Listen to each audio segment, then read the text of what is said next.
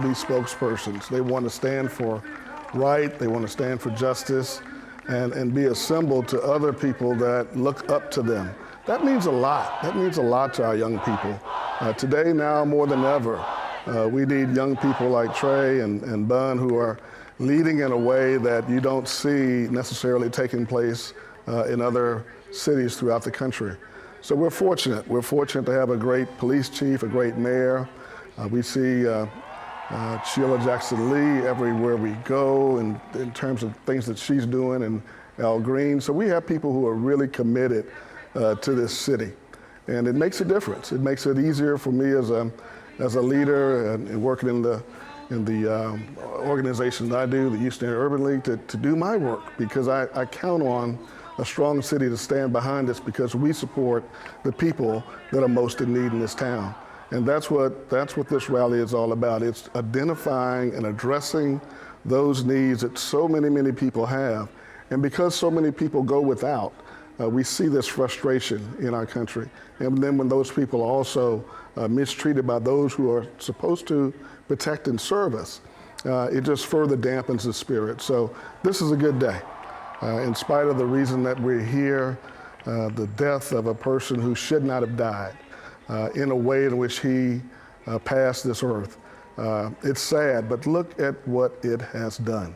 So here we have this opportunity to move forward, to change, and to make ourselves and our citizens and our city a better place for us all, Gina. Your family has a leadership legacy in this community, and your father, first African-American elected to city council, your grandfather, a realtor, and so they have been involved in making this a better community your whole life and before you were born.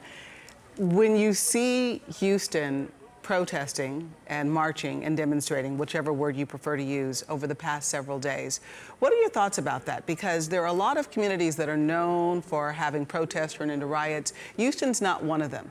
So what are your thoughts in seeing what you've seen over the last several days in this city that your family has invested so much? It's typical. It's typical. I think that Houstonians have always all worked together. Those who are in power and those who are seeking power. Those who had the ability to make a change and those who had the desire to be part of the change. We've always had those links, those discussions. And I think this is just one more example of, once again, people coming together from all walks of life, from all economic strata, to make sure that we're doing, as Trey stated, we're going to protect our city, as our chief has stated. Protest, do it peacefully, we're with you. We're going to walk with you. But if you try to harm our city and all the progress that we stand for, this is what makes Houston unique. And this is why we protect that great reputation that we have. So, as a Houstonian and as a person who's watched my father and grandfather lead in so many ways, it is just a natural and humbling opportunity to be a part of the ongoing process of progress. I hope that others, look at lives like mine and Trey's and all the other people we've been talking about, and it helps to kind of shape, their outlook on things and perhaps give them a little bit of an idea about, what's a good path to go, because this is a good path to go. Yeah, and Judson, you were talking about progress right there as well. Our reporters have spoken with Sheriff Ed Gonzalez. He's out there as well, along with Houston Police Chief Art Acevedo. At different points in their interview, they were talking to the reporters and saying that they were out here to listen and listen and listen. Because we're here to remember George Floyd, but in so many ways it's also just about a bigger picture that needs to be talked about here in our country and even here in the Houston area. You've held so many different positions in local government here in the Houston area. At this point, change has to happen. It seems policing moving forward has to have some changes and huge discussions taking place. Modern policing. Yeah, and I think modern is the word. Society continues to evolve, it continues to change, and it's a dynamic process now.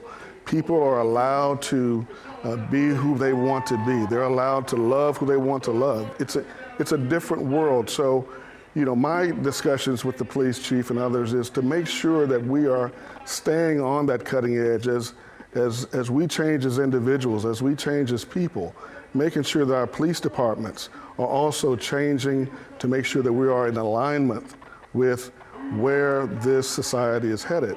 So it's important that we don't become stagnant. It's important that we continue to try to find a better way to get everything that we do done. It's what makes Houston a leading city. Judson, we're going to have you, we appreciate you agreeing to standing by with us throughout this afternoon. We, though, want to check in now with Elisa Rivas, who wants to help people who are driving in the area near downtown navigate, because apparently it's not so easy to get into downtown Houston right now if you're late to the rally, huh, Lisa?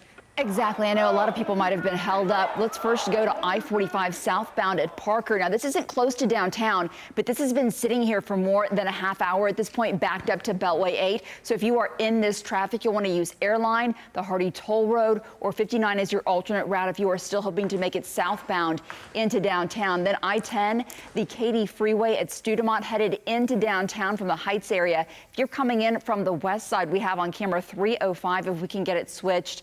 The visual is not necessary for me to just let you know that that is also a total closure, maybe just with one lane getting by, as you see here, Katy Freeway at Studemont on into downtown. So use Memorial or Allen Parkway as your alternate route. And just remember, Metro services through downtown suspended at this hour until the area clears. So buses, the Metro Rail, Park and Ride leaving downtown, as well as HOV and hot lanes, all on pause for the moment. All right, yes, some traffic tie-ups going to make it tough for different areas of town. Elisa, thank you for the update right there. Now, as we kind of monitor the roads here as well and keep you up with this picture on the left-hand side of your screen that is now full screen with Sky Eye. Well, let's go back to our in-studio guest here, Judson Robinson again. The CEO of the Houston Area Urban League. And Judson, we've definitely heard about, we heard some great people speaking from Third Ward that knew George Floyd, some great sentiments put together there. One of them was talking just about change as well. We even heard over the week former President Obama talking about voting is now more important than ever. When we talk about change moving forward from this point, what do you think really needs to happen? Because this march will come and go, but the change and the real work that needs to take place will have to continue after this march is over. Right. You know, I think one of the things about the pandemic is that it caused everyone to pause. We had to take some time with ourselves and our families. We had to protect ourselves. We had to be conscious of our neighbors. And one of the things that they did politically was to postpone the census, which I think is now in October, before everyone needs to make sure they've filled out their census. And that, of course, is the ability to make sure that everyone receives the full representation in terms of schools, roads, bridges, all types of services that they might need for their kids, WIC and other things that we all want to make sure that we have adequate access to as a resource. And I think that as you look at what's happening in the country, you know, no one saw this coming with Mr. Floyd. No one saw that. And we know it happens all the time. But this one was different because we saw the agony that he went through, and it was very clear that this was murder. And so here we have this opportunity now to really come together and hear one another. We talked about, you know, the unheard. That was something that Martin Luther King talked about. We want to hear each other now. This is the first time in a long time that I think people have really said, you know what, I really don't understand you that well. I want to hear you. I want to take a deeper dive in trying to understand your point of view, where you come from, because I have not walked in your shoes. And I don't want to discount you. I want to give myself that opportunity to really remove the defenses and hear and try to understand what you're talking about. You know, I was going to say to that point, and then I want to try and get out to the scene there, Judson, but to the point of that communication issue, so many people that I know that are not Black have taken the time to text me or to call me and to say, how are you doing? How is your family feeling? And just to check in. And you're right, that's something that never happened before, but there is this sentiment, there is this sense that we're profoundly hurting, and now I get it. Yeah, it's truly a window of opportunity that we have right now. And I'm hoping that we all, as Houstonians and as a nation, we capitalize on that. And we think about our voting choices and what we really want in terms of our leadership throughout the country. Okay, Marla Carter is there on ground as you see the main crowd that was at Discovery Green starting to disperse, and they're starting to march now. Marla? That is right. You can see the crowds are starting to march and make their way as they're going to City Hall right now, and been very peaceful. We just heard from Trey the Truth. We saw everybody kneel here and take 30 seconds, a moment of silence in honor of George Floyd. And one of the people marching today joins us now. And why are you out here today? How you doing? My name is Chad. We're out here today to show support peacefully. You know, that's where we stand with the peace and justice. We also recognize God is the one that brings that. And we just want to be out here and just show a good example to all those that are maybe going through something out here. And tell the cities that Houston can definitely stand together peacefully. You just mentioned peacefully. I know that's exactly what Trey talked about. Why do you think that's so important, and especially with what the family was requesting too? You know, me and my girlfriend here, we've had that conversation on our patio a lot. We can't demand justice violently, because then that same justice we demand will be condemned by that. So the only way to do it is peacefully. You know, my mom raised me to say, you know, God is his vengeance. He's going to work things out. We just got to remain faithful, and peace will prevail, you know. And that's how we believe that. Well, thank you so much, Chad. Thank you for talking to us, and be safe. And again, a huge crowd out here, about 20,000 people. And we did just hear from Trey the Truth, very touching moment. Of course, Trey the Truth, Bun B, helped organize this march today, and they are now leading it along with the family, George Floyd's family here today. Of course, he's from Houston, so family members gathered, and it has been very peaceful out here, and you just see the huge crowd, and really I see everybody standing together and asking for change, but really wanting to make sure that the unheard is heard. And what we kept hearing the crowd say was no justice, no peace. But we know that as they make their way to City Hall, that message will continue. We'll send it back to you guys. All right, Marla, thank you. So we just got that live report there from Marla. And so you can see that as this march and program began at 3 there at Discovery Green with some words and prayer up on the stage there, now they're starting to make their way down to City Hall. We have Steve Campion at this part of the route here where the march is actually making his way toward you, Steve. So tell us what was all going on there, Steve. Eric, we're actually on Walker Street in Caroline, so you're taking a look from a few blocks west of Discovery Green. What's remarkable is that we've been out here for about 2 hours or so, and people keep showing up. Hundreds, if not thousands of people have walked by us going to Discovery Green, and we do get a sense that people are starting to meander this way now. We also, just a few minutes ago, saw a van followed by some cars headed towards Discovery Green, presumably with some important people in it. We don't know who was in that van, but certainly, again, what's remarkable out here is that people keep showing up. We're going to swing this camera around. This is Walker, obviously blocked off by police for marchers to walk down. You can see, though, people keep funneling in here. Again, this has been the scene for the past 60, 90 minutes or so here on the ground. And we do, what I can tell you is that police are positioned off in the distance on motorcycles. They have blocked all the side streets with big city trucks. So obviously the goal is to go from Discovery Green, march here down Walker, and then gather at the Reflection pool alongside of City Hall. Again, let's turn this camera around because this is really the backside of Discovery Green. You're looking live here on the ground from our vantage point. I want to see if I can stop a couple people to talk with them about why they are continuing to come out here, continuing to show up, really, as this march is set to begin any minute. Hey guys, we're live on Channel 13, Steve Campion. Can I bother you to talk about why you're here? Anybody? Hey, Steve Campion here with Channel 13. Can I bother you to tell me why you're here? Maybe we can try again. Hey guys, Steve here with Channel 13. Can I bother you to tell me why you're here? We're live on Channel 13.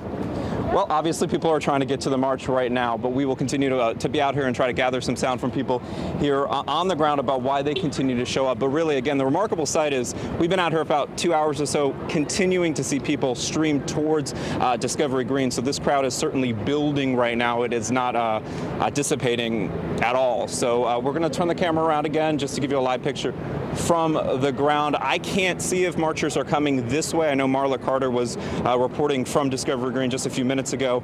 It seems like people are gathering but coming back, so I don't believe that the march is underway from what I can see here at my vantage point. But we'll send it back to you. Actually, wait a minute. Hi, Steve Campion here on the ground.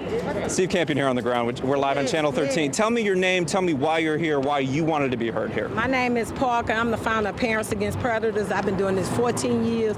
We want justice for Floyd. And I'm a black mother, and I heard this cry, and it hurt me to my heart. We want justice. We want peace and justice. That's it. How long have you lived in Houston? All my life. Give us a sense for people out there who are watching live on Channel 13 right now, what this means to you, to see the crowds out here, to see the gathering. What does this mean to you personally? This means a lot to me because I'm a black mother with 2 black sons and a black daughter. And this is happening to our kids. And we just want justice and we want peace. We want peace. We love everybody. So, don't talk at us because of our skin color. What would you say to George Floyd's family? What's the message, really? We love his family, and we want justice for him. We're going to keep on screaming justice for Floyd. Tell me who's out here again. Who do we have with you? Parents Against Predators. Parents Against Predators. I'm Miss Burns with the Burns Barbecue. Nice to meet you, Miss Burns. My pleasure. We're live on Channel 13 right now. Hi. Give us a sense of why you felt it was important to come out here, presumably with family and friends, to be seen, to be heard. Just let freedom ring, and for justice and for peace. We're just coming out for the respect of Mr. Floyd and for his family, and just to honor one another. And it doesn't really matter if you're black or you're white. We're all Christians and we're all blood, and we're doing this for Christ, for Jesus, for Floyd, and for the family. United we stand, and united we shall fall, and all stand together. This is the reason why I'm out here today. When you look in the distance and you see thousands of people out here, how does that impact you? Does it touch your heart? Just give me a sense of. Does it move you? That we shall overcome one day. That we shall overcome this one day, and that freedom shall ring one day. And this is make America back once again. This is all across America and all around America, and this is sadness. And we're just trying to bring peace together. And we want you to know, those who are watching this from around the world, Houston is strong, and we want them to stop all this and stay calm. And we want the family. We're on the family side. Stay calm. We're gonna stick together, and we're gonna, let justice be done. We have seen prominent local leaders out here talking about the mayor, the police chief, the sheriff. To see that support from those in power here on a local level, that's also got to be something remarkable. Yes, it is. And I just want to thank the mayor, Mr. Turner, and the chief of police. And we all stick together. And this for the younger generation. This time, just let go out there and vote. And all votes count, and all lives matter. Don't matter if you're black or you're white. Just get out there and vote and stand together, And thank you. Have a good day. And make sure y'all stop by Burns Barbecue, 8307 D Priest, the 44 where Sylvester Turner is from. Thank you and have a great day, We sure appreciate your perspective and taking the time to talk to us. Have a great day. So you can hear from Ms. Burns why she is out here. Again, we are here on Caroline Street, Caroline and Walker to be specific. You're looking in the distance at Discovery Green, where, again, thousands of marchers, demonstrators continue to show up. And that's been kind of the story out here for the better part of the last hour and a half or so, is that, again, we aren't seeing people leave here. We are seeing people really continue to gather out here, Gina and Eric. A remarkable sight here on the ground, and we do anticipate at some point those demonstrators to leave Discovery Green, walk down here along Walker towards City Hall, where we expect demonstrations to continue there outside of City Hall. But we'll send it back to you in the studio right now. Steve, I admire your stick-to-itiveness and ability to get your interview in the end. Appreciate that. Look forward to hearing more from you later on today. Right now, though, we want to go to Eyewitness News reporter Maya Shea. She is standing by near City Hall. As Steve just mentioned, the people started at Discovery Green at the rally, and they're heading there toward City Hall, where Maya is positioned. Maya? Hey there, yeah, we're here at City Hall where people are making their way here. But I tell you, some of the folks have been here already, people who, not everybody is up for marching. It is the heat, but we do have some seniors. I want to talk to this young lady right here. What's your name again? Joanne Harris. Joanne, what year did you graduate from Jack Yates? in 1959. So only 61 years, and you know, that is where George Floyd also graduated a few years later, 1993. Tell me why it's so important for you to come out here today. Because justice for one is justice for all. And it's important that I come out here for the injustice toward all people. And so that's important, and he's from Third Ward, and also am I. And tell me, what does this mean for the folks at Third Ward? I've spent so much time down Third Ward the last couple of days, and those are people who grew up together, and they're together for life, and you're bounded by that community. So this must have made just a tremendous impact. A tremendous impact. And then just to see the horrific thing that happened to him, it was just devastating to me. And it would be for any human to have to endure that. So it affected me tremendously. I have sons also. And so it's not just about us, it's about everyone. And even though, you know, they tell the folks who are maybe senior citizens this may not be the best time to be out, you're determined to come out? I was determined to come out to be a part of this. This is a part of history. It really is. And we're supposed to support it. Every black person should be out here that's able to walk or march. They should be here. Well, thank you for coming. You got your Jack Yates Lions shirt on. You're looking great. Thank you so much for coming. And thank you, Maya. And you have a great day here. Thank you so much. Okay, and thanks for the coverage. All right. So that's just one of many people who are here. We see a lot of the senior citizens and people with young children here a little earlier. They may not be up for walking the length from Discovery Green here to City Hall. We see the stage set up. You see that set up right behind me. So we know the mayor, Trey the Truth, a lot of the leaders, elected officials will be speaking, as well as members of George Floyd's family. And all around here, there's lots of security, Houston police, but the atmosphere is really one of friendliness, one of wanting to be a part of something greater than themselves. I've covered the city of Houston for almost 20 years. We've seen City Hall be the site of many rallies, whether it's for the Astros or for a number of causes or every holiday. So this is a gathering spot for the city. This is where people come to express how they feel about our community in the most so crucial parts. And that's certainly what is going on today. There really was no question when they talked about having a rally for George Floyd, where it would end up. We always knew it was going to end up right here at City Hall. And as I come up on the riser, you see this is the viewpoint we will have here in just a little while when the crowd from Discovery Green make their way here. And we expect a lot of folks to be standing up there to hear inspirational messages, messages about George Floyd, messages about Black Lives Matter, and messages about peace, diversity in this community. We hear our elected leaders speak often about the city of Houston being the most diverse city in America, about it being a welcoming city, and that as the eyes of the world trains on our community is certainly what the people who are here right now at this rally are hoping to show, that George Floyd's home is a home of love, of community, of diversity, and of peace. We, of course, will be here throughout the afternoon. We'll be back with you when the folks make it here. They're on their way. A lot of people here are waiting and ready to hear those messages. Back to you guys. And we're already hearing some great messages this afternoon already, one of which was justice for one is justice for all. Maya, thank you for the live update right there as marchers continue to make their way down to City Hall. So we've gotten different vantage points as well from Sky Eye here, and Don Armstrong's been up there. And Don, you've been up in Sky Eye for a good, little after 2:30, so you've really seen the march here build for about an hour now. What's the latest? As a matter of fact, Eric, as you can see, Discovery Green has been vacated. All of the marchers are in place now, headed down toward Walker Street.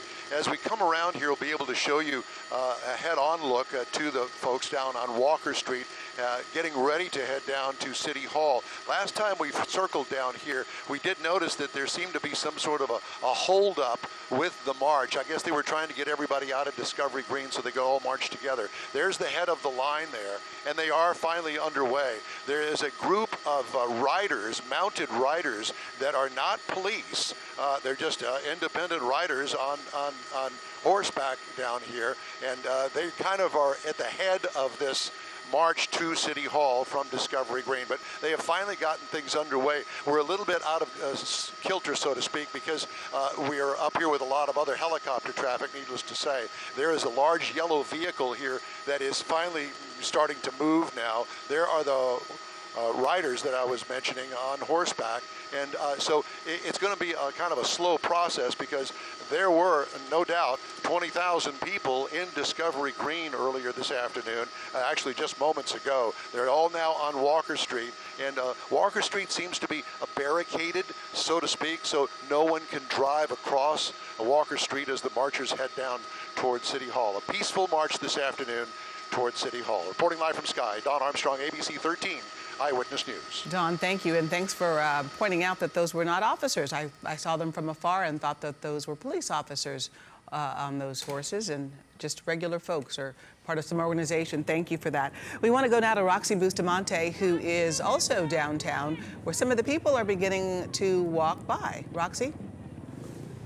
That's right. I'm here on Walker Street, and right behind me is Travis, and you can actually see kind of a group of people starting to make their way down to Discovery Green. Now, you can also see a line of police officers here.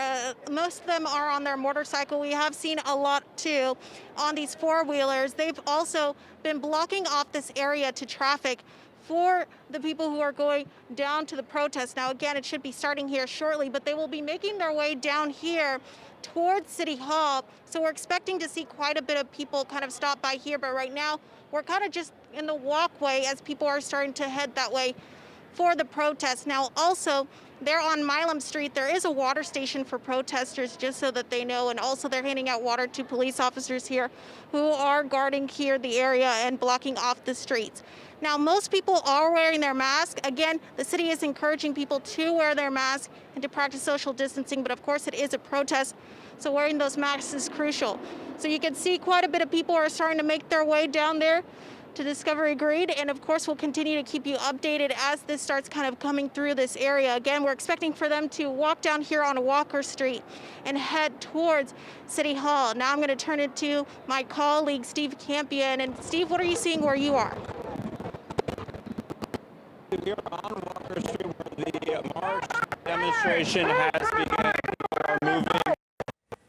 We're having some technical problems, obviously, there with Steve's mic. We'll continue to look, however, at his picture. And I want to ask you, Judson, since you're here in the studio with us, as you look at this march and you hear people talk so much about one of the things that they hope that changes as a result of this whole experience nationwide is that you see more people participate in the voting process. But right now, there's a lot of work being done nationally to change accessibility for voting, particularly with things like mail-in ballots.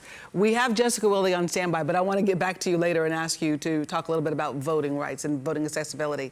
But Jessica Willey standing by live for us on site.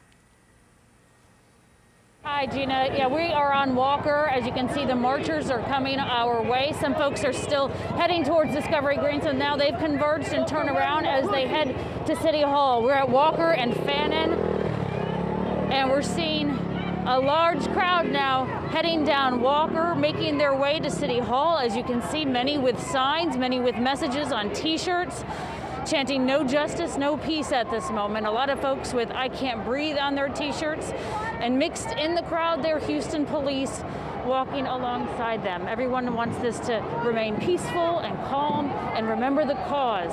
Black Lives Matter, justice for George Floyd, some more of the signs that we were seeing as people pass by us. We expect this to happen for several more minutes. We saw those huge crowds in Discovery Green, very impressive turnout, and we keep on seeing more people come walking down the streets, down the sidewalks, trying to get down there. There you see those mounted riders we've been talking about, the people who have come out on their horses to also be a part of this march as we turn towards City Hall. And Wes, I want to show this little aid station here on the corner. These ladies, they live here in downtown. I took a picture of them earlier. They said that they wanted to come here and support the marchers today. They're giving out free water. A lot of folks doing that same thing. Free water, free Gatorade, any kind of support, sustenance for the people who are down here in the heat, in the middle of the day, here in support of this cause, to have their voices heard. Massive crowds as they head to City Hall from Discovery Green down Walker. Much bigger than what we saw on Friday. Very impressive. Gina, Eric? All right, yeah, great perspective right there, Jessica. As we know, leading up to this, we heard from Chief Art Acevedo about how this would be a defining moment, this march would be, for our city. It's great to see these peaceful protests with signs, shirts, everybody having their different chants and getting their points across, but albeit peacefully as well. We've also got Steve Campion. He's at another part of the route right here as well, with just kind of a different vantage point for us. And Steve, what are you seeing out at your way? Eric, we're also on Walker in between Caroline and San Jacinto. We're seeing hundreds, if not thousands, of people walking by, carrying signs that say Black Lives Matter, along with no justice, no peace. You can see off in the distance people making their way again from Discovery Green. They are again headed west here on Walker, headed towards City Hall. I want to come over here because we have a woman giving away free water. We're Steve Campion here on Channel 13. We're live right now. Tell me why you're out here giving away water. Why are you here? To support the movement, to support our Black Lives Matter all over the U.S., all over the world. The water should be free. Nobody should be out here selling anything because we're here to support one another. Tell me, you're from Houston? I am from Houston, 3rd Ward. How long have you lived here? All my life. All your life? Yes. So how personal is this? It's very personal. First of all, because I'm black. And second of all, because my nieces and my nephews are being a part of this, or experiencing this for themselves as we make history. Yes. What's it like to see everybody out here in solidarity? It's a beautiful thing.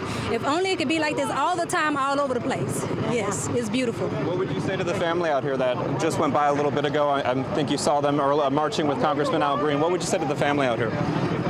The world is wounded with them. We feel their pain, and we're all in this together. We talk about having this conversation right now, but this conversation needs to continue in the days, weeks, months ahead. Talk to me about that. That conversation, it needs to be ongoing, correct? Well, I'm an educator, so I plan to take it to the classroom to continue to have our children be more sensitive to what's going on in the world and what they've gone through during this break. Yes. And again, tell me who's out here and why you brought them out here. My nieces and nephews are out here, right here. These are my nieces and my nephews. They need to experience this for themselves so that they can have a story to tell their children when they get older. When you told them you were coming out here, why did you say to them that we had a whole lesson. We talked about police brutality. We talked about racism in general. We talked about inequality. We talked about everything before we came out here. Yes. I can't thank you enough for sharing your perspective and keeping people hydrated out here. That's important. So you can hear that's just one story here out here on the street. You're looking live as hundreds of thousands of people march from Discovery Green to Houston City Hall in support of George Floyd and what happened last week. We'll send it back to you in the studio. Thank you. We want to go back to the president and CEO of the Houston Area Urban League, Judson Robinson. I was asking you about this issue of voter rights because it is a sister or a cousin of why people are out here today. That today they're talking about civil justice, certainly, and honoring Floyd's memory, but they're also looking ahead to issues like access to voting. Right. You know, and we have to really protect those rights, and we have to bring the same degree of passion that we're seeing on this issue. Voting is central to the core of what people are demonstrating about today. And when it's time to vote in Harris County, I want you to know that you can go to any Harris County voting location, any one of them, and cast your vote. So we're trying to make it easier, while at the same time some might say others are trying to make it more difficult. But at the same time, what we all have to do is make sure that we're informed and educated. I was so happy to hear that young woman say that she's going to take this back to the classroom. So again, today is an opportunity for us to each make some type of commitment to the betterment of ourselves and of course to greater mankind, hopefully. But certainly there are ways in which we can improve our communities across the country, and voting is the way to make sure that your voice is heard. You know, we've heard a lot about mail-in ballots and whether or not that's going to be allowed. You know, perhaps it won't. But whatever it takes for us to overcome these obstacles that are sometimes placed in our way, you know, we have to take it upon ourselves, just as I guess people have taken off work today to make this happen. You've got to make a commitment. We've all got to make a commitment to make sure that our society is reflective of the things that we want to see as individuals who participate in it. Yes, definitely some good points right there. Judson, thanks a lot. So we continue to see different aspects of the march here. Again, Discovery Green is completely emptied at this point as everybody's making their way down, which is the main thoroughfare for this march is Walker Street. We see some of the people here on horseback that we were told really are not affiliated with any law enforcement that's out there this afternoon. Nevertheless, it's a sight to see. It's Houston, Texas, right? So not uncommon to see somebody on horseback. Baker's home. That's right. Maker's home. Makes us feel at home, right? So, yeah. And then that's obviously the reflection pool in front of City Hall that they're marching to, which is where the next part of this program is going to take place. A moment ago, you saw the back of Police Chief Art Acevedo walking alongside these marchers. Roxy Bustamante is standing by on the ground where people are going by, headed toward City Hall. Roxy? That's right. We're walking down Walker Street. Actually, we're just right around the corner from City Hall, actually. You take a look, we're almost kind of right here in the middle of it all. You can hear the protesters saying, no justice, no peace. And also a lot of people holding their signs up here today. No justice, no peace. And so first, let me ask you, sir, you guys have been part of this march and you have been walking all the way from Discovery Green. What does it mean to see thousands of people joining you alongside today? It's all about awareness. You know, we got to show, you know, that Black Lives Matter no matter what, you know? And you guys have been, you know, planning for this. I see you have signs too as well. You know, what is it? We've been planning, we've been donating, we've been calling, we've been texting, just trying to show that this is unacceptable. 400 years of slavery, followed by the civil rights movement. Then additional, the system is just corrupt to begin with. We just can't keep doing this. We got to show throw the whole system away. That's where it is right now. That's where we stand, you know? We'll keep on doing this. It's not going to be the first, and it's not going to be the last. Now, are you from here in Houston? Yes, ma'am, I am. What does it mean to see also Houston police gather with you here today and join in the march? It's some more underlying issue to that. I don't really have a comment. All right, we're kind of losing Roxy's audio there, I believe. So let's go ahead and head over to Jessica Willey. Again, she's on another route as well, where crowds have been building as well. A lot of people coming by with their signs. What's the latest, Jessica? Yeah, hey, we're at Walker and Fannin. A big chunk of the crowd here right now. They were really bottlenecked behind Trade the Truth and his big relief gang truck. People following him, and now we have a huge push of the crowd right here, carrying their signs, yelling their chants. We've seen some walk over to this line of police officers and give them high fives and tell them thank you. Also, others showing signs to them as they walk by, wanting them to see them. This large crowd coming from Discovery Green, heading to City Hall. This has been like this for 10 to 15 minutes now. It takes a long time for this many people to walk just a few blocks.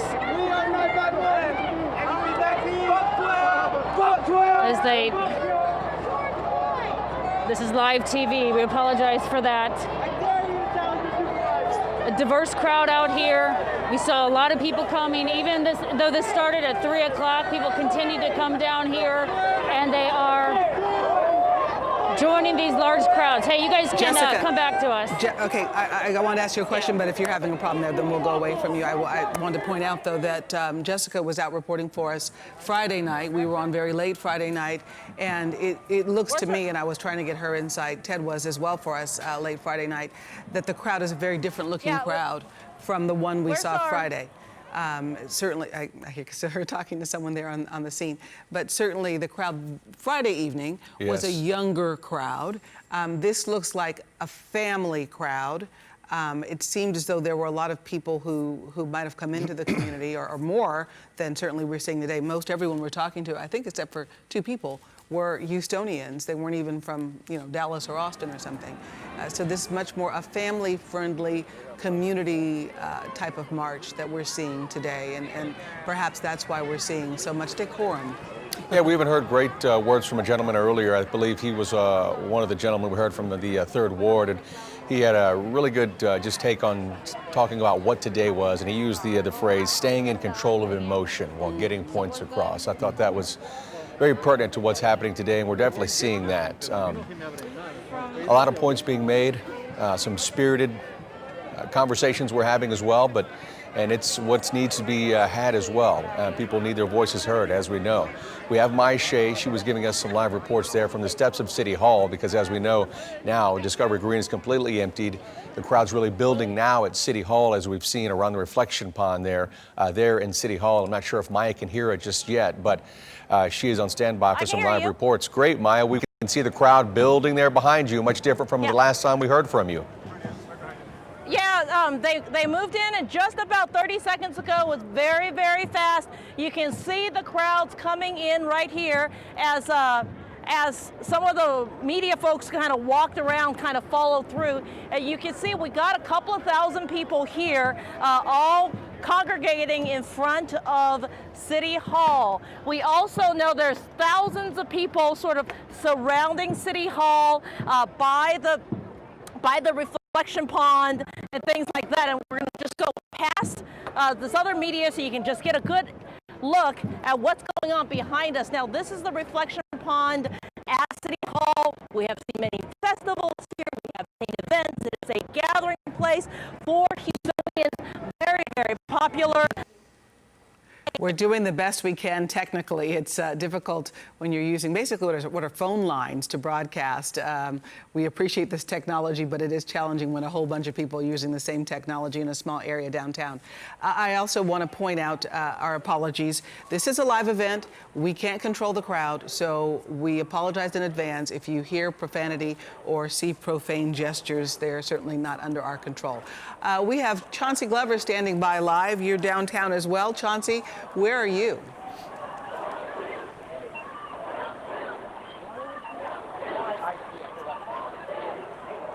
Chauncey?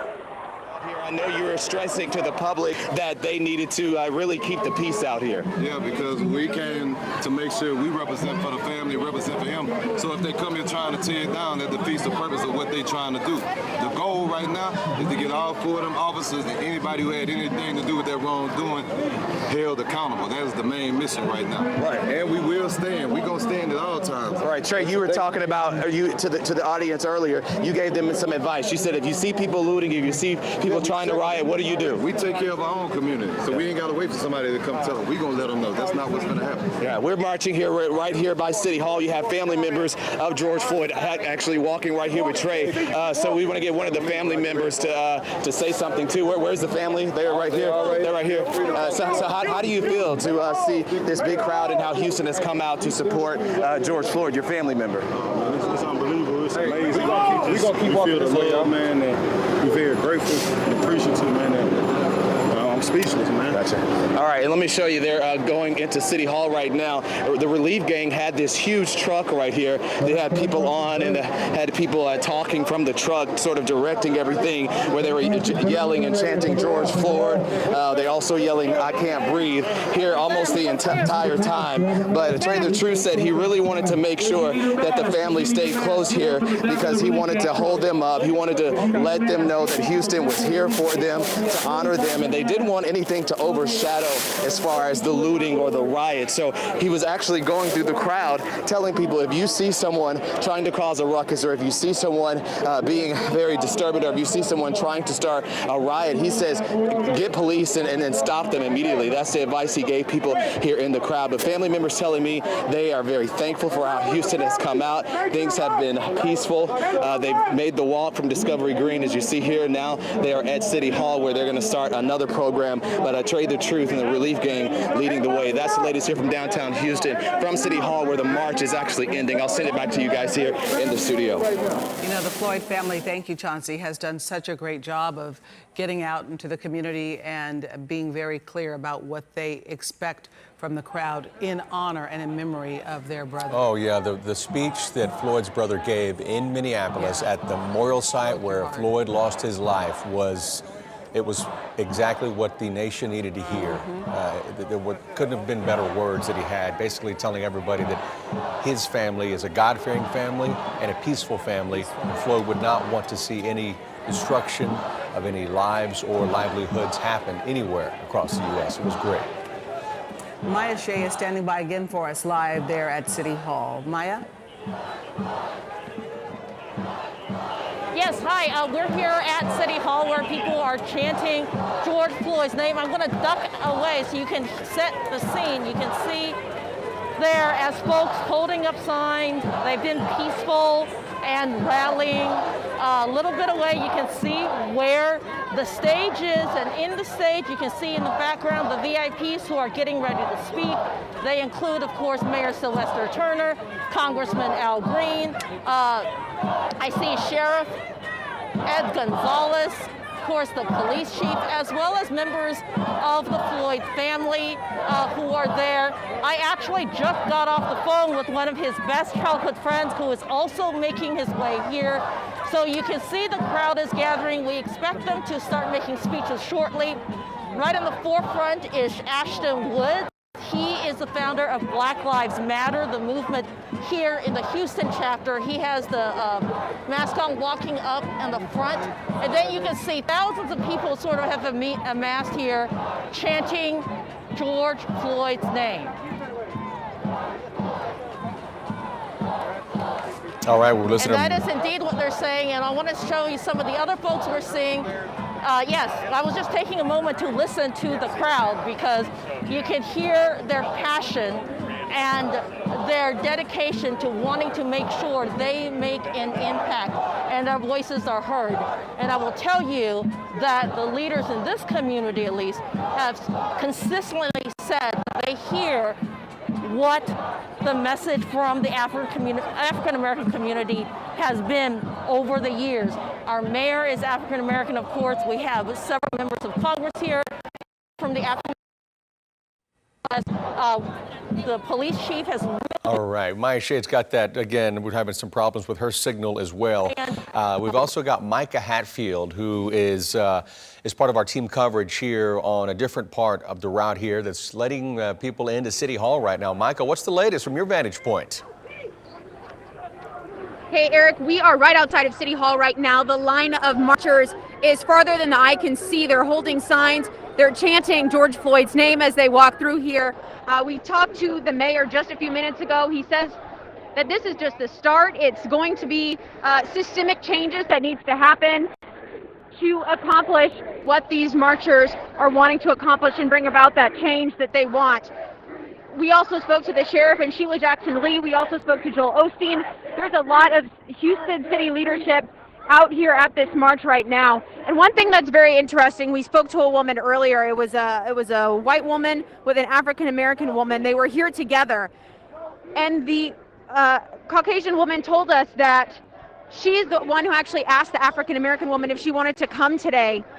And the African American woman said that it meant so much to her that she was asked to come here by someone who wanted to understand, who wanted to make sense of what the community is going through right now. And she said she was just brought to tears over it. At the end, they actually hugged. A lot of very powerful messages being given out here right now. You see a lot of signs, and we do apologize for some of the profanity, but their emotions are high out here right now. People are making their way to City Hall, and like I said, you just cannot see the end of the people marching. There are thousands and thousands of people out here right now. Eric, I'll send it back to you. All right, Micah, with a great update there. And yes, as you can hear and see from Micah, the crowd's really building there outside of City Hall. And Here's we go about 10 minutes from 4 p.m. We've already seen Trey the Truth making his way up to City Hall Reflection Plaza, along with Ted Oberg was flanking Chief Art Acevedo as well, speaking with him as they were both marching up to City Hall. So we see some people testing out the podium there, so the program will further get underway here once the crowds continue to build into City Hall. Jessica Willie is standing by live downtown, where she is also with some of the people who are marching. Jessica? Yeah, hey Gina, I heard you earlier talking about the comparisons between what happened on Friday and what's happening right now. I will say that I agree with you. This is a much bigger crowd, very diverse, and lots of families here. We have seen children. This is family friendly, I would say. And on Friday we saw that as well. And as you know, for the most part, everybody was peaceful, and it was only at the end where it got a little dicey, if you will. But here today, much different, huge crowd, much bigger than what we saw on Friday.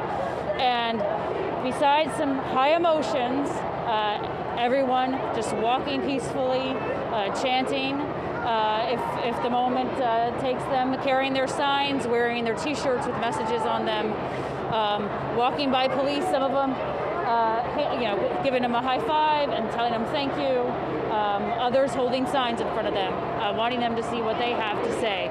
There is a large police presence, as you can imagine, just to kind of, keep streets closed and everyone safe as they march from Discovery Green to City Hall. And now we're in like 30 to 45 minutes, I think, so far. Just takes a long time to get these large crowds from there, from Discovery Green to City Hall. It's just a few blocks, but it takes quite a long time to make it that far. We have seen Trey the Truth, George Floyd's family, pass us, along with Sheriff Ed Gonzalez and the police chief, other chiefs within the Houston Police Department, walking as well.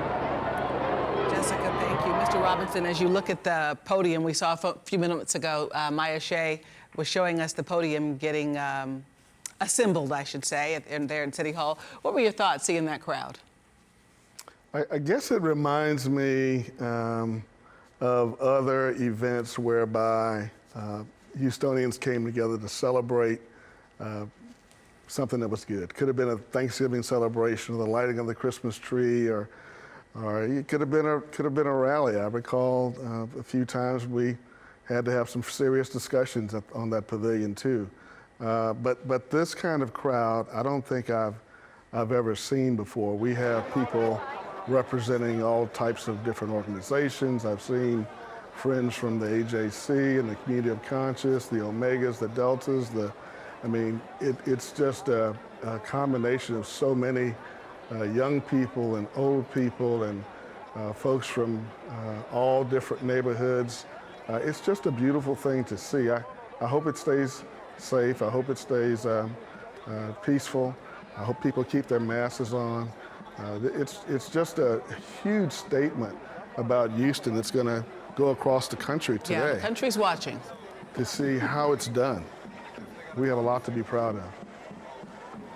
Yeah, then I think it speaks a lot. We know, again, that the mayor and police chief, Art Acevedo, really wanted to get the message out before this march took place, both just kind of being very direct with their words that this, again, was going to be a defining moment for our city, that it should go the right way because the world will be watching. And from everything we've seen, this has been a very good march, spirited march, and now things are getting underway here at City Hall. At the podium here, if we might want to listen in on this. I want everybody in here to look around. Look to your left, look to your right, and look behind you, and look in front of you. Don't let anybody tell you what Houston, Texas is. This is Houston, Texas. This is what representing Houston looks like.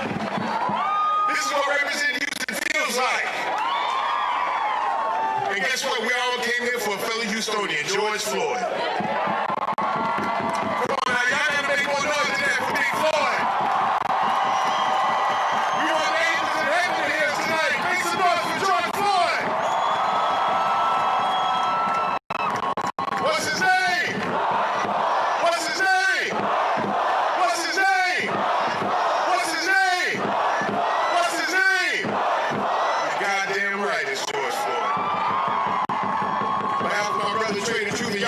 some noise for Trade the Truth. If we catch your case today, this is my co-defendant right here, just so you know. We really want to thank everybody for coming out tonight. Y'all have no idea what this means to us.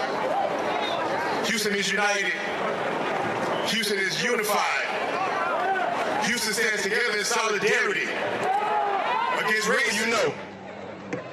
We really want to thank everybody for coming out tonight. Y'all have no idea what this means to us. Houston is united. Houston is unified.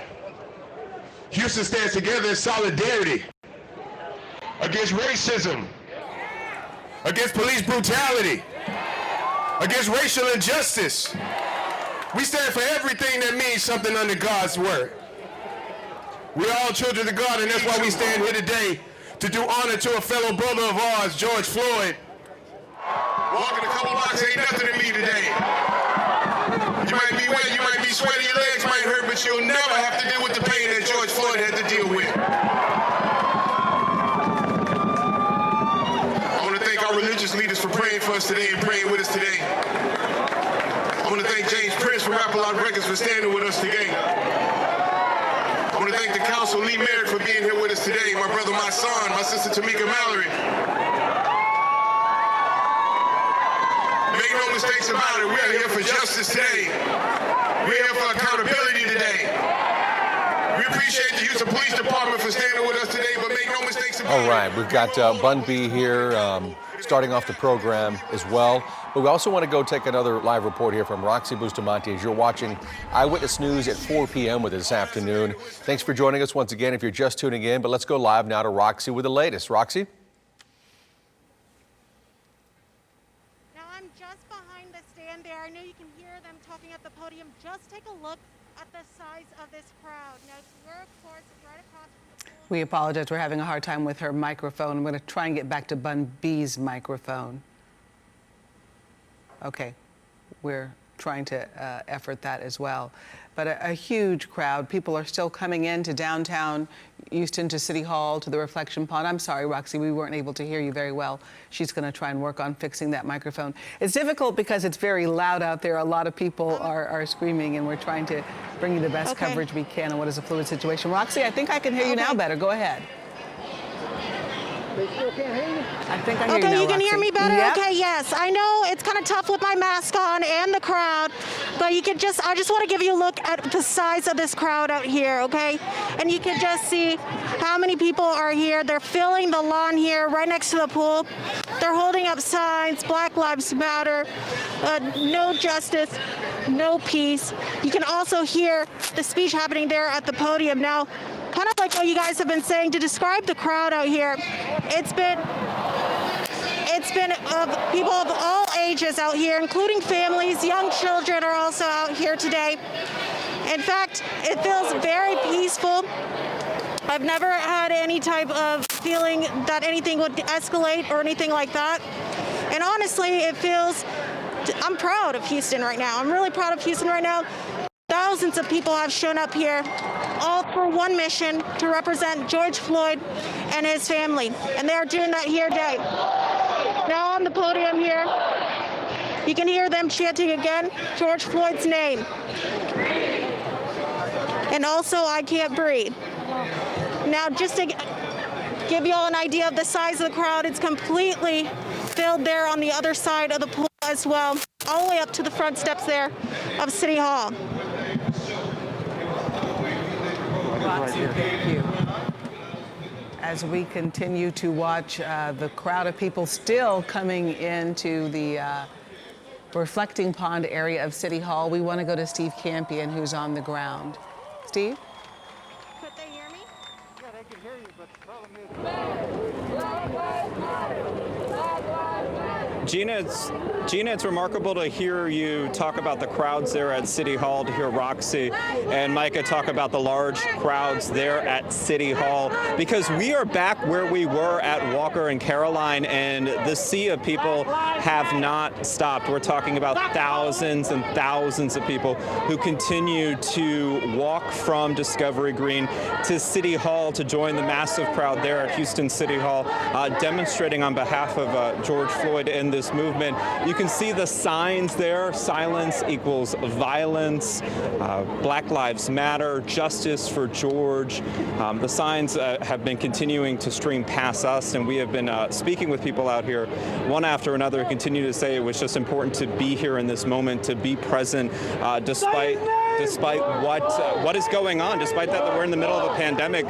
People are still here having their voices be heard. So again, as you talk about what's going underway there at City Hall, here in the thick of things on Walker, as thousands of people continue to stream by, I imagine you're just going to see the crowd grow over at City Hall because people continue to move that direction. I want to see if we can talk to a few people here. Hey, we're up on Channel 13. Steve Campion, we're live on Channel 13. Tell me, first off, where you're from and why you decided you needed to be here. Well, I am from Liberty, Texas, but I live in Pearland, and I just wanted to come out here and make a difference in some kind of way.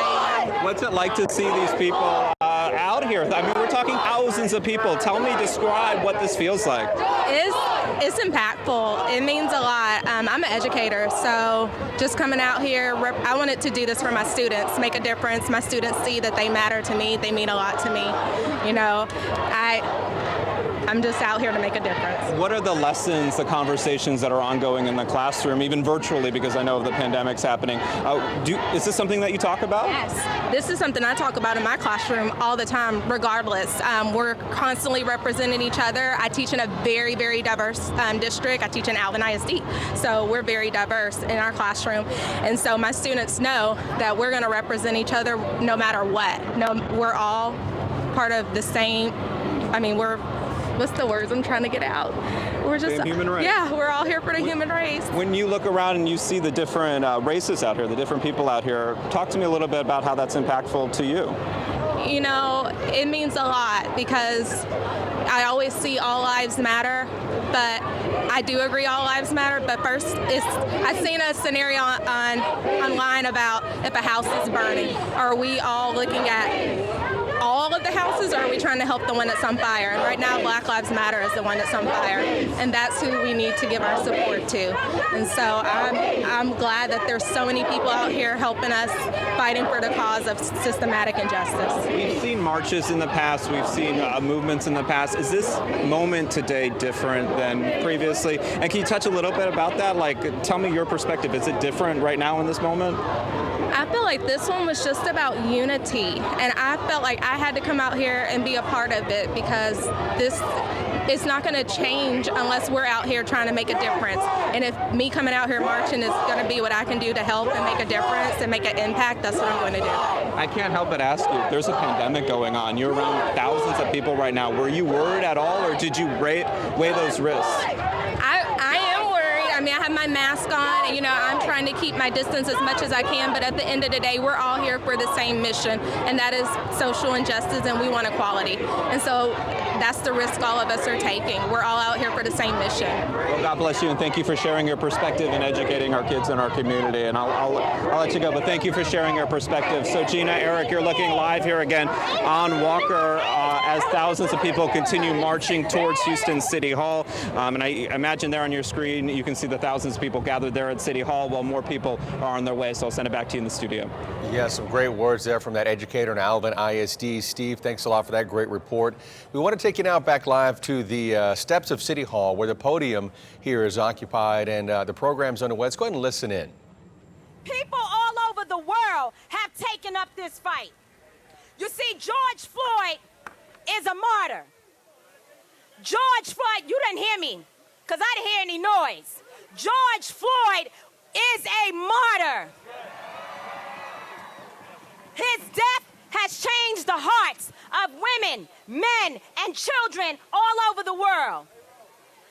Stephanie Mills has a song that says, "It's something in the way you make me feel." And there was something about listening to our brother call for his mother and his family that has changed our hearts forever. We're ready to fight, and we're not going back.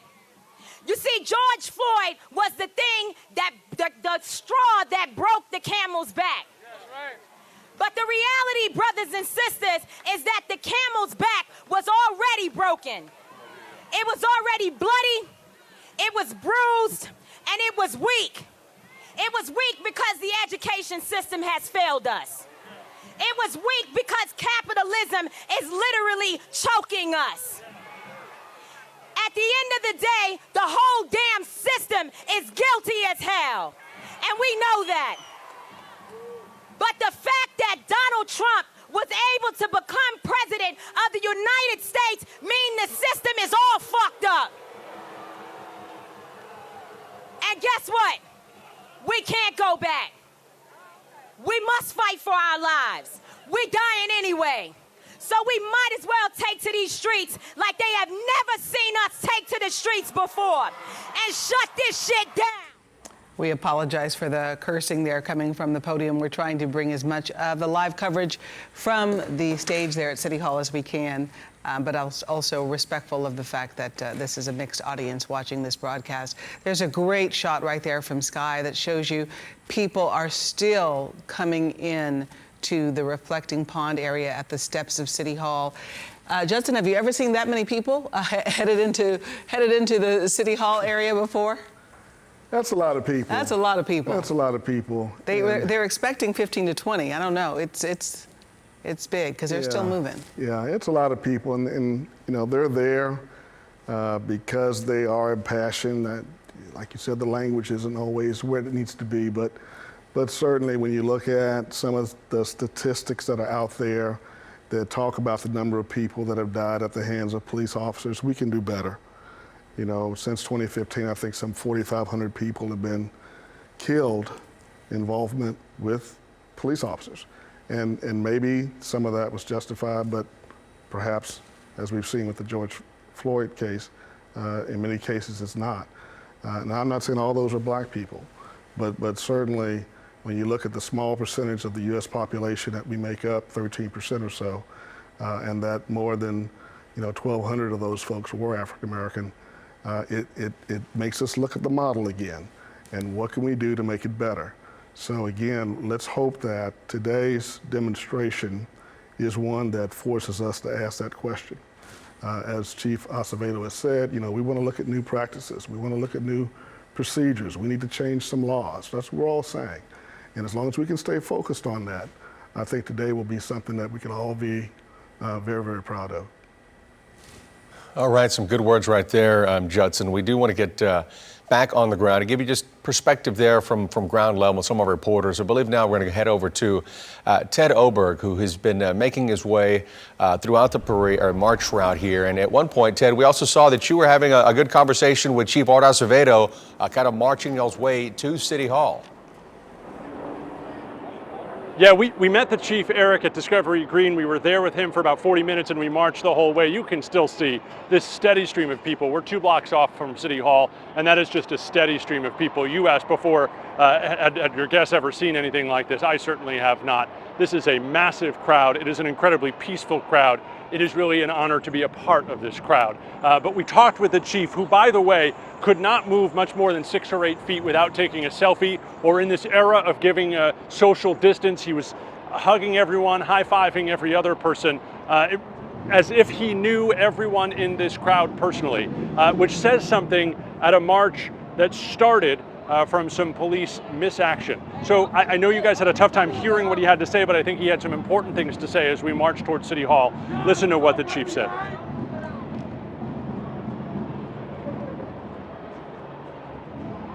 And it gives me great hope. And for elected officials, they better listen, because we only govern with the consent of the people.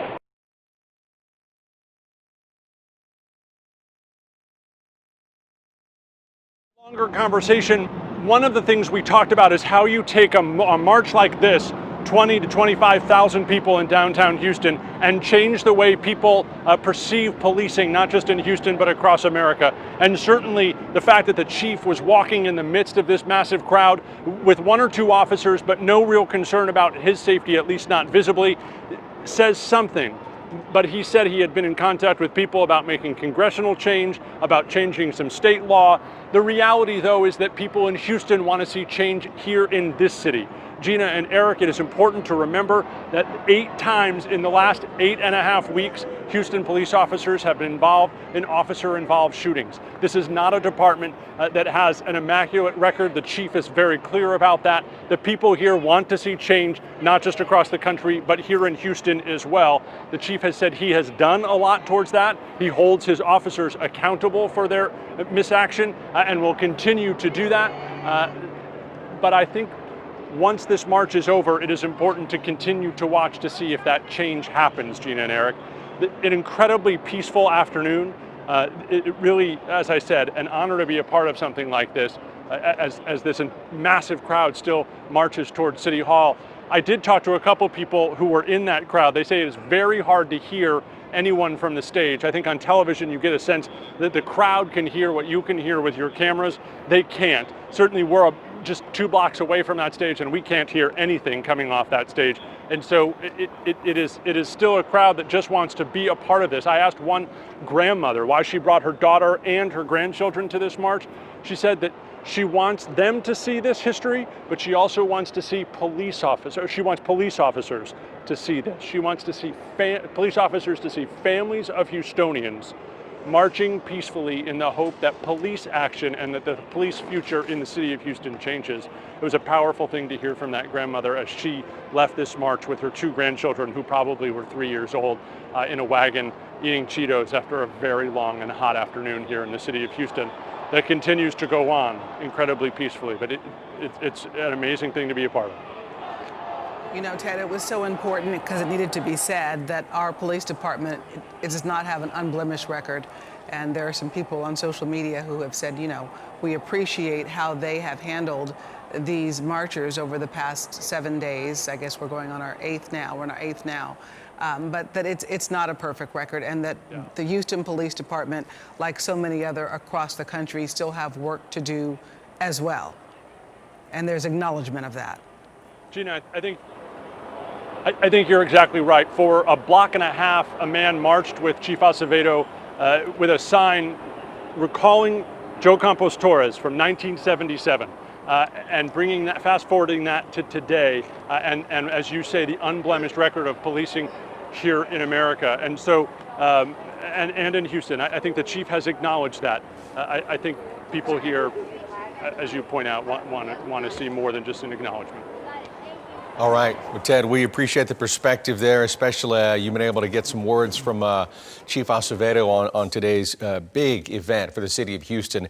We've also got Jessica Willey at a different vantage point here as marchers have gone past her at different points. Jessica, what's the latest from your vantage point? Hey, Eric, yeah, we're on Fannin, just a few blocks down from where Ted is. As you can see on Walker, these marchers have been walking past us for about an hour now, and we keep wondering when they're going to back up. How much space is surrounding City Hall where they could filter in? We expect there to be some backup at some time as people continue to join the march as well. Huge crowd here today, peaceful. We get moments of chanting and then moments of silence. People holding their signs, showing them at police, but also giving high fives to police. People telling them thank you, and we hope that they see them and they want their message to be heard. We've seen all kinds of people out here today marching. We've seen moms and dads with kids, huge diverse crowd. They keep on walking by from Discovery Green to City Hall. It's not many blocks, yet they keep on walking. This has been happening for about an hour. And they keep on moving. Huge crowd here. Gina, Eric? Jessica, thank you for that. All right, I also want to go back to the podium because I have Reverend Bill Lawson here speaking to the crowd here at City Hall. Let's listen in. On his neck had any idea that it would create this kind of trauma. He had any idea that he would have all the people in the world angry because of what he did, but even more than that, angry because of what the white system has done. Right now, I'm not only glad to see you, but I'm glad to see many of our moral and religious leaders here. Bishop Dixon is here.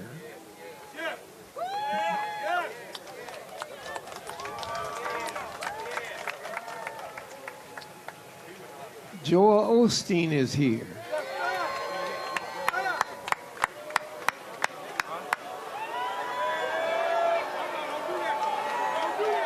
Not today, not today. You can feel how you want to feel, but keep it to yourself right now. Let's show some respect to our speaker. You don't have to agree, but show him some respect while he's talking, y'all. Thank you. I listened to these young people talk ahead of me, and I listened how impassioned they were. I listened how angry they were.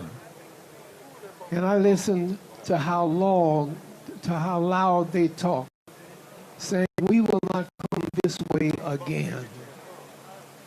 This must not be a parade that simply ends and we all go home. We have to make sure that something is done.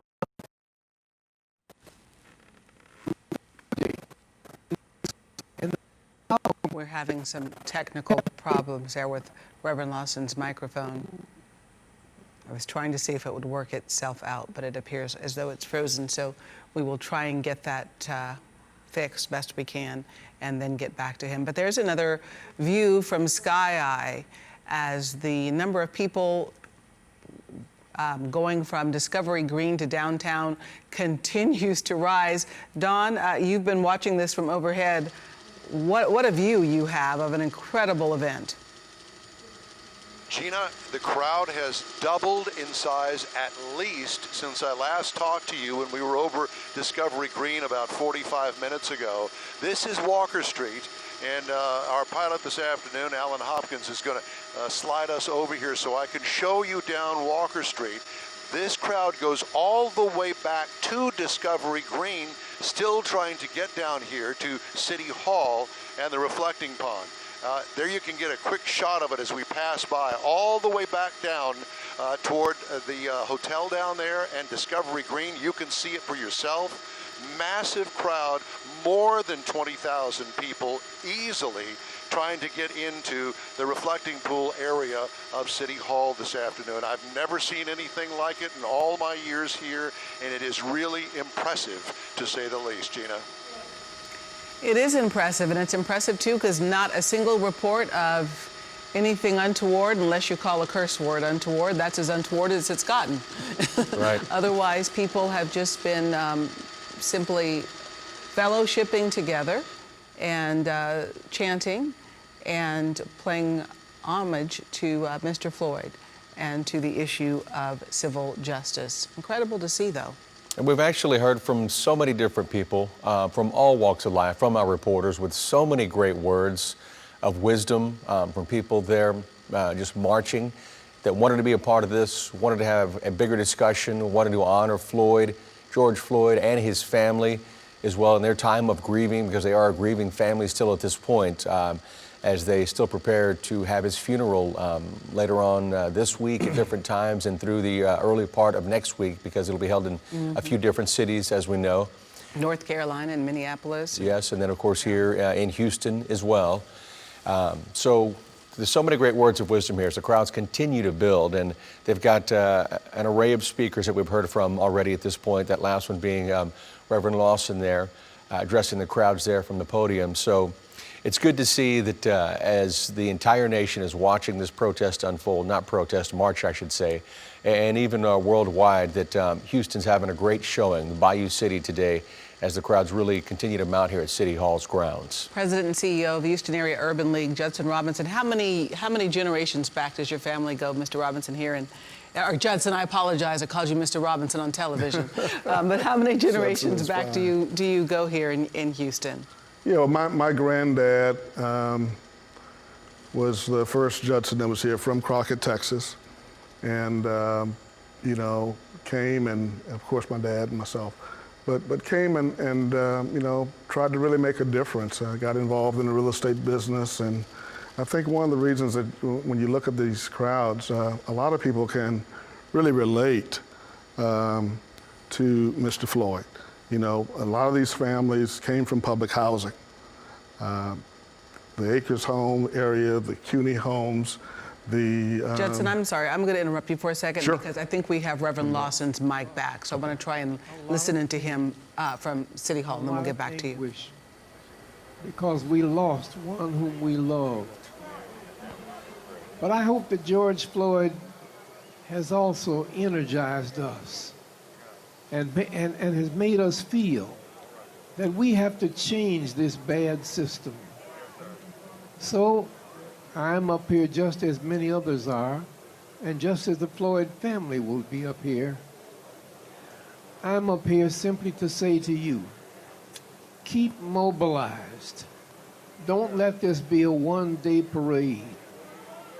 Keep mobilized and get ready to vote. Vote. Vote.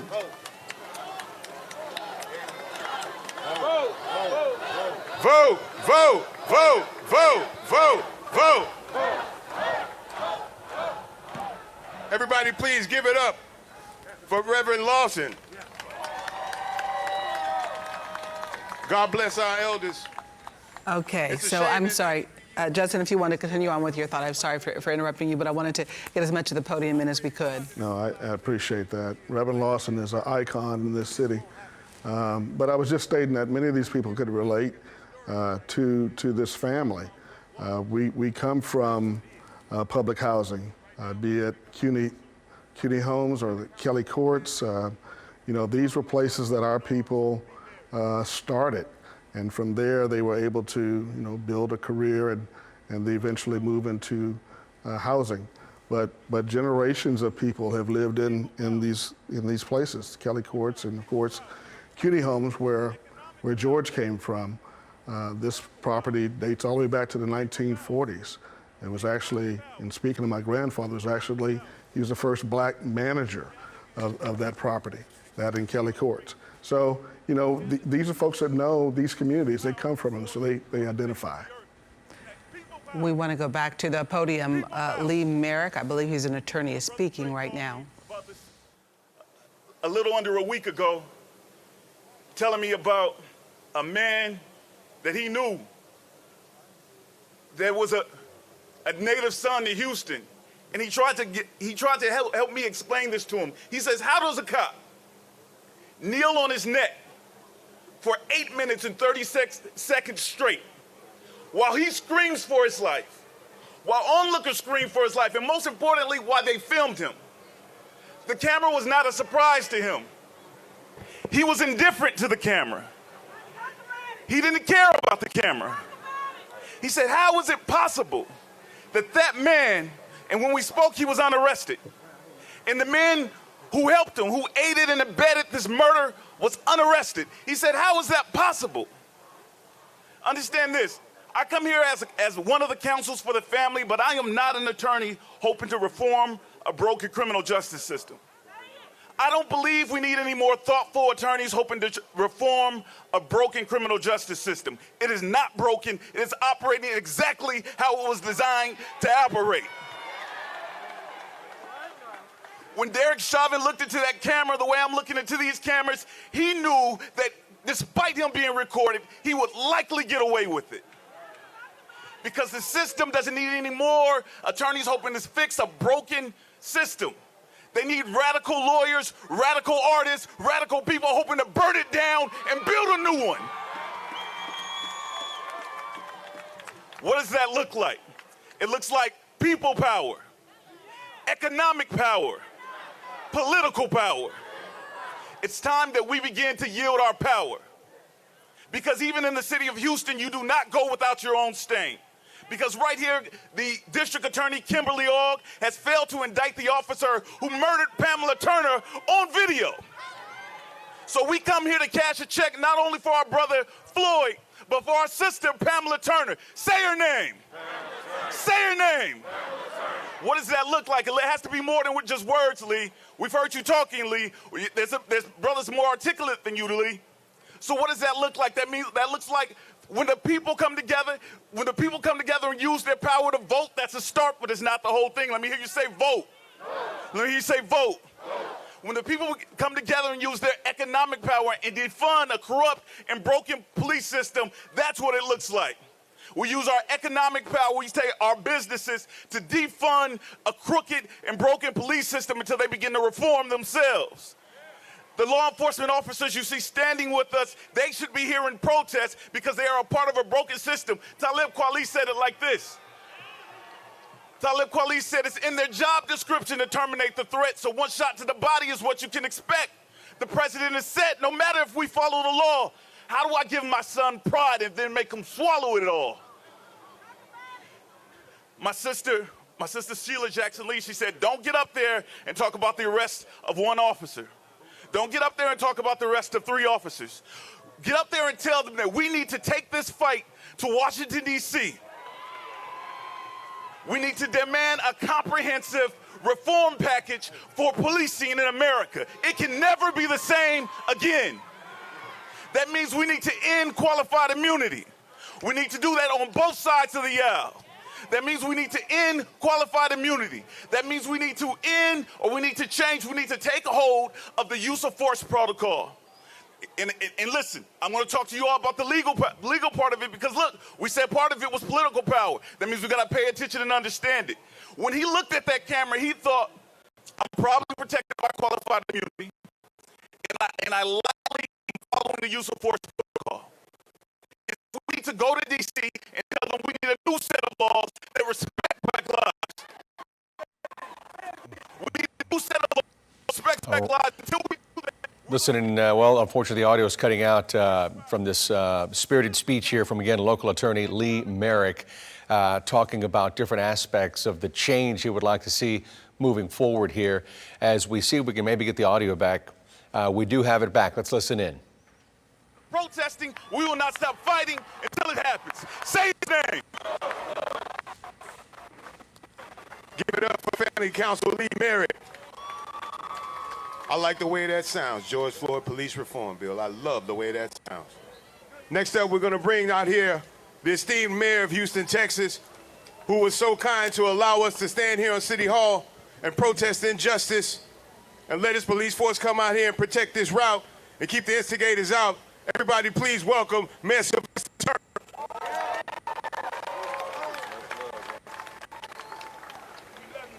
Thank you.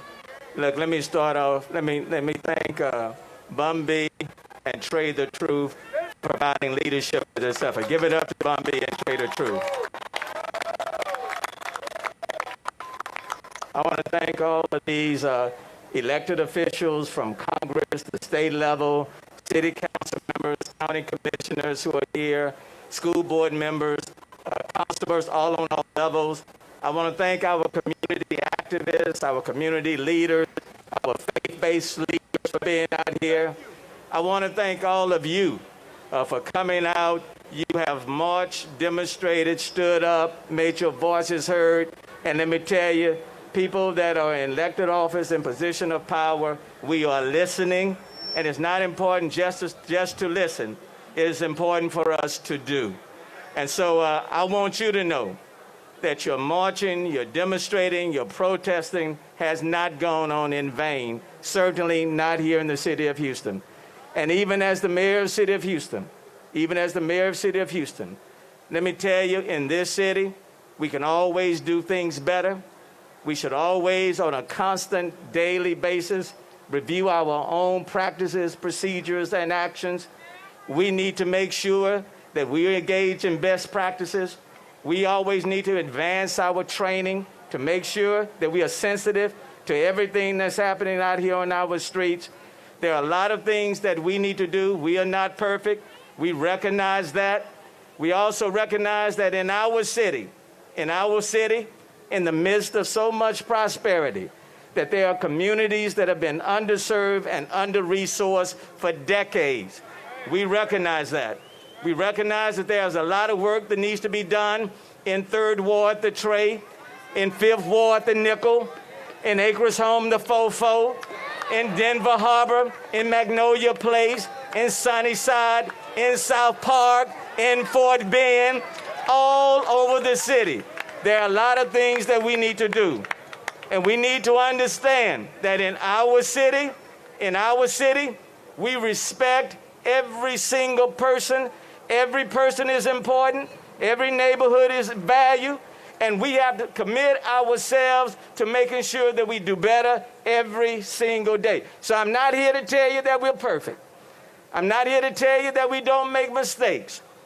But what is important, that for people like myself who are in positions of authority and power, we have to make sure that while we are here, we work every single day to make it a positive difference.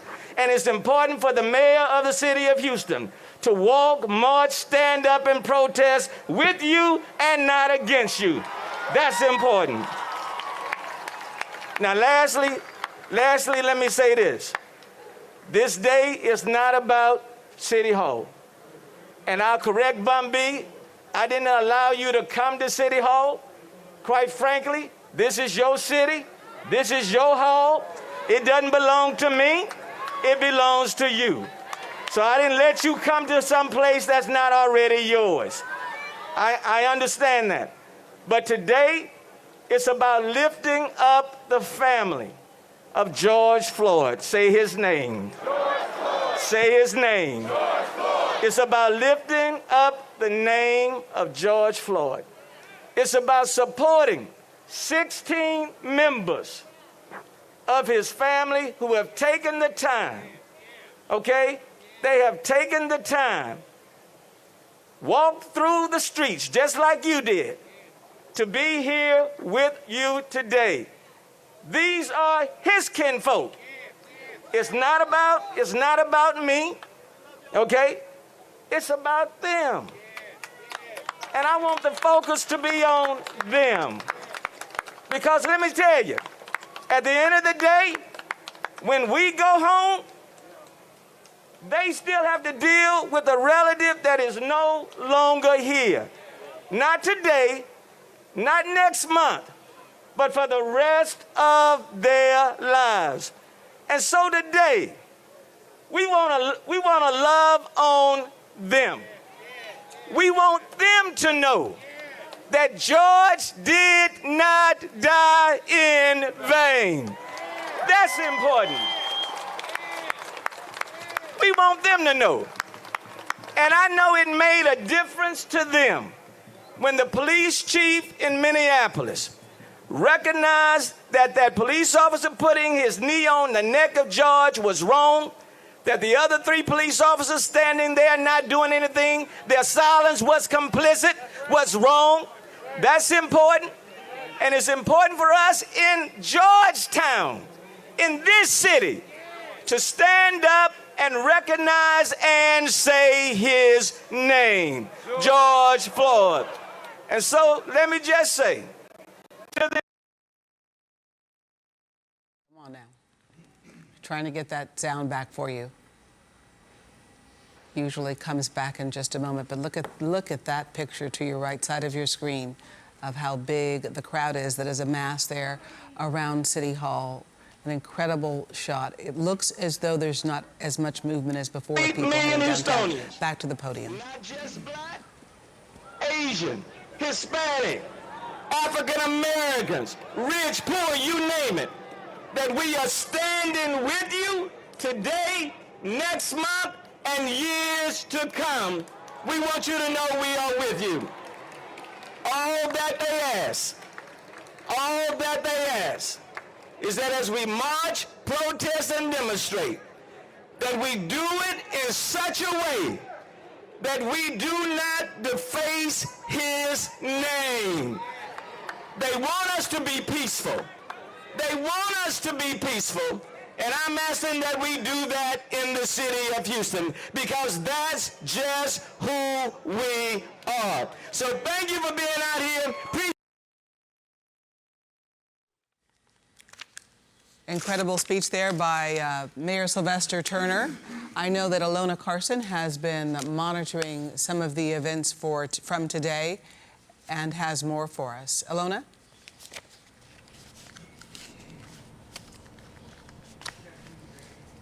Okay, I think she's still trying to.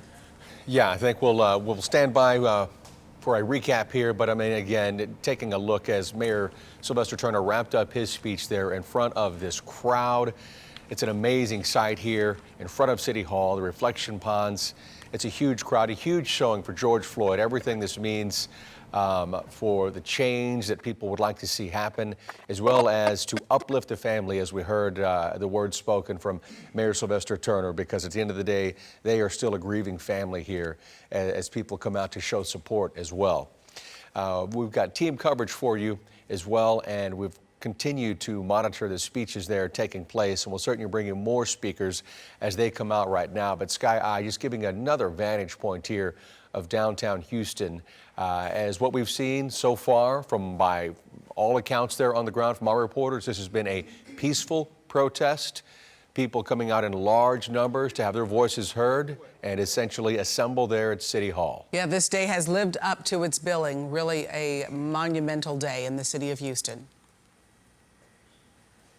What's his name? What's his name? What's his name? What's his name? What's his name? And welcome to Eyewitness News at 4:30. We continue our coverage of the march downtown in honor of George Floyd. You can see those images of so many people, tens of thousands gathered in his honor today to push for change. We want to give you the live look again from Sky Eye 13. Just within the last 30 minutes, these crowds, we almost watched them double in size. This march began several blocks away at Discovery Green, and you can see thousands and thousands of people have now filled in all of that space downtown around City Hall. Among those walking alongside Floyd's family today was Houston Police Chief Art Acevedo.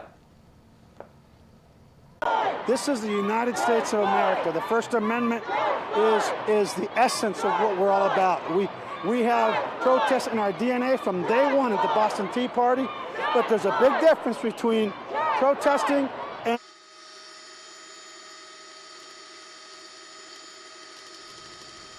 And he was talking about the fact that we are Houston strong no matter what. We are still going to protect our city, but what a peaceful day it has been today. Now, ahead of today's march, ABC News spoke with George Floyd's sister, LaTanya. Here's what she had to say about today's march and the death of her brother.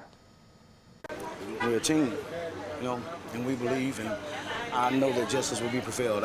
Anything else, I just want the man to pay for what he did by right in the courts. But you're right, there's no justice because justice is not going to bring my brother back. Your brother's not here. Exactly. So that was from the family. Now, the state of Minnesota now filing a human rights complaint against the Minneapolis Police Department in connection with his death. The governor there, Tim Walz, saying the state knows there are deep-seated issues right now and that things need to be fixed for there to be change. Now let's listen back in to family members. George Floyd! George Floyd! We all we got! We all we need! Believe that with every step you take. Every step until you make it home to your baby. We all we got. Don't take that for granted. Thank y'all for coming out.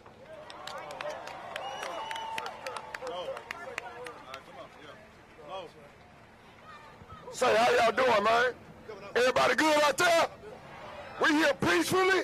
That's my first cousin, J.U., Miss Edith, everybody. I'm South Park representative.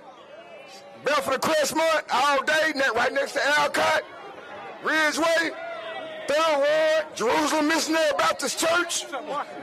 I got 3 kids in Minneapolis, and I got 3 kids in here in Houston, and we're going to be All right, so you are listening to some of the family members now of George Floyd. The mayor mentioned that more than a dozen of his immediate family members are down there in that crowd marching together, and obviously a time of such incredible grief for the family, still coming out to acknowledge all of the people who have gathered here in Houston and to be a part of this movement.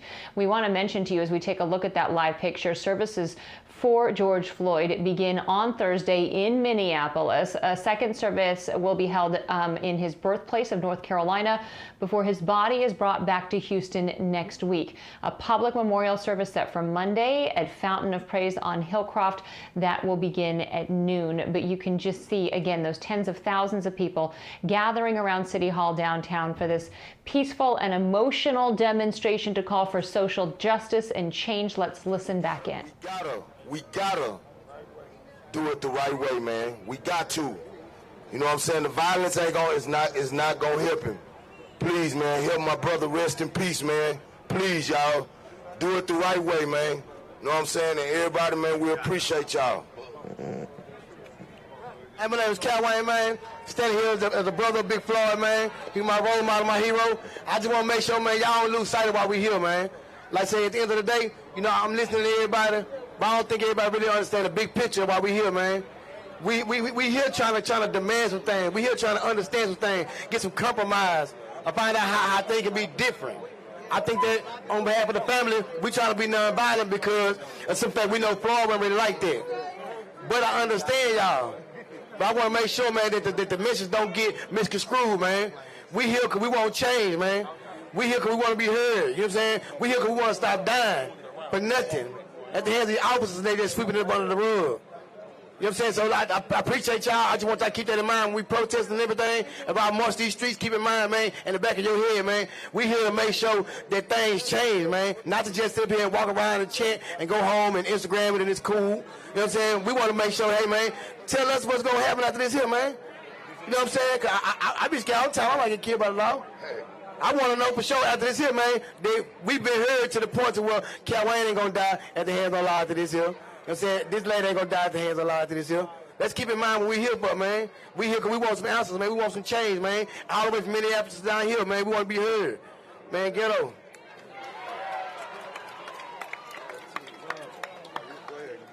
Hey, how y'all doing? I go by Junebug, you know, nephew of George Floyd. You know what I'm saying? Junebug. Man, I really ain't got too much to say, man. I just want y'all to keep going, man. Don't stop until we get justice for my uncle, man. You know what I'm saying? Ghetto. Ghetto. Y'all tell Chuck Ghetto? Who it is? That's America. Y'all please send some love to the Floyd family right now, please. Y'all repeat after me. We love y'all. We love y'all. We love George. We love George. Say his name. Say his name. Say his name. Say his name. We love you, George. Look at this city standing up for you. Big Floyd's memory will never be forgotten, and his life will not be taken in vain. Right now, I want to bring out two of our elected officials. They've been on the front lines for every act of misconduct in this city. They've marched, they protested, but most importantly, they litigate for us. So please welcome to the stage Congresswoman Sheila Jackson Lee and Congressman Al Green. You all right, Congresswoman? Where's John at?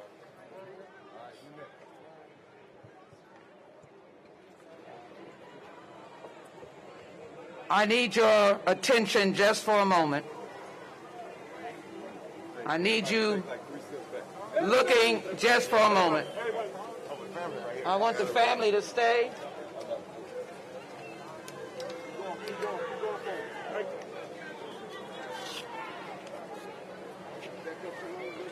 Just for a moment.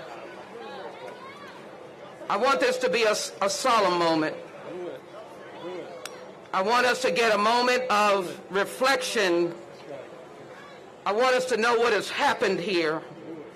I want us to feel the pain of these loved ones, some of whom I've gotten a chance to know, some of whom I've had police officers come and tell me what an inspiration George Floyd was to them growing up. Walk the streets of 3rd Ward, go around CUNY homes, stand near Jack Yates and have people show you what George Floyd was all about. I need a moment here.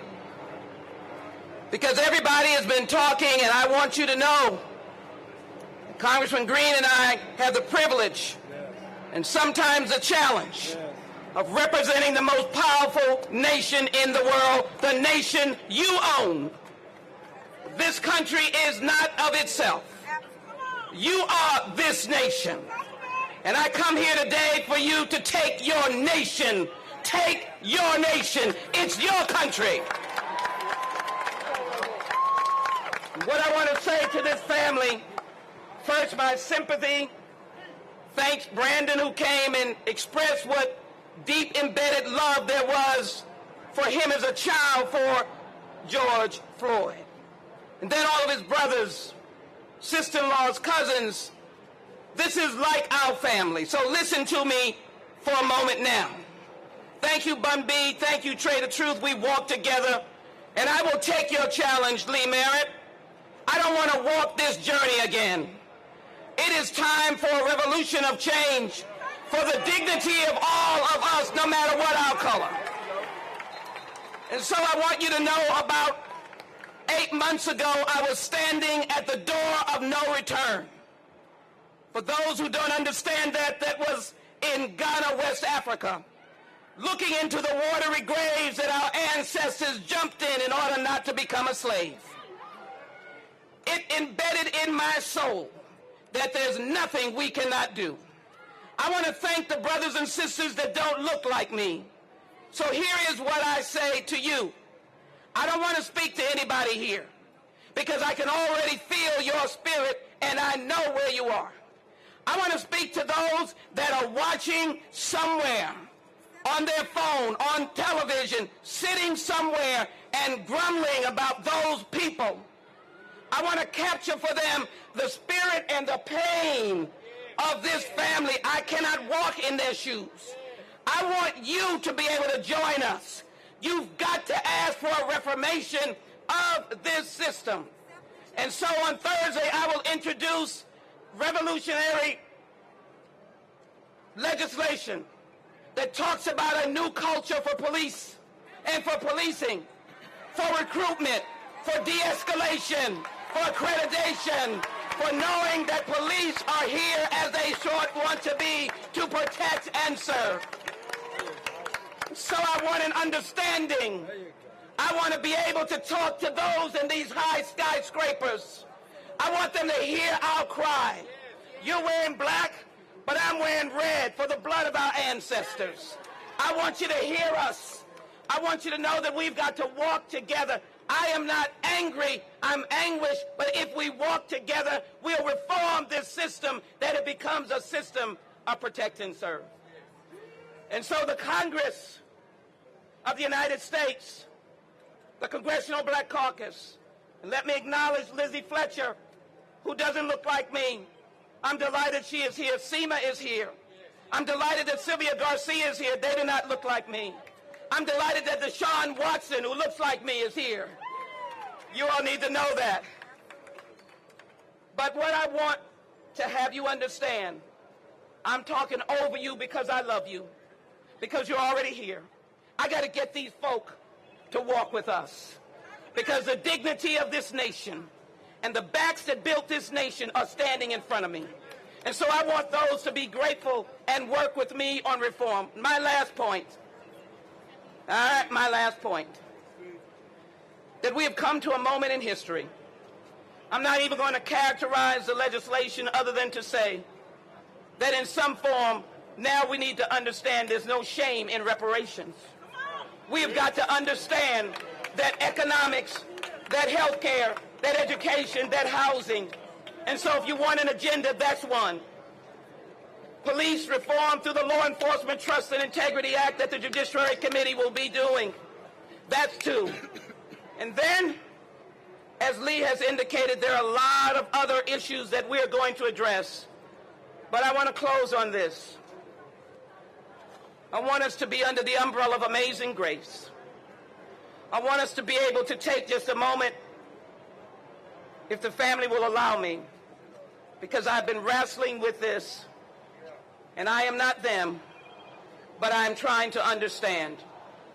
And that is, one, 2, 3, 4, 5, 6, 7, 8, 9, 10. I can't breathe. I can't breathe. We will never, in George Floyd's name, hear that again. And we will honor him so that I will take up the challenge that we will name a bill in the United States Congress of the United States of America after George Floyd, to be able to have his memory never to be forgotten, never to be ignored, and always with Pam Turner to be remembered. May God bless you, and I talked over you. May someone hear us and hear our cry and come out and walk with us. God bless all of you. God bless this nation. Brother. I must be honest. I will not lie. I am angry. I'm angry because 4 men are involved in the taking the life of a dear brother, and only 1 man has been arrested. I'm angry. And I'm angry because we know that if the shoe was on the other foot, people would be in jail. I'm angry. I'm angry because not only do we want an arrest, we want a conviction. But the conviction and the arrest won't be enough. We want arrest, conviction, and we want time. They've got to do some time. I'm angry. I'm angry because I know that Black Lives Matter, and no matter what your color, no matter what your station in life is, no matter what you have, you are not better than George Floyd. He's as important as you are. I'm angry. And I want you to know this. I too have some legislation that I'm presenting. This country declared a war on poverty. We declared a war on drugs. We declared a war on cancer. It's time to declare a war on racism in the United States of America. I'm angry. We demand that we have the opportunity to have someone in office in the White House that's going to look out for every house in this country, and that's our house. I'm angry. But I want you to know this. My colleague was right when she said this is your country, this is our country. Here's why. We built it. We built this country. We built those buildings in Washington, D.C. We made America great. And America has got to respect us because of what we have done and who we are. And our humanity cannot be denied. I'm angry. But now, here's the most important thing. Some of you are angry too. Some of you are angry too. Some of you are mad. The question is this: what do we do with our anger? Here's what we've got to do. We cannot allow one march to be the end of the movement. We've got to follow to the movement. Here's what we've got to do. We've got to take that anger, we've got to register, and on November, whatever it is, the 3rd, we have got to go to the polls like we've never gone to the polls before and kick some people out of office. Kick them out. And the first person that ought to get the boot is the person who put the police on those people in the park yesterday. Donald Trump must go. This is not the first time I've said he must go. I'm the guy who laid the foundation for impeachment. Donald Trump should have been impeached for his racism. Time constraint, Congressman. So I say this. This family deserves our support and our love. So let us show them the respect that they deserve, and let us channel that anger into something productive. Let us not let that anger cause us to do something improper. And if you see somebody doing something wrong, point to that person and say, not with us. Not with us. Do it for me now. If you see somebody throwing a brick, what are we going to say? Not with us.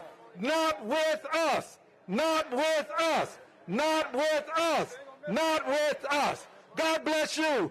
And God bless all you are doing to make this country a better country for us. And that's everybody else when we're included. Thank you, everybody.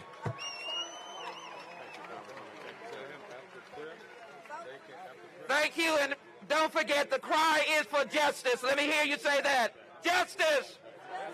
Justice! Justice! Justice!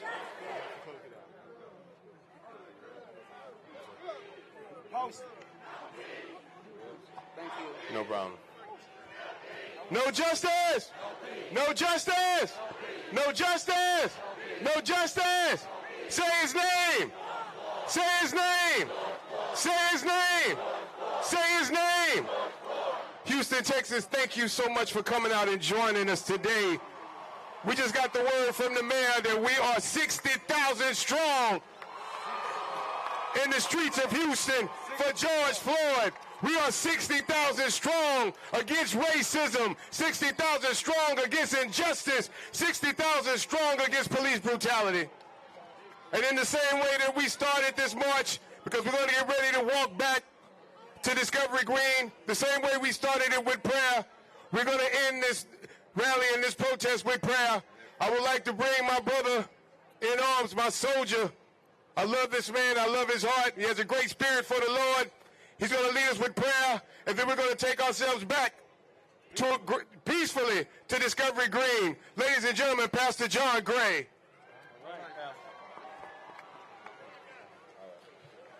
Houston,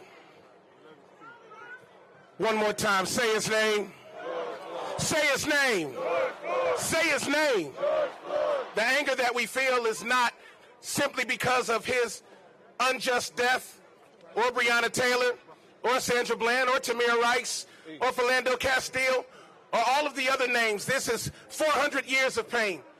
From 1619 until right now, black and brown people have been systematically disconnected from capital, from access, from justice, from peace, from equality.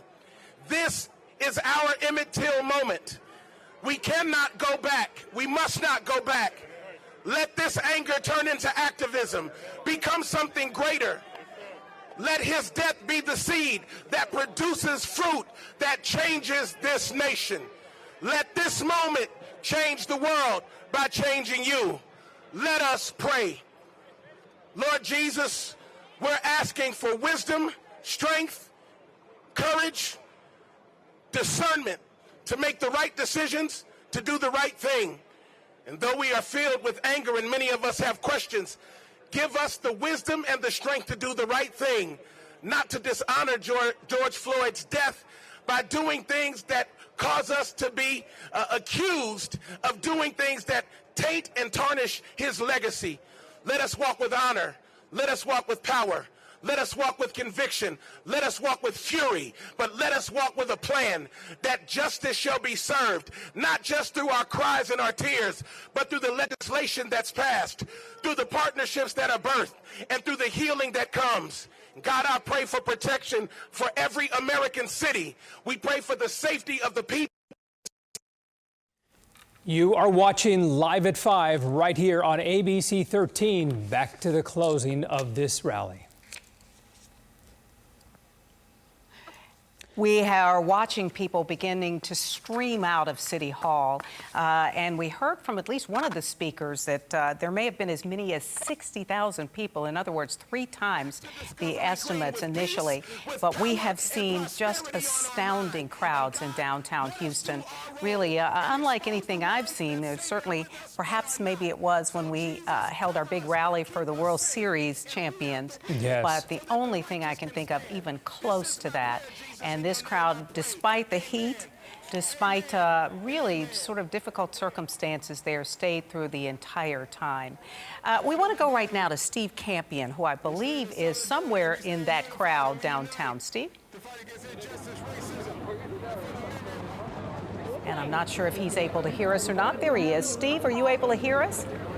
Melanie, we are on Walker Street, and we are seeing the thousands of people who are making their way back from City Hall to Discovery Green. I can hear you, Melanie. We're on a bit of a delay, so bear with us. We're trying to make sure we bring you these images live back to you. But I want to just show you what we're seeing ahead of us. We are seeing thousands of people move from City Hall to Discovery Green.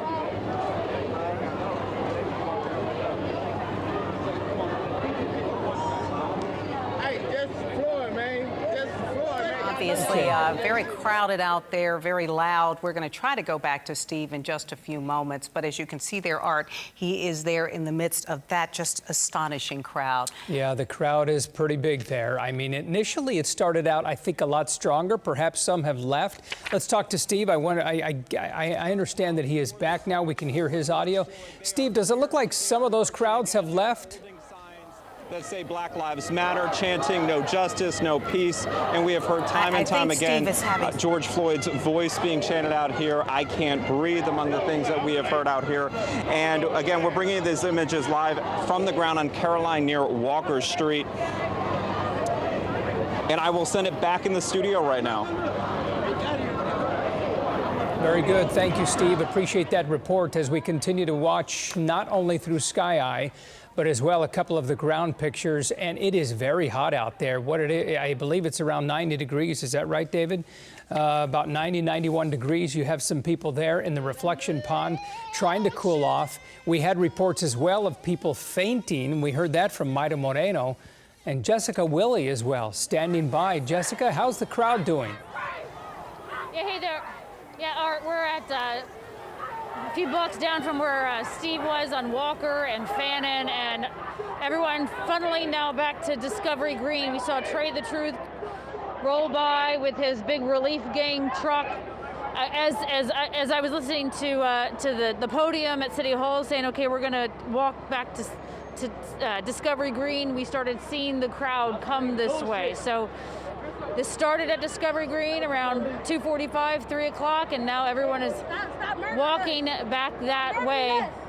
Some with still the same high emotions as they started with, others in a somber mood. We've seen some women walk by with tears in their eyes, certainly moved by what they're seeing out here today. I talked to the unofficial mayor of Sunnyside not too long ago, and she said that, they knew these crowds were going to be big, but she wanted to make sure she was out here this afternoon to experience it, and also to make sure that her voice was heard. She says, what has been pointed out over and over is the fact that George Floyd called for his mother in those last moments.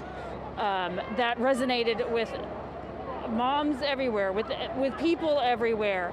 We do know that George Floyd's mother passed away within the last couple of years, and for him to call for his mom, people have pointed out it must have been the most scary situation.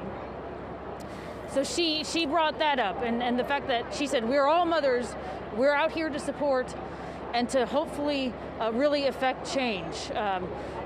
Talking about seeing this, throughout the decades, and they hope that this really sends a message that something needs to be done so that Black Lives Matter in these situations.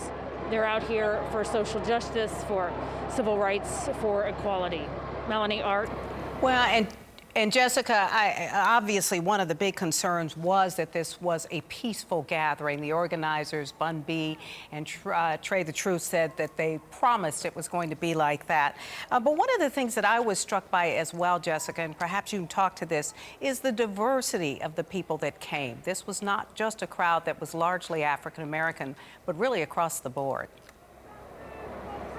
No, we've seen Native Americans with signs and in dress as well. We've seen Muslims for change, just people holding those signs. We've seen white, black, Hispanics, people out here, people supporting police, walking by the police officers, obviously showing their support, but also showing their signs as they walk by. Yes, a very diverse crowd, also young and old.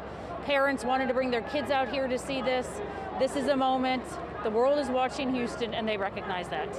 Yeah, that's terrific. I mean, it really is extraordinary that so many people are there among so many groups of individuals. Here, this is the most diversified city in the entire country. Right here in Houston, fourth largest city in America and the most diversified. And why not here to bring the people together in a tremendous show of unity? And that's certainly what we've done. And it's been peaceful, which has been absolutely terrific. Micah Hatfield standing by as well. Let's get to Micah and talk about where she is able to, capture from her vantage point. Micah? Hey, we are at the corner right now of Walker and Travis Street. All these people you see behind us, they are headed back to Discovery Green. I talked to Trey the Truth yesterday. He's the one who was organizing this today. And he tells me he wanted this to be the biggest crowd, the biggest march possible. And you heard the speaker at the podium earlier, 60,000 people have come out today. It's been very, very impressive to watch the number of people, the diverse group of people pass down Walker Street today and head to City Hall. So many interesting stories, so many interesting perspectives here. I was able to speak to one of the marchers. He had a sign in his hand and it said hashtag, and then in parentheses it said insert name here. It caught my eye, so I stopped him and he told me that he started pointing at people in the crowd and saying, it could be this guy's name next, or it could be this person, or it could be that person. He said something has got to change. So I asked him, why do you think that George Floyd's death is the one that's really captured the nation and caused this movement across the U.S.? He tells me it's because we basically watched him die on TV. He says we watched the entire thing play out, and there was no one was able to make any excuses for what happened. We were just able to see his death, and he said that was such a powerful thing. And how could you ignore what happened and not want to bring about some sort of change? We were also able to talk to the mayor as he walked towards City Hall. So we'll let you listen to him, but I also want you to hear from two ladies that we spoke to before the march happened. Like I said, this is another one of those powerful moments that we have found during this march today. Words were, I think it was a lot of crying and maybe, yelling and things like that. I can't recall the words, but fortunately, because she's a friend, she understood, through all of that. And it's important to me that Kim knows she can come to me with fear, with anger, with any emotion, and I'm here to hear it, so.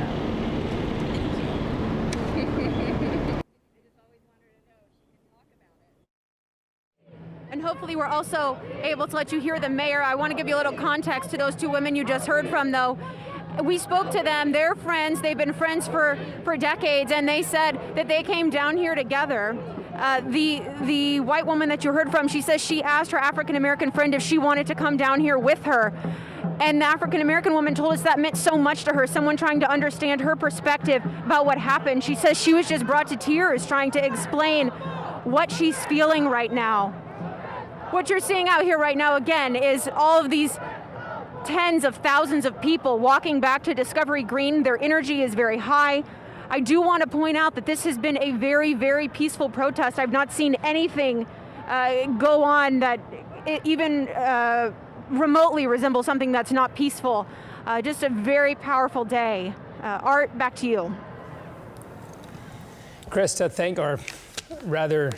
That was Micah Hatfield there, yeah. Thank you for that report. Incredible to see that, Mel. Right. Where you have the black and white friend, and then you have this incredible unity as a result of a march like this. They've been friends for decades, but they really wanted to understand each other just a little bit more. Yeah, I think this has really opened, the past week has really opened a lot of conversations between people of all kinds. I know that I've heard from friends who are not black who want to know more about how you feel and what your real emotions are at this point.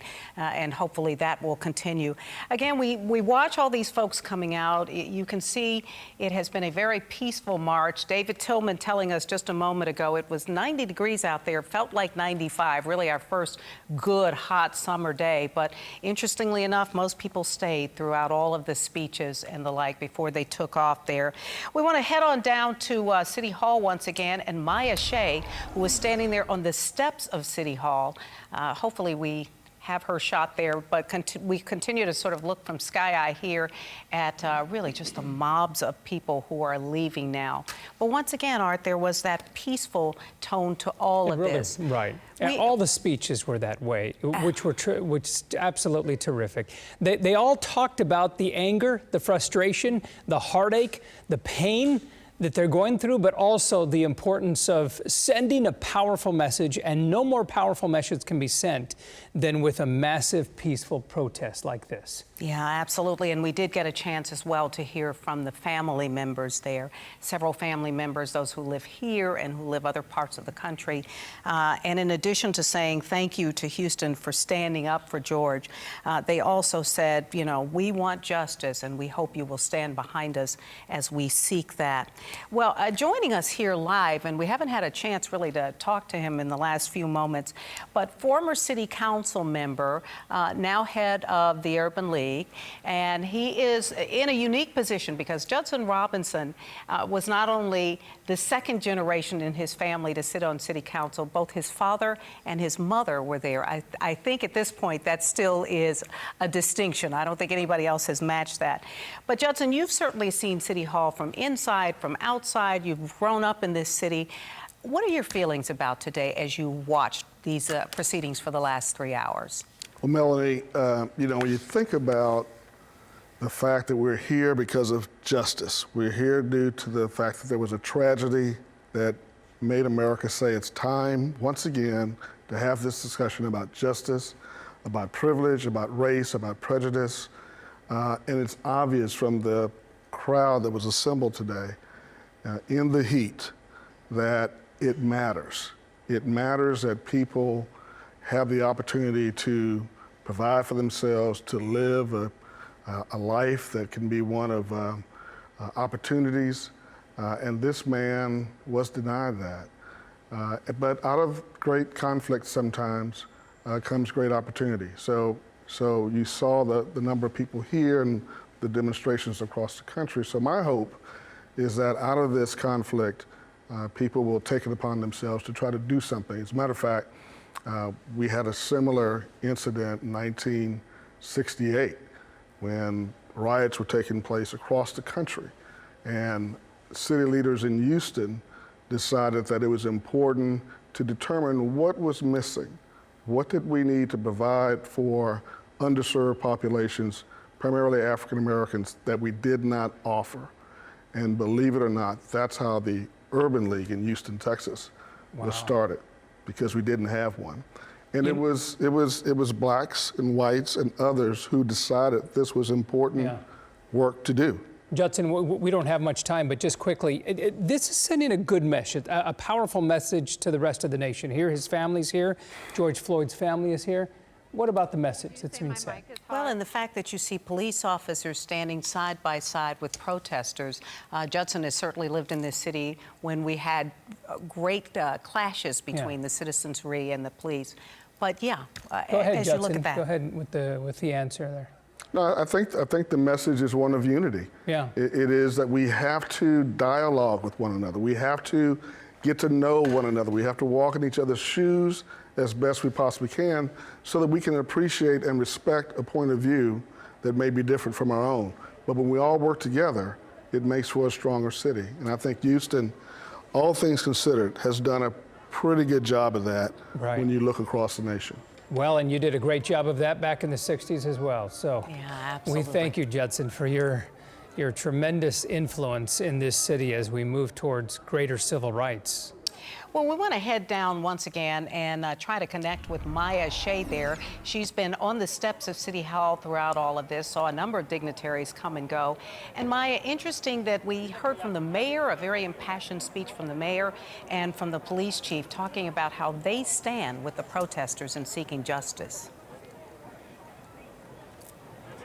And really, that has been the message all along. And I think for a lot of people, they say it's part of the reason why Houston has been more peaceful in the last couple of days than many of the major cities around the country, and even some cities that are smaller than Houston, is that we are the most diverse city in America, and that the police chief, the mayor, members of Congress, and elected officials up and down the spectrum have stood with protesters and people from the Third Ward. You know, the mayor talked often about how he still lives in the neighborhood he grew up in, Acres Homes. So he understands the folks in Third Ward and the passion and the community and the connections that go back generations from that one community. I'm going to step away so you can see a little bit of the crowd even as it disperses. There's a crowd of people on your left of the screen. That is, they're surrounding Police Chief Art Acevedo, who has been out front through all of this, talking to people.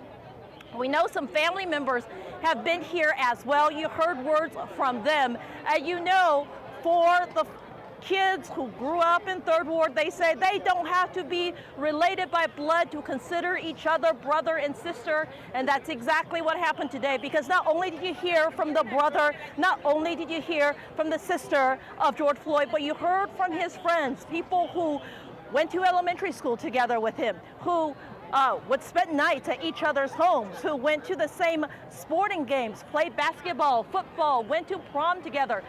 Those people consider each other brothers, as thick as blood, and they got to speak out as well, including rapper Cal Wayne, Po' Boy, one of his close friends. They were on stage along with family members and, of course, with the leaders of today's rally, Trey the Truth and Bun B. And what it really showed, I think, for so many people, is the best of Houston. That we can gather in a crowd, we can disagree, we can have all our different opinions, and we can still remain peaceful.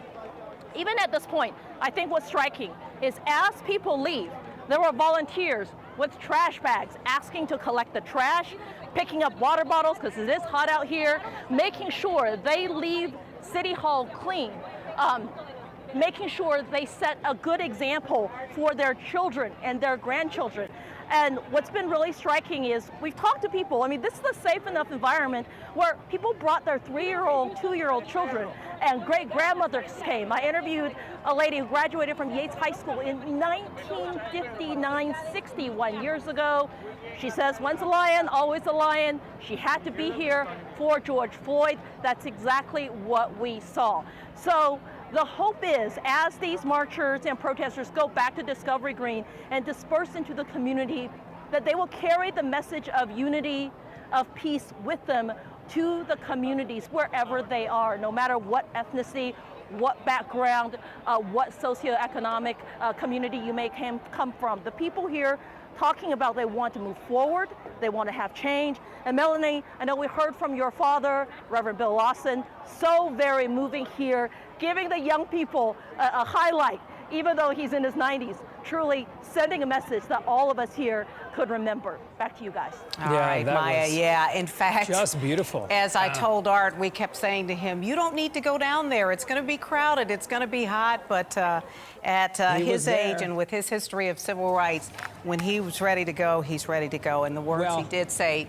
mobilization, that this is not a one-time event. Exactly. And what's so beautiful about him being there is that he carries more experience about the civil rights movement and more knowledge and more really motivation than anyone else there. And so it was just great to hear him. All right, Ted Oberg is standing by. Let's go ahead and go to him now. Ted, what's the latest? Yeah, look, Art, I think as we talk about a peaceful moment, I think these are the, you got it. I think these are the kinds of things. these are the kinds of moments that we're concerned about, right? So there are some young men yelling, and just beyond the wall of police officers there, more police came as they left City Hall, and this crowd is going to coalesce. Nothing's necessarily happened, but I think a long afternoon is getting a little longer. A hot afternoon is getting a little hotter, and people are a little anxious about what may happen here. Nothing has happened so far. Police officers are showing sort of the most aggressive stance we've seen thus far, but at this point they're not pushing people back. They're not being overly aggressive. They're just sort of holding the space. But this is clearly some concern about what's going on. The crowd is here. They continue to shout George Floyd's name. There's a water bottle that just flew from protesters over towards police. And this is clearly what everyone has been nervous about, people shaking their head. This is not the way most of this crowd wanted this to end. This is a group, another protester reminding the crowd, we came here to be peaceful. We're not here to throw water bottles. Police officers have this well under control. But the question is, what's going to happen next? 60,000 people is an awful lot to pack into downtown, Art and Melanie. And there are an awful lot of people here, almost all of whom have said to us repeatedly they want today to be a peaceful day, that they want to be this march to be a peaceful march. But what is going to happen? At 5:20, this is one thing. At 6:20, 7:20, 10:30 tonight, what is this massive crowd going to do? And what is the plan for them to leave downtown peacefully? That is clearly what police officers here are nervous about. You know, Ted, I'm struck by two things, and I don't know if you can hear me or not, but two things. One is that many of those stores are boarded up down there, I think in anticipation of any problems, Art. Yeah, they are. And two is this is really the first time we're seeing a wall of police officers like that. We've seen them scattered in the crowds, but certainly nothing like this, and really in full gear there. Yeah, and that's how Ted made mention of that. You could see the officers there. They were in full riot gear. And that's the first we've seen. You have to be take some cautionary measures about this. Micah Hatfield standing by, but I don't know that we want to lose that picture there because it's such a good picture, compelling. Yeah. And Micah is there at the same place, just another vantage point. Micah? Hey, Art, so we were actually here when this started. This was where we were talking to you just a few minutes ago when I said that everything had been completely peaceful, but things changed, and it all started with one man.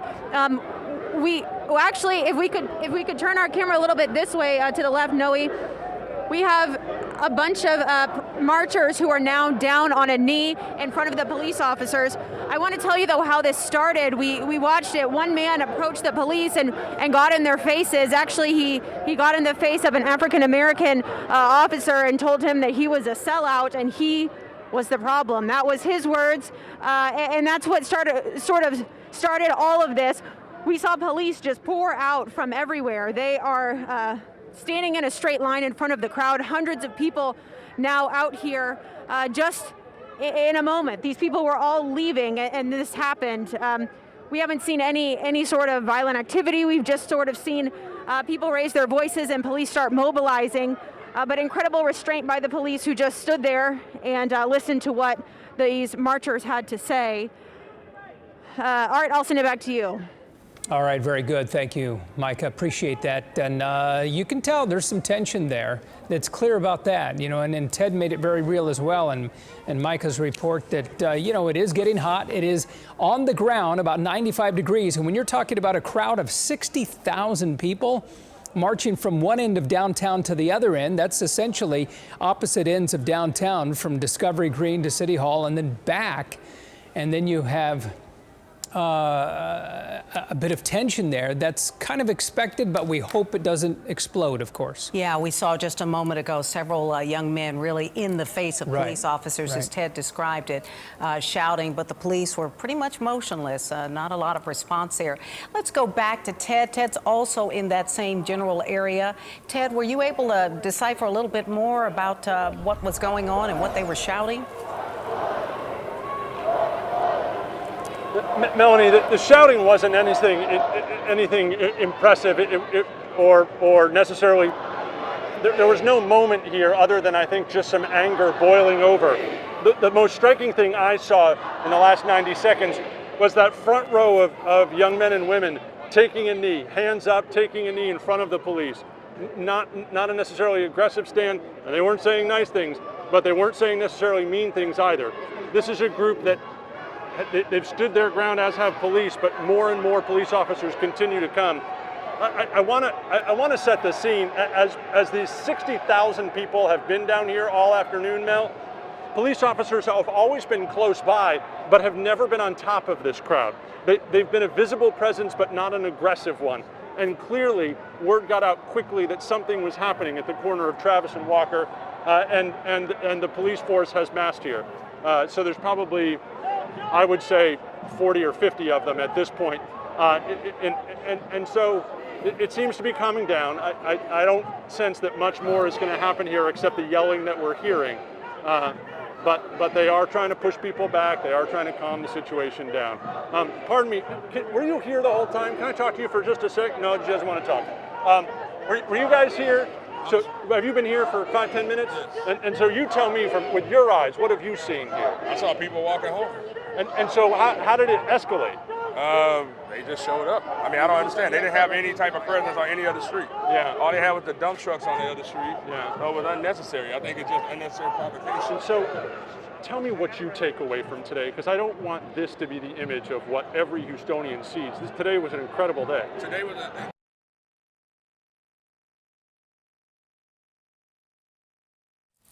Oh, we hate that was the moment that we lost Ted there. Yeah, that's too bad. Hopefully we will try to get back to him. But that gentleman's point that, up till now, police have been pretty much invisible there, Right. and suddenly they mobilized. And wow, you get a chance to really look down the line there and see what's going on as they line up against so many of the protesters. But it doesn't look as though there's any animosity. Let's see if we can try to get back to Ted right now as he talks to that gentleman. Just by what they have. Sure. I'm a former Marine, so I understand. So, we lost you a little bit. I just asked you sort of what is your takeaway, and the folks at home didn't hear your answer. But remind us sort of what is it you take away, because I don't think everyone takes away this image. Well, I take away that it's a demand for justice. Yeah. People in this country are tired of living under the oppression of police officers. We're tired of injustices being committed at the hands of those who are supposed to be sworn to protect and serve us. And up until now, what has been the police posture on the streets of Houston? They've been pretty neutral, laid back, not aggressive. Nobody was really aggressive towards them. Yeah. We were here for George Floyd. We were not here to confront police or cause problems. I have not seen any acts of violence. I have not seen any acts And of if you could talk to the crowd, what would you say now? I would tell them to go home. It's time. Go home. Let the police stand out here and look stupid. Thank you very There's much. no point for this. Thank you very It's absolutely ridiculous. Thanks. Thank you. Thank you for being out here. Thank you. Good luck. Stay safe. Thank you, guys. Stay safe. So, Melanie, I think what you hear is a lot of that sentiment that today was not supposed to end this way, and that hopefully this is all we see.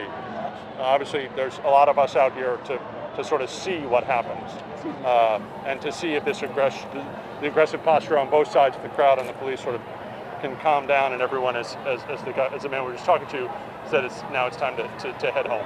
Yeah. And of course, the concern is tonight. Always the concern is at night what happens. Well, and as you said earlier, Melanie, that there are a lot of places down there that didn't quite trust what was going to be happening today. They boarded up all their windows. I was driving down Westheimer, and 80% of the windows are boarded up down that street. As though they were anticipating Just in something case. awful. Right. Let's go back to Micah, who's also in this area, and she may be able to kind of wrap things up for us, too. Micah? Hey, Melanie, so you can see what's happening behind me. I mean, this just happened out of nowhere. The police mobilized out of nowhere. Up until this point, we hadn't really seen the police. Kind of like Ted was saying, they've been invisible. In fact, we saw them marching with the crowd earlier. But all of a sudden, one person came up and started speaking a little bit in a heated conversation with one of the police officers. And that's what caused all of these people who were leaving the march to form here. The police have formed a line. There's easily 60 of them out here just standing, trying to box out the crowd and trying to get them to go home without any issues. This has been such a peaceful march today. We would hate to see it end this way. We haven't seen any sort of violent acts, anyone being arrested, anything like that. It's unfortunate that this is happening, but like we were saying, this is just frustration and anger boiling over, and that's what we're seeing here right now. Art and Melanie, I'll send it back to you. All right, very good. Thank you, Mike. Really extraordinary, Mel, that if you we're talking about a crowd of 60,000 and really no arrest, not a single arrest yet, all is peaceful, and it's been a terrific afternoon. That's quite extraordinary. And it's a good example for the rest of the nation. Yeah, well, as we say all the time, this is how we Houston, and hopefully that is what this day will be as we see the last of the folks coming down. I don't want to say protesters today, was very, very calm. We are going to stay on ABC13.com and Roku, but for now, this is it for us.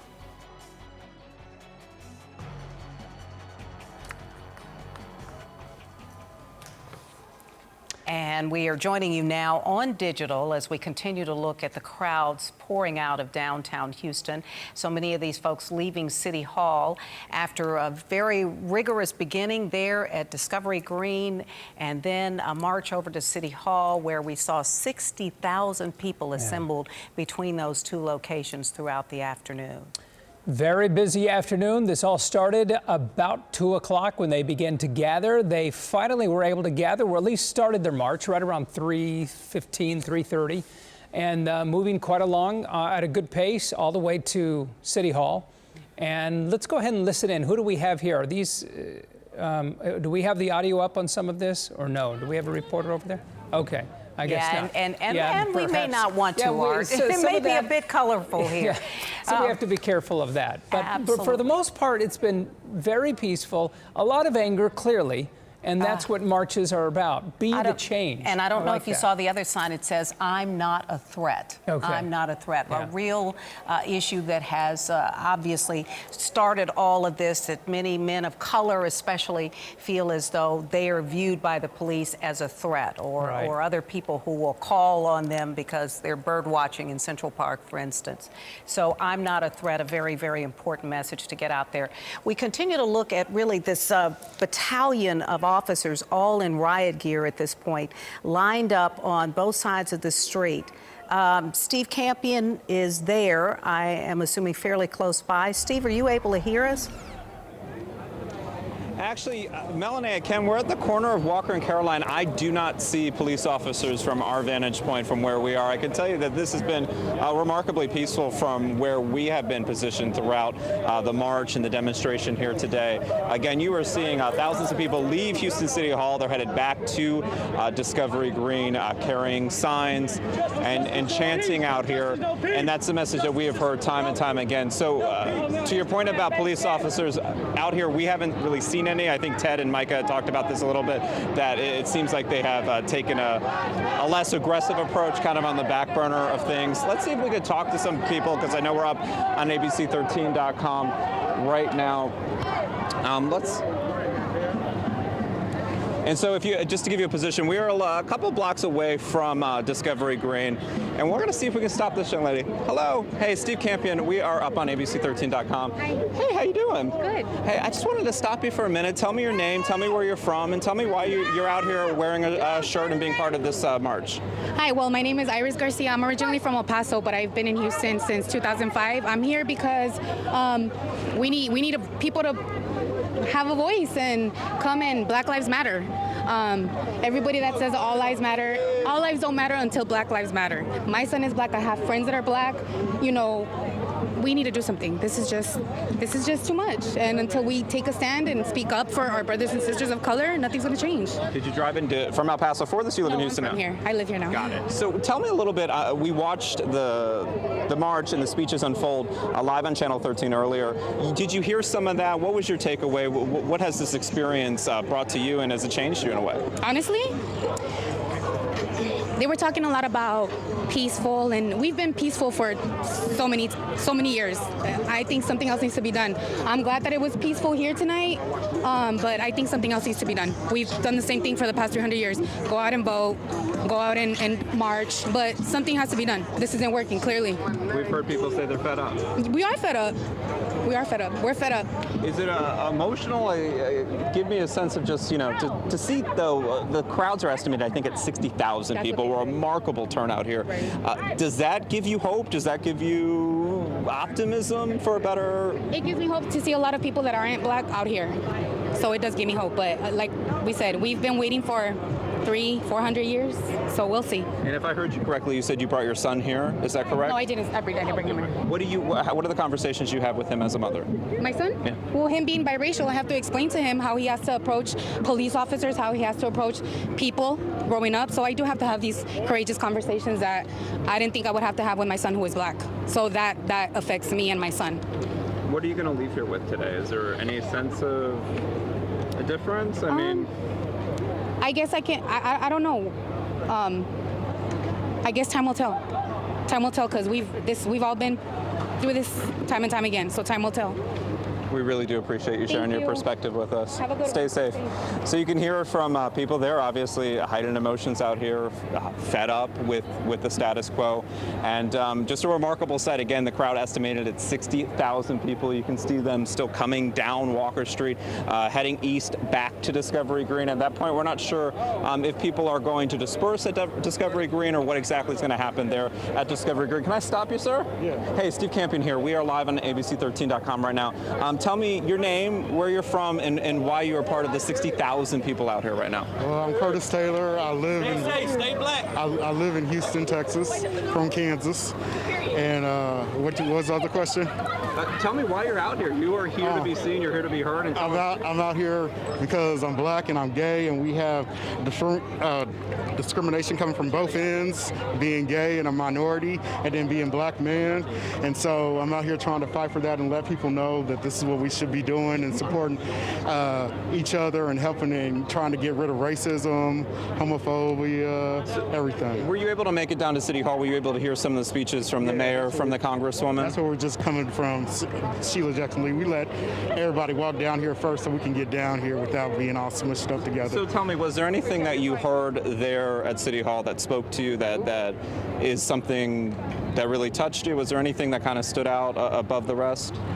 No, only thing that stood out is just seeing everybody come together. The words are words that we hear all the time, that we've been preaching since Colin Kaepernick was on his knee. So, but just seeing everybody supportive now and seeing everybody come together in all the other cities and in Houston, being a part of it, being down in the middle of it, that's what's inspiring. That's what's really inspiring. It's not the words, it's just seeing. What about the makeup of this crowd? Anything that stands out to you about the crowd itself? I love the diversity. I love the diversity. I love seeing that there's white, black, Hispanic, Asian, people down here, nobody causing trouble like they're showing on the media and stuff.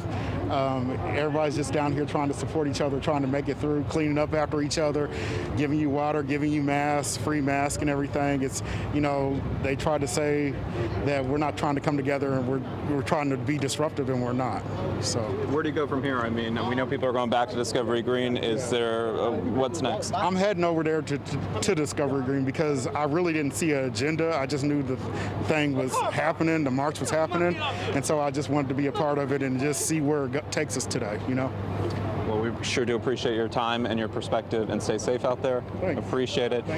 So Melanie and Art, that's what we're hearing from the people here on Walker Street as they make their way back to Discovery Green. As you heard that gentleman just say he's not exactly sure what they're going to do after that. We know that there's been a call for, for the march to conclude after the speeches at City Hall, but we'll see what happens. But just to your point a little bit earlier, because I know Michael was talking about this, and Ted is, from our vantage point, this has been remarkably peaceful. We're talking about tens of thousands of people that have made their way down here, and we haven't seen any problems from our vantage point. In fact, I know Maya talked about this. We actually saw demonstrators out here taking trash bags out of their bags and picking up the trash on the street, essentially cleaning up after this demonstration. So we'll send it back to you in the studio. But again, what we're seeing here on the street, thousands of people again making their way back from City Hall to Discovery Green. Yeah, and you got, Steve, two such interesting and important interviews there from different vantage points. Certainly the woman who says her son is biracial, and so this is a conversation that so many parents of color have to have with their children, that we love you, but when you walk out that door, we're very, very concerned about you.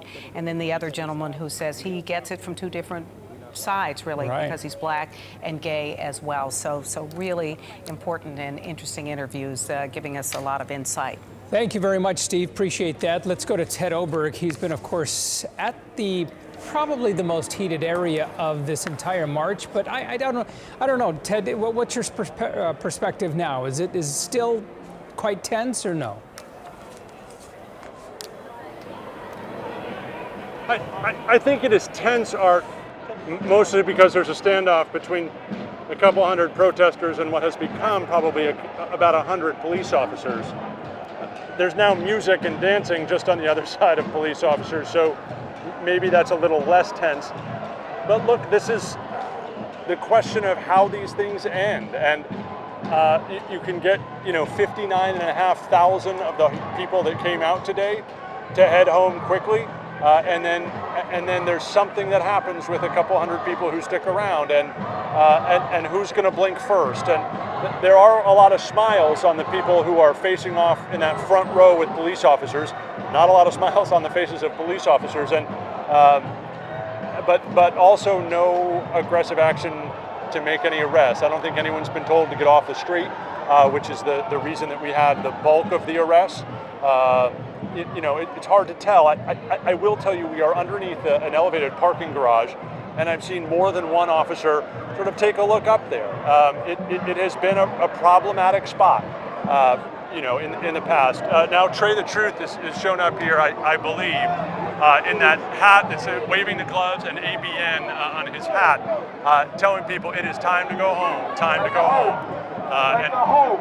And that's here is Justin Jones, who spoke just before in the green shirt there, telling people it is time to head home. This is what protest organizers have said. This is what Chief Art Acevedo had said. It is time for Houstonians to protect and to police their own. That it is time for us not to wait for the police to do this, but to make sure that troublemakers are dealt with by Houstonians to keep the record of today clean. And amazingly, it appears to be working. The protest organizers came back quickly. I could see it out of the corner of my eye. About a dozen people, one of them with a drum, marching right in between protesters and police officers, waving their hands, telling this crowd that had faced off with police officers it was time to go home. And there you see the young men who were right in the face of the police officers not 30 seconds ago, headed down the street towards Discovery Green. It's wow. Art and Melanie, I'm not certain you could script something like that. That's what people have been saying for days now about Houston policing their own, Houston protecting their own. We just saw it. The line of police officers still stands. Protesters got the crowd to head home on their own. They were, Art and Melanie, they were right here. They were right here, and you saw Trey come in and push people back. Did you see that? Were you here? No, I'm trying to stop it. Oh, but were you here when this crowd was here? We came to stop it. We're trying to help y'all out. And what were you telling the people who were? Go home. And amazingly, they did. Go home. It's time. Go home. So we need a medic. It's pretty wild. I'm gonna take a look down the street and see what's going on. But it appears the crowd is moving again, back down towards Discovery Green. Cheers for protest organizers.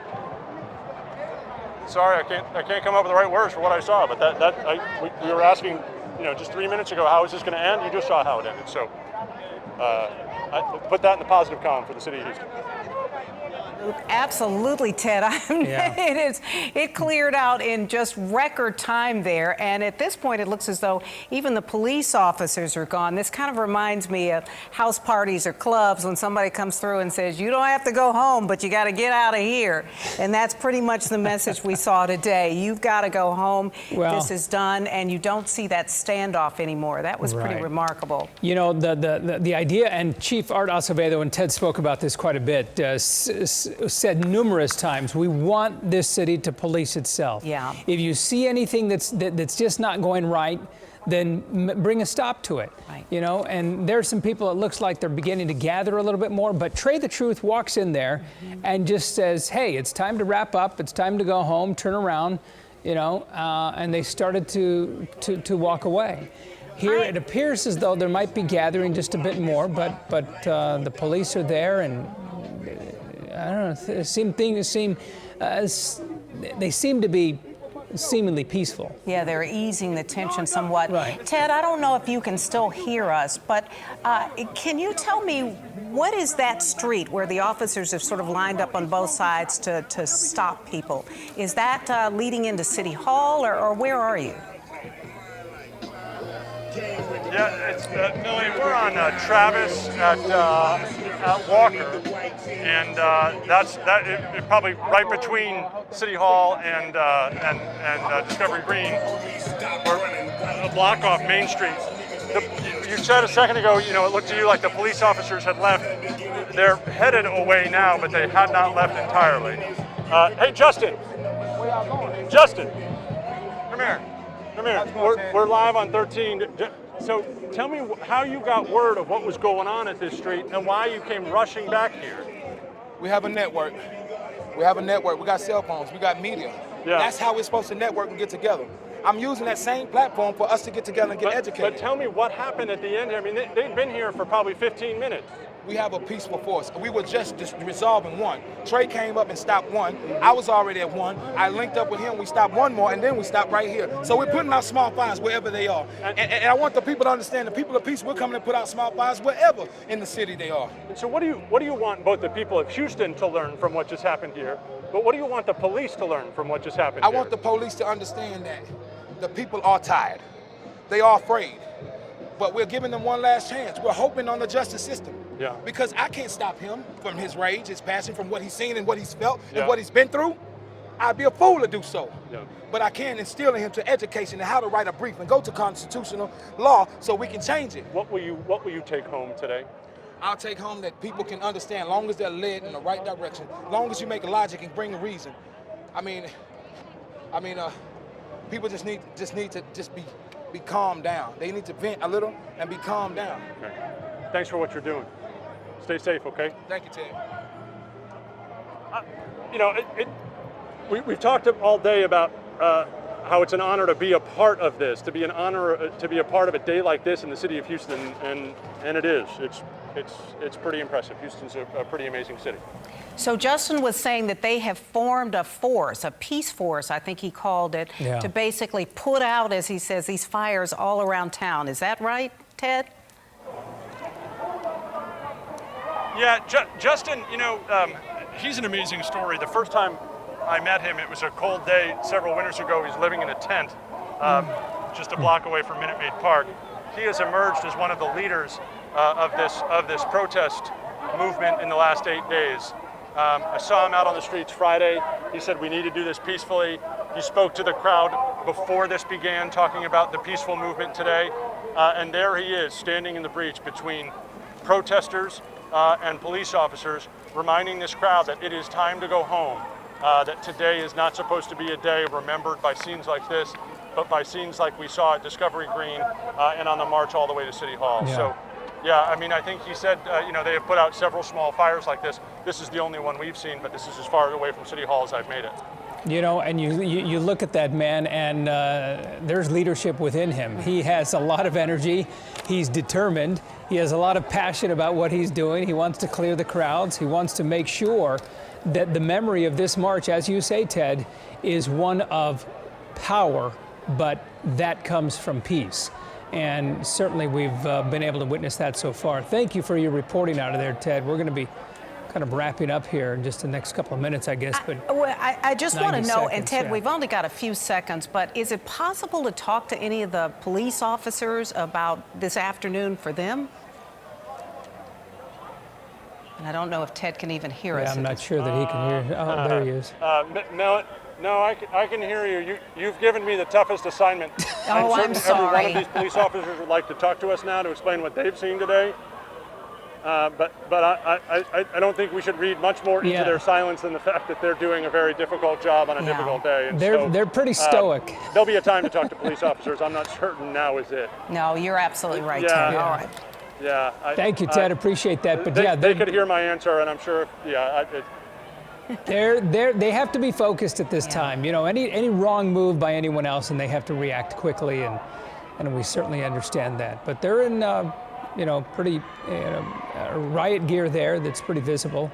They don't have the big shields in front of them, which is good because sometimes that creates a greater resistance. But we're going to be wrapping this up on ABC13.com. You can watch it on channel 13, of course, in just a few minutes. And look at this. I was going to say, Art, now this is he's not talking to us, but obviously this officer's smiling. He's been taking pictures with those young ladies. So clearly, at least on the opposite side, they no doubt consider this day to be a success as well. Sure. Yeah. And clearly a lot of unity there. This is a great way to end the march. So thank you for joining us this evening.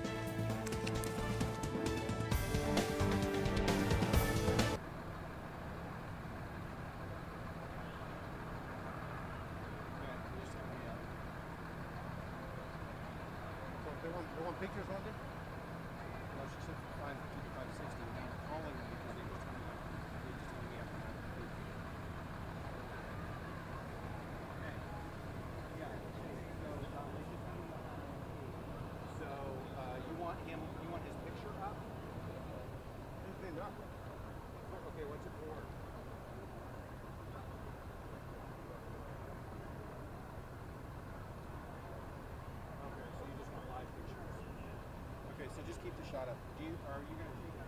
There they go, right there. Not that much going on.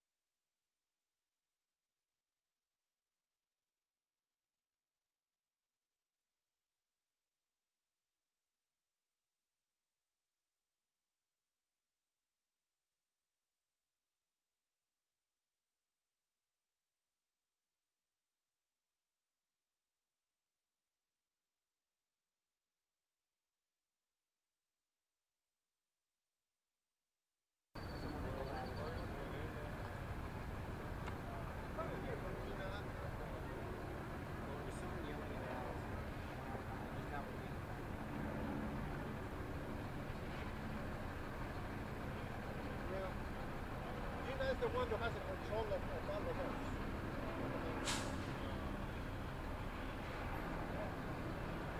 I mean, we have so many servers that we have to share. I mean, I can be sharing with Steve Macario or with Maya Shea or somebody. I mean, we don't have 20 servers.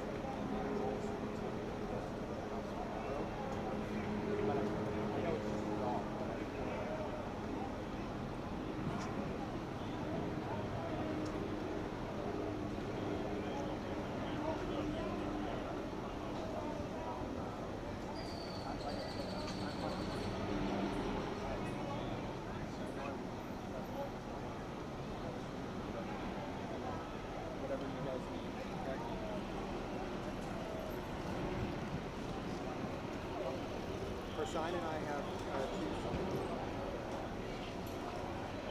yes.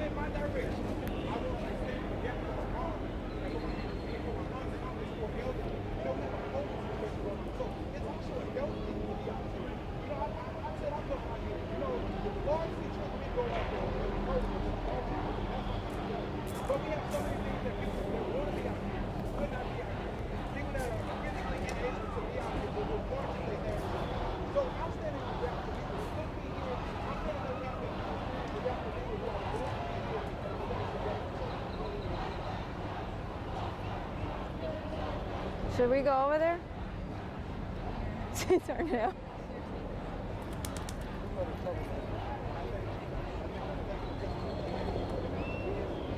Hey guys, when do we hit?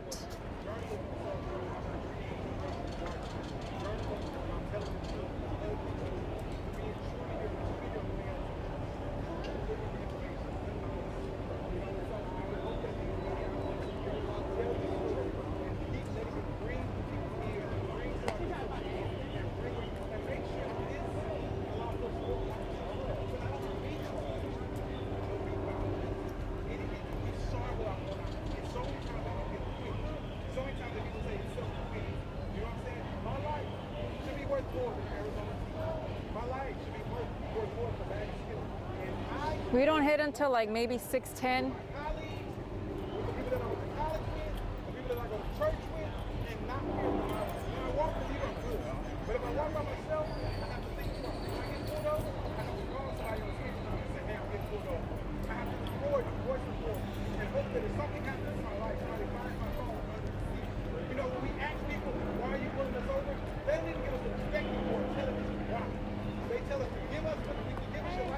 Hey.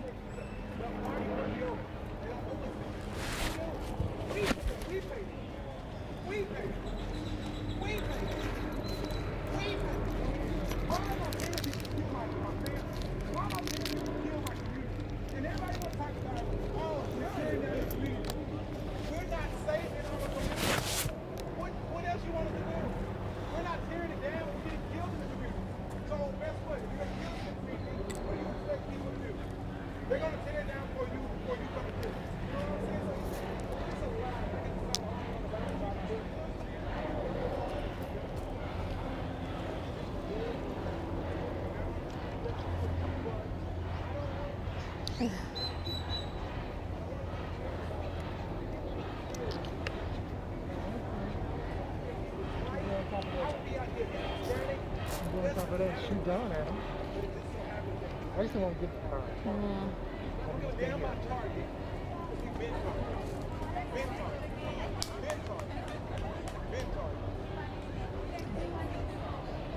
Recognize that most police officers, the majority of police officers are good.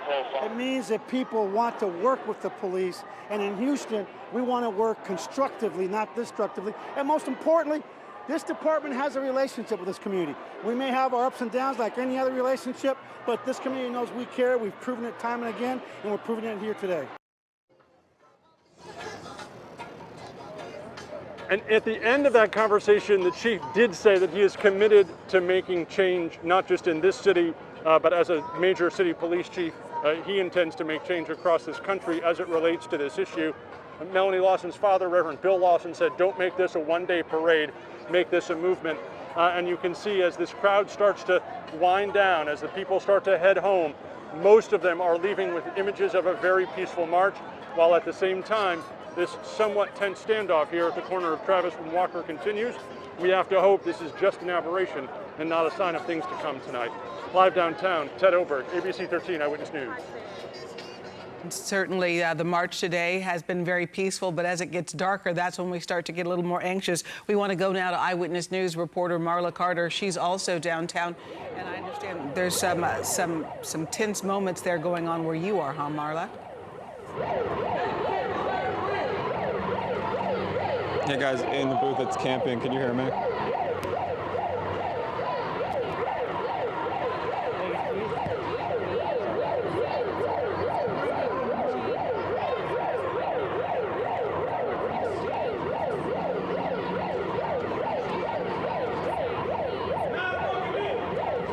Okay, Steve Campion, can you hear me?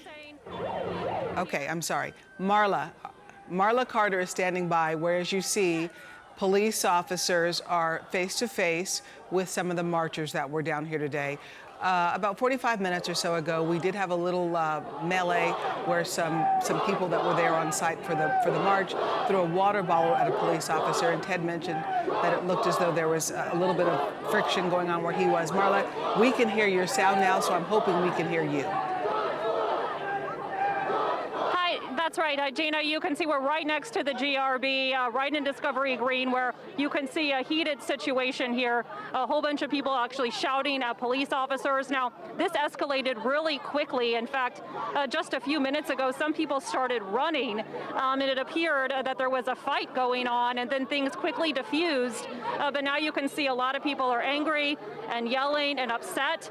And just before this, there was a big circle of people, and a woman spoke up, and she said, "We are here to be peaceful. We are here to protest peacefully and get the message out. Remember why we're here." And people got angry with her. It sort of de-escalated the situation, but again, it's now escalated once again, and you can see all these people lining up in front of officers, some of them getting relatively close, shouting at them, and really they're just trying to defuse the situation right now. But this is right outside of, not too far from the GRB, again, right in Discovery Green, where all of this started, and really it has been a very peaceful day, so we certainly hope things don't escalate from here, guys.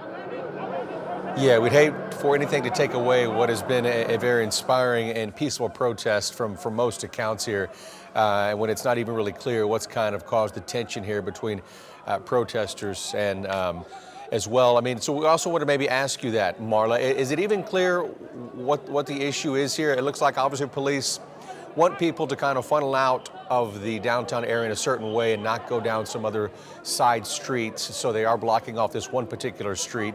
But is it even clear what the issue is here?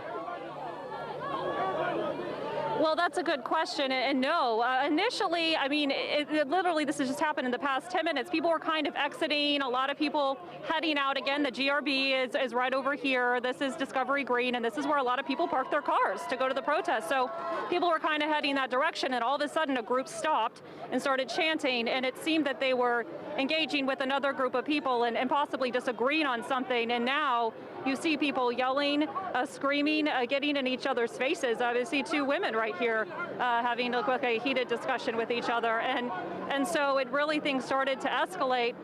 You see this man right now talking closely to an officer. So we don't know what escalated or what caused this. But I talked to somebody earlier, a couple, and they said this woman, and she was so moved and so impassioned by what happened today, she was crying. She said, this is so touching. And I feel so great to be part of today. And this is really not the sight that I know so many people wanted to see. Yeah, sometimes, too, you have different groups of people there in the march who disagree with one another about how to proceed, and one person might be more agitated than somebody else tries to calm them down, and then they get kind of sucked into the drama. But it looks to me as though they're not like up into each other's faces as we have seen in some communities.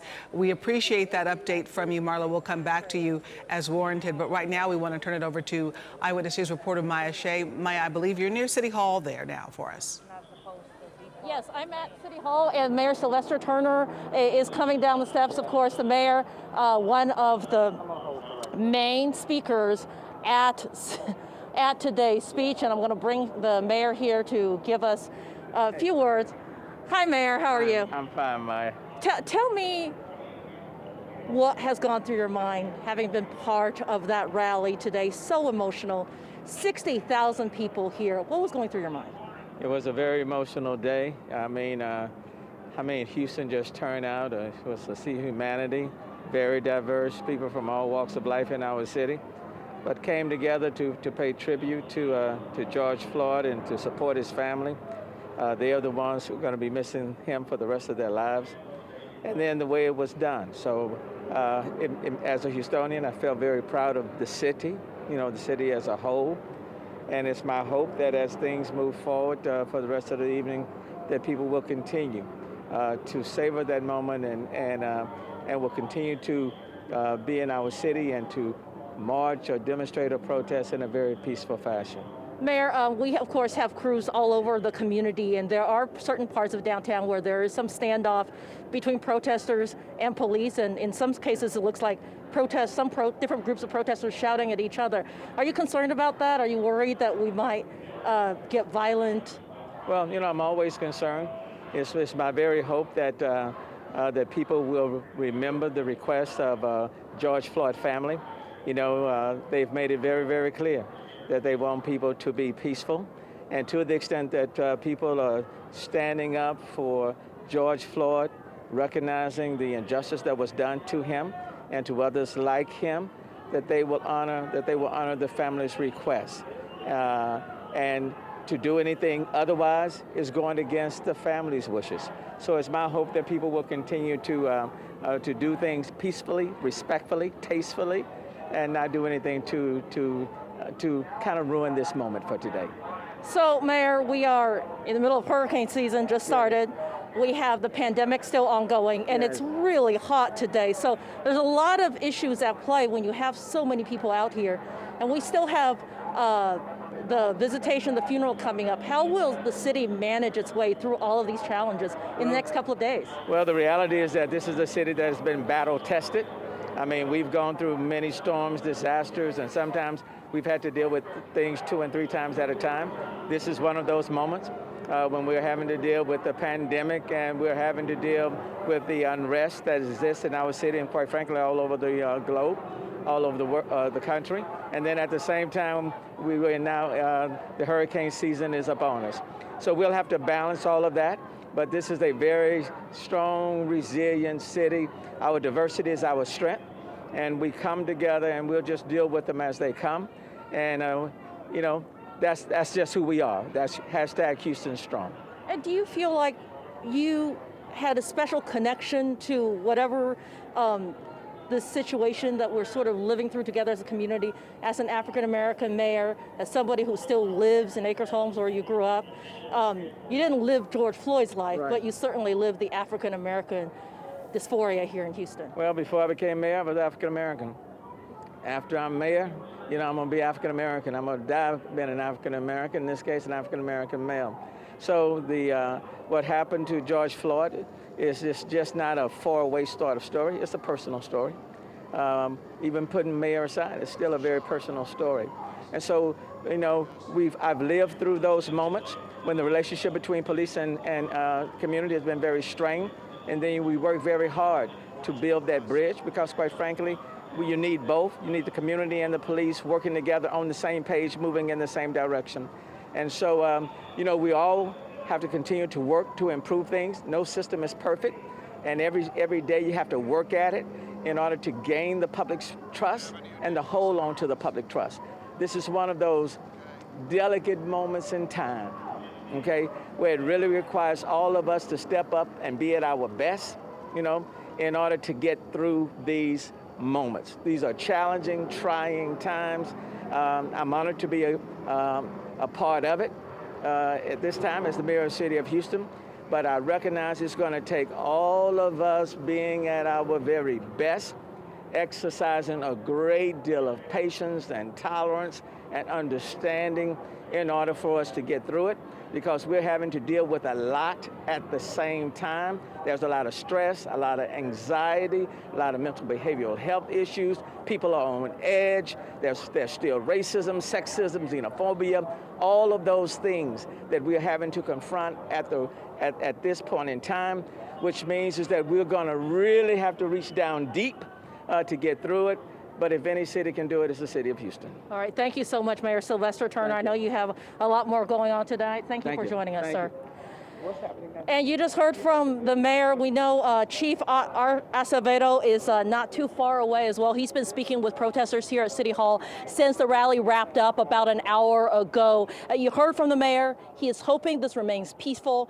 60,000 people showed up this afternoon to honor George Floyd, the vast majority of them remaining peaceful. But of course, all of this still ongoing. It's a fluid situation. I know we have a lot of eyewitness news crews out there keeping track of everything. If you listen to the mayor and other leaders, they are hoping everyone honors George Floyd by remaining peaceful tonight. For now, we're live from City Hall. Maya Shea, ABC 13.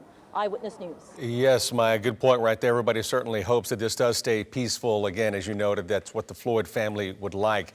And we want to go up to Don Armstrong. He's been giving us some different vantage points. And Don, we can see officers in front of these Metro buses. And moments ago, as Maya was giving her live report, we could also see some people on the roofs of these buses. Yeah, Eric, as a matter of fact, what we heard was that police had arrived here on a Metro bus, and all of these protesters, demonstrators, were here surrounding the bus. When we arrived on the scene not less than 5 minutes ago, a lot of them were on top of this bus that I'm showing you here. You can see all of the police officers. Just a moment ago, they were at the back of this bus, and in a line, they moved forward and are now moving, confronting, if you will, the protesters, the demonstrators here, and at least they've got them moved up to the back of the other bus. So in a kind of kind of method, if you will, the police have kind of moved the protesters up the street a little bit. No confrontation that we're aware of, but protesters were on top of the bus. What really worried us, we thought that that was going to be a vandalism issue there. But as you can see, a very large crowd here. This is at the end of the George R. Brown Convention Center and over here by the Marriott Marquis. As you can see here by our shot, it's on Avenida de las Americas in front of the George R. Brown, but it's on Rusk. So that would make it on the north end of the street there. But a large police presence here, as you can see. And it seems like a kind of a standoff, if you will. Protesters holding their signs and police holding their place. Back to you guys. All right, and Don, this is kind of basically the area where people obviously had started at Discovery Green around 2:30, 3 o'clock, made their way to City Hall, but then they had to come back to this area again towards the Discovery Green area where kind of the march has ended for the evening, so to speak, correct? That's right, and Walker is only a block away. This is Walker Street over here. So they didn't have far to travel. I don't know what brought them over here. The buses weren't here at that time holding the police, so I'm not exactly sure what drew the crowd over here. But as you can see, police are kind of at a standoff with the marchers, the protesters, etc. Sometimes, too, it's hard to leave the party, and it was really such a great afternoon, and people kind of not recognizing that it has ended. And even though the organizers, Trade the Truth and Bun B, have gone out into some portions of the smaller groups that have disbanded and told them it's time to go home, it looks like people aren't quickly making their way out. I would assume, too, Don, that it's not even really easy to leave downtown right now, even if you want to. Is that correct? Do you see a quick and easy way out? That's correct. As a matter of fact, we were looking at the freeways earlier, especially the Gulf Freeway, as we were heading back to the Hobby Airport to refuel, and there was quite a crowd headed back out of town on the freeway, some slow conditions out there. So a lot of people have left the downtown area. Now, entrance ramps into the downtown area, at least the few that we saw, were blocked off by police. So there's only certain ways that you can get out. They're trying to prevent these crowds from getting onto the freeway, like we saw last Friday evening, where people got up on the freeway. And we had heard a report that some people were trying to get on the freeway up there near Louisiana Street. We did not find that, but we did see a large police presence up there, police keeping people away from that entrance ramp, and there were no protesters or anybody trying to get on it at that time. So I think that they're just trying to keep a handle on this so they don't shut down the freeways. Now, the police patience runs short and thin very quickly when you start to try to encroach on a freeway. Thank you very much for that, Don. Yeah, and a fair concern right there. We did see that last Friday. We don't want to see that again. Ted Oberg is kind of down here in the mix of the live picture we're seeing here on the ground. We want to go down to him right now. Ted, we kind of heard Don Armstrong's take on what he's seeing. He's thinking that what police are trying to do here is keep people from making their way to shut down a freeway, possibly. Well, it's hard to tell, Eric. You know, we were at a corner, ironically, just 3 blocks north of here. The police officers just sort of decided they were protecting ground that didn't need to be protected. The only thing down the street was 2 dump trucks. So all those police officers took off, headed towards a bus, a metro bus. They got on. I saw you. You were protecting. It looked like you were protecting officers as they tried to get on that bus. Yes, huh? sir. Yes, sir, I was. Tell me what was going on. Kind of what was going through my mindset is that I think everybody has the anger in the wrong places. Yeah. So basically, everybody is putting stress frustration on the police itself And as it a looked unit. like it looked like they were following like 24 cops as they tried to get on that bus. Yes, sir. Yes, sir. And then the bus drove away, and then 12 like HPD units followed them. Yes. And then that poor one, the last cop, kind of got nailed. Yeah. Yeah, water bottles. People were Everything. hitting him. I mean, he had to speed up to get out. He or she had to really gun it to get out of there. It was Yeah. a little dicey moment. Is this the way you thought today would end? Not at all. Not at all. I was hoping for an abnormal, peaceful protest all Yeah. the way through. And in ways, it's kind of disrespectful to George, but at the same time, I can understand people's frustration. But if they want to get mad, they need to get mad at the culprit of what happened. Got it. Thanks, man. Not a problem. I appreciate it. Good luck. Stay safe. So, we ironically have arrived now at the Houston Police Department, which has been barricaded since Friday and now has a heavier police presence than I've seen any time. You take a look, there's about 10 officers in front of this Hillcorp office to our left. They were sort of immediately surrounded for about 60 seconds, and then the crowd moved on, maybe possibly noticing that they had surprisingly arrived at the Houston Police Department headquarters.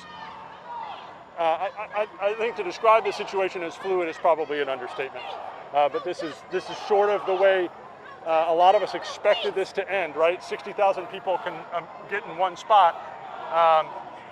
It only takes a couple hundred to have it cause problems as the night goes on. And so here we are at 6:20. We'll have to see how this develops. Even less than that can do it. We're looking at a crowd from overhead from Don Armstrong's shot that quickly dispersed. They headed toward what would be the Hilton Americas Hotel alongside the front of the George R. Brown. I don't know, Don, can you explain what happened, why they went that way? Well, I could tell you that the police, as I suspected that they were going to do, they were going to squeeze the crowd up past that bus that was damaged when those guys were on the top of it when we arrived on the scene. And that's what they did. They pushed the police line up toward the other police line on the other side of the street and kind of squeezed them together. There you can see the mounted patrol there and other police there on the right hand. They're right behind the tree there, if you can see that. And so they squeezed those protesters, get them to move. And during that, a fight broke out, not between the police and protesters, but amongst the protesters.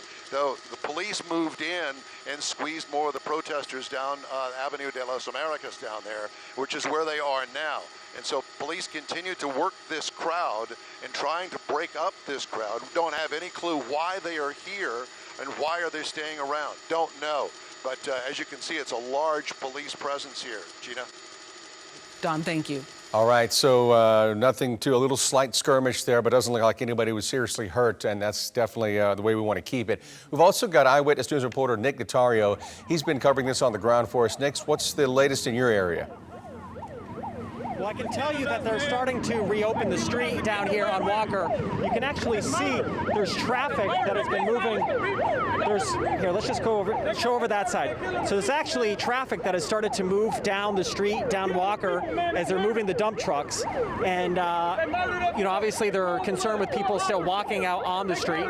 They're making their way down here. But what started out not only peaceful, there were a number of religious leaders from the Houston area that were out here this morning talking, and it was just such a moving sight to see, both young and old. And in fact, we got a chance to talk to Pastor Joel Osteen as he made his way out, and he had a really inspiring message as to why he was here. Let's see if we can take a listen to Pastor Joel Osteen, but also Reverend Lawson as well.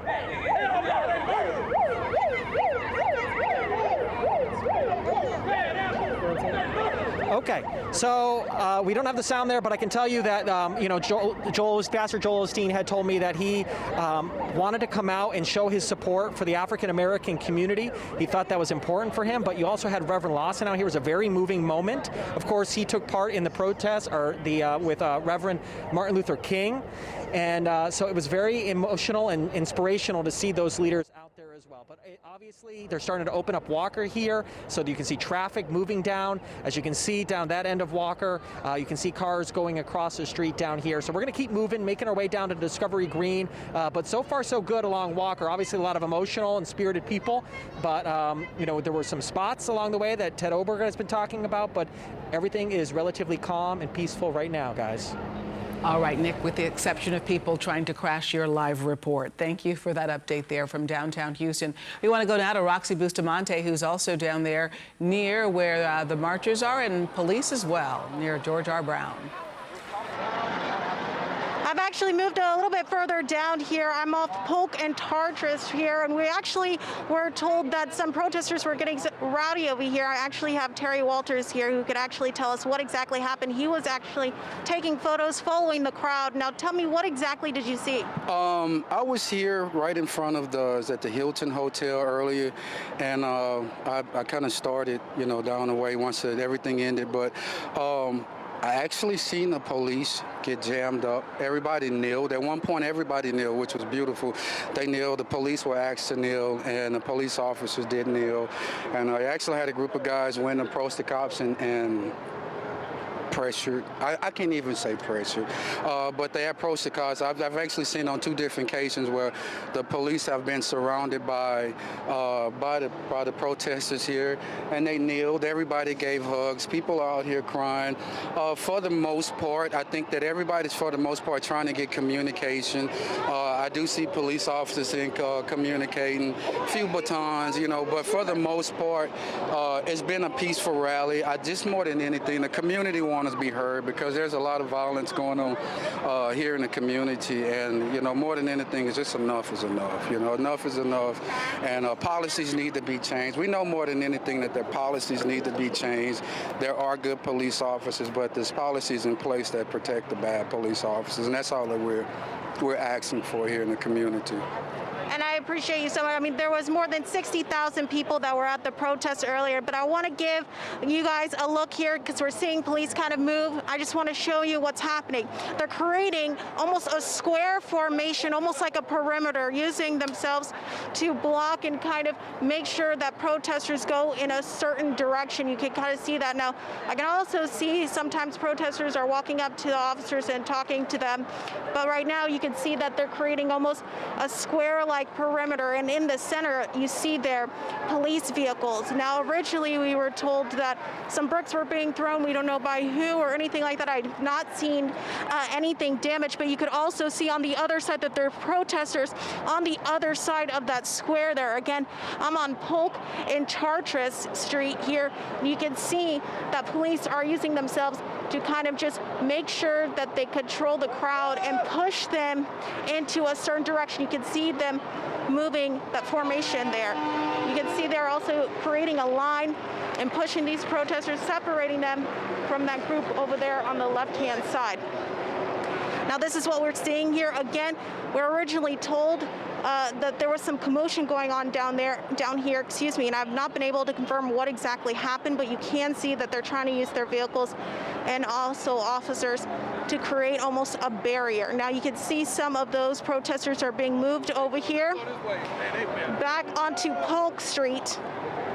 and we're being told to move out of the way. So you guys, we're going to try to move here and make sure that we're still at a safe distance.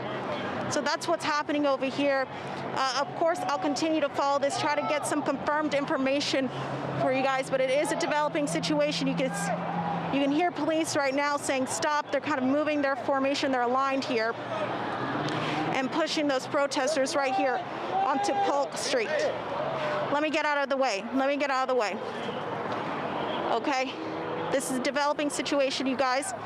Why did they do that like that? And see some of the protesters here getting aggravated. Still in training. They still in training. One of them got Ooh, pardon me, I'm sorry. And sorry, you guys, I stepped on somebody, but you can see, again, they're moving that line. You can see state troopers now have just arrived. They're moving into the middle of that square there. Everyone keeps asking what exactly is going on. We're not sure. We're trying to get that information, but you can see police right now are creating that line, a barrier, using themselves as a barrier. And you can see just on the other side, I don't know if y'all actually can see that there, Anthony, you can see some debris being thrown around, something's being thrown around by protesters. You can see signs there on the other side. It's unfortunate, you guys, because this march of protesters were peaceful up until what's happening here right now. So you can also see I'm again here on Polk and Chartres Street, and also there are also other protesters who are walking and continuing walking towards their cars and completely walking past all of this. There have been a select few, though, that are still gathered, and right now, I mean, you can only assume that police are trying to do some crowd control here, but they're using themselves basically as a barrier. It's a developing situation. I can tell you that the tension is high.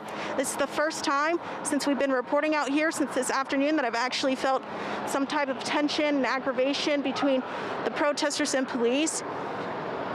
So that's what we're seeing right now. It was actually pretty calm. In fact, I think on the other side there, on that other block, hey, Roxy, we wanted to ask you a quick question. More protesters on that side. We know Yes, this sir. is kind of all unfolding right here.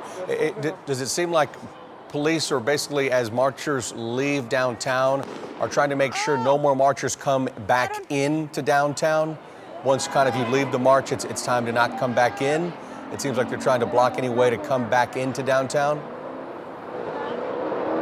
Yeah, that sounds about right. It does sound like, and I'm sorry, I didn't mean to scream while you were talking. It just something popped. I'm not quite sure what's happening. It seems like on that other side, the crowd seems a little bit more agitated and things are flying. It looks like debris.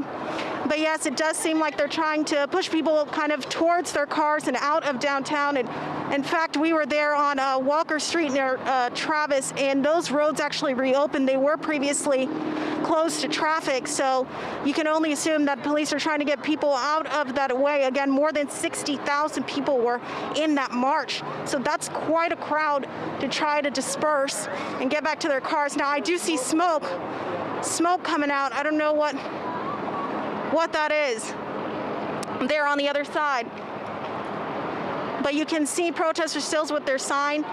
It's a bigger crowd over there than it is over here. But again, you see how, and I can smell something now, but you can see how police are blocking the street here. So there's no way for us to get on the other side to see what exactly is going on. We've got a great shot of it from Sky Eye. Don, can you tell us from your vantage point what you've been watching? Because we can see what Roxy's referring to on our screen in a better view than she can actually right now.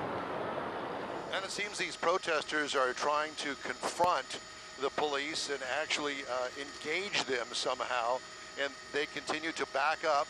They're not trying to engage the crowd at all, and I'm not exactly sure why they're doing that. You can see the remnants of the water bottles and other things that they have thrown at police, trying to, I guess, intimidate them to get them to engage with them, but police are not doing that. But Don, it looks as though one person line. was taken into custody. It looks as though one person or two are being arrested right now.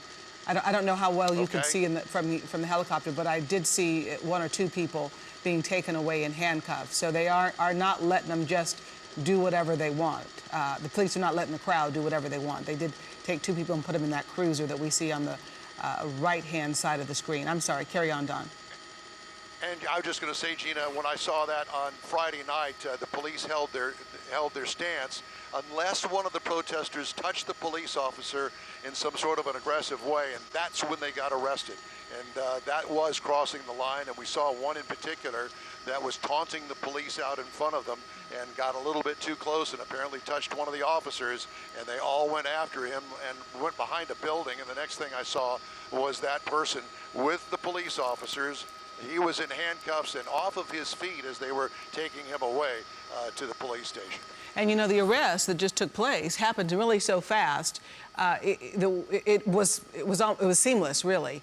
And you could see that the rest of the crowd did not exploit that situation or become more aggressive when police put a person or two. Again, I was trying to watch it and also watch the shot that Roxy has, but the crowd did not try to react to that and escalate. So that was good to see. But we do see that there is the standoff there at the street, and you are by Minute Maid Park by Hamilton, Don? Yes, I'm off of Dallas and Chartres, right next to the freeway here. Let me pull out and I'll show you exactly where we are. There's George R. Brown, and Minute Maid Park is up ahead over here to the left. Pardon my white balance, but we're in a shadow here, so I've got to kind of gain it up a little bit. But as you can see, this is one of the standoffs here. This is the same thing that happened on Friday night from what I witnessed. And police drew a line in the sand, so to speak, and they would not let the protesters continue on. The concern mainly from what I saw is that, last Friday, protesters are trying to get on freeways to stop them, and I know that that's happened in other cities, and they are really enforcing that and not allowing the protesters to get anywhere close to those freeways. Earlier, we were off of Franklin Street over near the Congress area, and they had that all blocked. There were probably at least a dozen officers in cars over there, so they couldn't get on that entrance ramp over there. On Friday, they were trying to get on the entrance ramp just a little bit to the south here, over off of Hamilton, that famous Hamilton entrance ramp to 59. I have not had the opportunity to check that, but DPS is here in force, not only on the ground, but also in the air. As a matter of fact, we have 4 other helicopters up here, including HPD and the Sheriff's Department. So it is a full contingent, a full array of police this evening. All right, Don, we appreciate this vantage point, too. We also want to get back onto the ground for another different vantage point of this shot that's taking place here with Roxy Bustamante. So, again, Roxy, I don't know if you could tell, because I think it happened across from where you were, but we're seeing that it looked like 2 people were taken into custody at this point. Yeah, and I'm so glad you guys took that shot, because it also helped me kind of see what exactly is going on, because of course I'm just down the street here, and again, police have pretty much created a line to kind of block off the area there. Now, on that other side, I did see some medics actually kind of break through this line to try to get to the other side. I'm not sure if anyone was hurt or if that's just for precautionary reasons. But again, it is quite a big crowd. You can actually see them moving now. They're kind of dispersing further away, and police are still kind of holding their line. I could also see some people kind of confronting police there, still kind of, in fact, I see somebody pushing an officer there. So you could definitely see that there is some confrontation happening, and now some of them are coming back. Those who have kind of ran away have come back again. They're still holding their signs. Their police are still standing in place. Now, again, they're also blocking here on Polk Street, and actually protesters who you're seeing kind of cross by us, they're going back to their cars. Some people are coming back and forth, but you can definitely tell on that other side that crowd is very agitated, and there's a lot more commotion going on over there, and that's why probably police and some of these Harris County constables are blocking off this area. Now, I also want to give you a look right here behind us, if you will, because if you're trying to drive here in this area, you're going to see all this. Chartres is completely blocked off. They have some of the highway blocked off too. So they're definitely trying to block off traffic and trying to make sure protesters don't get onto those highways. And you can see, again, where the most activity is happening is right there down the street. And I actually see kind of more officers heading down that way. And we also have Harris County constables out here as well. So I'm trying to kind of just gauge the crowd right now. I'm kind of walking around. I'm seeing more protesters coming down here on Polk Street, and some are just walking by and asking what exactly is going on. That's what we keep asking as well. But again, you can see police have pretty much set up a perimeter. Now, they have not been, confronting protesters as they're standing here. They've been holding in place. They've really just been pretty much a barrier to what's happening there on that other side. They have not, brought down their composure at one instance at all. They've really just been standing here in place. Now, we have seen just a handful of protesters going up and starting to talk to them what exactly they're saying. We can't get that close. You can see on the other side, though, where those, you can see the posters hanging up. You can still see that police have created, again, another line over there. That's where most of the commotion is happening. And again, we originally were sent out here because we were told that protesters were actually getting agitated. But again, we're trying to confirm what exactly happened. Of course, I'll keep you updated with the latest and keep you updated right here on air and online at abc13.com. Roxy, thank you. Thank you so much. And we're going to give our viewers that vantage point from Sky Eye so that they can continue to see what's going on. But look at that on your left-hand side of your screen. That's Police Chief Art Acevedo. Ted Oberg mentioned earlier he was walking around without a lot of security. Let's listen to what he's saying to the crowd. I was at City Hall. And you came. Came. Yes. Okay. Everybody. Let me finish. Let me finish. I'll let him talk. Hold it down. Let me tell you. In the back, they don't know we're talking. I was at City Hall. Yeah, man. It's okay. Talking to the community. There's video of that. And I could hear my radio. People were calling me saying things were happening here. And the mayor, I got a call. The mayor said, "Hey, Chief, you need to get down there." So I came. I asked my people, "What's going on?" There's a white naked guy messing shit up out there, and I said he's going to jail. And I went because I knew that he was jacking up the crowd. And we're not going to let them jack.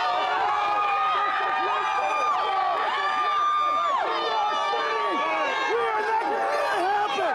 It's our city. Don't let them take it.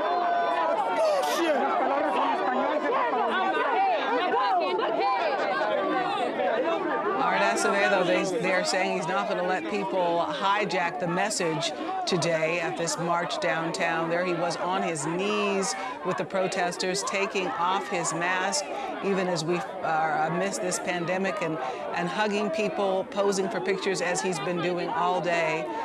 Certainly doing everything he can do on the ground there to try and say that police are not their enemy, that police want to hear them, they want to protect them, they want their respect for a service well provided, and that's what the city has acknowledged it has not yet achieved, but that it is working toward. Acevedo talking to that, Chief Acevedo talking about that to our Ted Oberg. But we were showing you right before we went to his shot kind of a little bit of a standoff happening over by Minute Maid Park and by George R. Brown, and he said that the mayor mentioned that there were some hot spots starting to develop, and so he felt it important to try and get toward those hot spots to allay the aggressive sentiments, the frustrations that some people were feeling. And this is the hard thing when you got 60,000 people. 59,598 might be on one accord about the mission of the day, and it just takes a few to really spoil a very good undertaking. And so that's what we've got now, as people are trying to figure out whether or not they want to leave the site, as Trade the Truth and Bun B, who organized this event, have been asking them to do, and the police chief certainly wants them to do. Yes, and they made the march to kind of end today's program back towards Discovery Green, where it originated at around 2:45 this afternoon. And I think once the program concluded there at City Hall, I think HPD was kind of just thinking, okay, at some point, people are going to start making their way out of the downtown area. So you could surmise as well why they're trying to block off certain streets and get some people out. The picture we've got for you right here from Sky Eye is over Avenida de las Americas here, of course, in downtown Houston, where police, again, are kind of keeping a perimeter to at least get marchers to go back to their vehicles, where areas where cars were parked, to start filtering out of the downtown area. And then on the left-hand side of your screen, Chief Acevedo has put back his mask on here as well, still engaging and talking and discussing with people that it came down to honor the life and of George Floyd, along with the bigger discussion that it should happen and takes place here in the coming days, months, and years after this. Yes, and you know, we talked about this earlier, Eric, during the march when everyone was downtown at City Hall, about the fact that this police department is not without fault too. It has been criticized recently for several, I think 7 or 8 officer-involved shootings in just the past couple of months. There's the Gerald Goins investigation, where so many of the cases that Officer Goins was on are now being thrown out, the convictions being thrown out. Not to mention the couple that lost their lives in the Harding Street botched drug raid as well. Right, because of Gerald Goins. That's the allegation. That's the case that he is now in court trying to address. So this police department is not without blemish. And today, Art Acevedo acknowledged that in talking to Ted Oberg. And so if we haven't said it clearly, we want to say it again, that there is that acknowledgement by the police department that we've got to do better, but that there is an effort during this period, during these past several days with this march, to try to begin to do better by being on the ground with the people of Houston and hearing their frustrations, not running from them, not making commands or decisions or policy from on high, but instead getting on the ground with them. But yes, this department, like so many police departments all over this country, has its own work to do as well. And you know, the planning that went into this march, again, 60,000 people. They might not have expected that many, but they did get it. Again, it was a peaceful march as well. But you know that HPD also has a backup plan if people decided not to leave, which they might have to deploy here at some point and move to their next phase, if you will, with people. I mean, it seems more than half, if not 3/4 of the people have left, but there's some people who he'll still want to be out here on the streets. Well, and I'm sure they're thinking they want them. Engage police and get what they think are their voices heard as well. Yeah, and I'm sure they want them gone by nightfall if possible, because that's when things get a little bit harder to control. You know, we watched Friday night when the police department, Houston Police Department, engaged a very patient policy, and in the end, rather than making lots of arrests, gave out lots of citations. So that's something we've seen them employ before. They were able to calmly say to the people, okay, if you don't leave now or this situation here, then you're going to get a citation. And the people just calmly lined up. There was no skirmishes. They took their ticket and then they went home. But once it gets to nightfall, it becomes harder to control whether or not you end up in a very peaceful exit like that, or one that becomes more escalated. And for HPD, you know, they're trying to figure out what's the end game here, because we've got these pockets here where there is just a constant standoff. Protesters are sitting here staring at officers in their perimeter. We've got, again, let's go get some more perspective from some of our reporters on the ground. We've got Steve Campion here in the middle of this crowd of marchers as well. Look like they're engaging police. Steve, can you hear us? What's the latest where you're at? Eric, we're at the corner of Crawford and Walker. I think you've been looking at live images of Chief Art Acevedo with the Houston Police Department. He has been engaging marchers one-on-one, hugging them, speaking with them directly. But this is a tense situation because some demonstrators, quite frankly, don't trust him, don't believe what he has to say. So they've been a little tense with those talking with him. But we have seen Art Acevedo really take a hands-on approach when it comes to this situation. He has been on the front lines, so to speak, talking with people, hugging them, listening time and time again. So this is a sight we've seen for days now from Chief Art Acevedo. He's marched with demonstrators. He's back out here at the corner of Walker and Crawford doing the same thing. You can look live right there on your screen as he's speaking with some of the marchers here. It's at times been rowdy, at times been calm. But again, a lot of the folks out here are quite frankly upset that he's talking to some of the protesters. They quite frankly don't believe him given the history of the Houston Police Department. So We're going to try to listen in and see what he's saying. It's hard from our vantage point, but again, we are just on the northwest corner of Discovery Green, just alongside the Marriott Marquis. And I believe, well, you can see, quite honestly, in your screen, you can see he's talking one-on-one with people, listening to their concerns, trying to tell them to have a peaceful approach about all this. Obviously, there is a lot of emotion out here. We just witnessed really marchers who are, well, we witnessed marchers who were straight on just confronting police officers. So there's been a lot of restraint by the Houston Police Department too. They are clearly, taking a less aggressive approach when handling these demonstrations and trying to listen to demonstrators as best they can. Again, Chief Art Acevedo right in the middle of a sea of people. We're talking hundreds of people here on the northwest side of Discovery Green. He's trying really to diffuse the tense tensions out here. You can see he is talking directly to a young man out here. Clearly, he's listening to their concerns. And again, Chief Art Acevedo, let's see if we can squeeze in here for a second. Chief,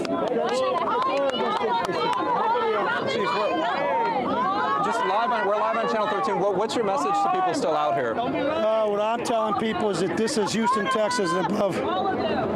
Yeah, going into a crowd that's riled up as a photo op. Yeah, okay. Some naked guy was out here, got everybody jacked up.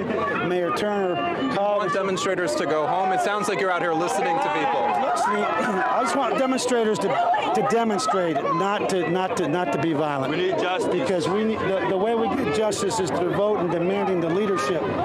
The leadership. I didn't come out for the photo op. I came out to be in the march every single day because ultimately I'm responsible for my department. What's your directive to officers? Because we've seen them not engage with anybody. That's part of their training. So you can see Chief Art Acevedo, he is listening to people. He's also hearing a whole lot from protesters out here. Many people don't trust him. Yeah, tell me your name, where are you from, and what are you doing out here? I'm from Southwest. I'm originally from Africa. So basically, we need peace and justice. You know what I'm saying? There's quite things that is not going that good. You know what I'm saying? Especially with the police system, man. You know what I'm saying? We just need things to be right. You know what I'm saying? Thank you. Yeah. Appreciate that. Yeah. And you can see the demonstrators are moving with Chief Art Acevedo. It's at times been very confrontational out here, at times been very peaceful.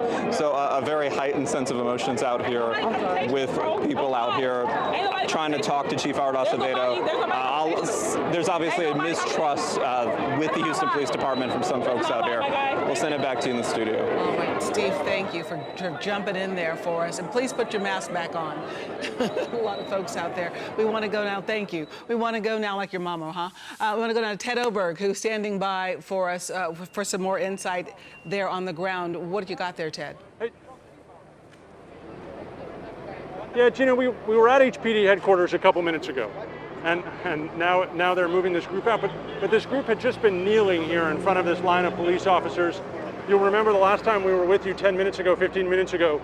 This is a very volatile situation. This group of about a dozen protesters had been kneeling in front of police officers. One of them had their Bible. It was a very peaceful moment. And the young man in the suit and tie there who'd been leading it told me just a second ago that he wants to make sure that the final moment of tonight is one of peace. Yes. And so tell me, you were kneeling in front of the police to show them what? We're showing that there are more people out here that are not just trying to loot and destroy America. We got people actually that want to change and actually want something better than what's going on. Which is not to say it's perfect. Of course, it's not perfect. It's far from perfect. But it's going to take all of us together to finish what was started at first. And how do you think the response was from the police officers just across the, not as far away as you and I are? Mm-hmm. The response is easy. When the police see that there are good people in this world, they're going to protect those. These people have done nothing but protect us since we've been peaceful. Now, if we would have came with guns and knives and everything, of course, everything would have broke loose. All hell break loose. Because just blocks away tonight, there are bricks being thrown and water bottles being thrown and confrontation being had. Yes. And so what do you say to those people tonight? To those people, I say this. What we're doing right here is life-changing. And understand, it's going to take everybody, every single person on this earth has to come together to fix the problem that's going on. Thank you, and in order for that to happen, you must lock up with your brothers and sisters, lock up with your mother and father, and ask them what kind of change they want and do it. Because action is number one. Action is number one. Talking is fine, but when you do action, that's when it solves. Thanks very much. Thank you. Good luck tonight. So you can see that the line of police officers that had been here has now been replaced by a City of Houston dump truck, an effective roadblock as well. 15 minutes ago, we saw beanbag guns, pepper spray guns out. They're gone now. Likely not far away, but they're at least not out here. We have to hope this holds tonight out here on the streets of Houston. No guarantees.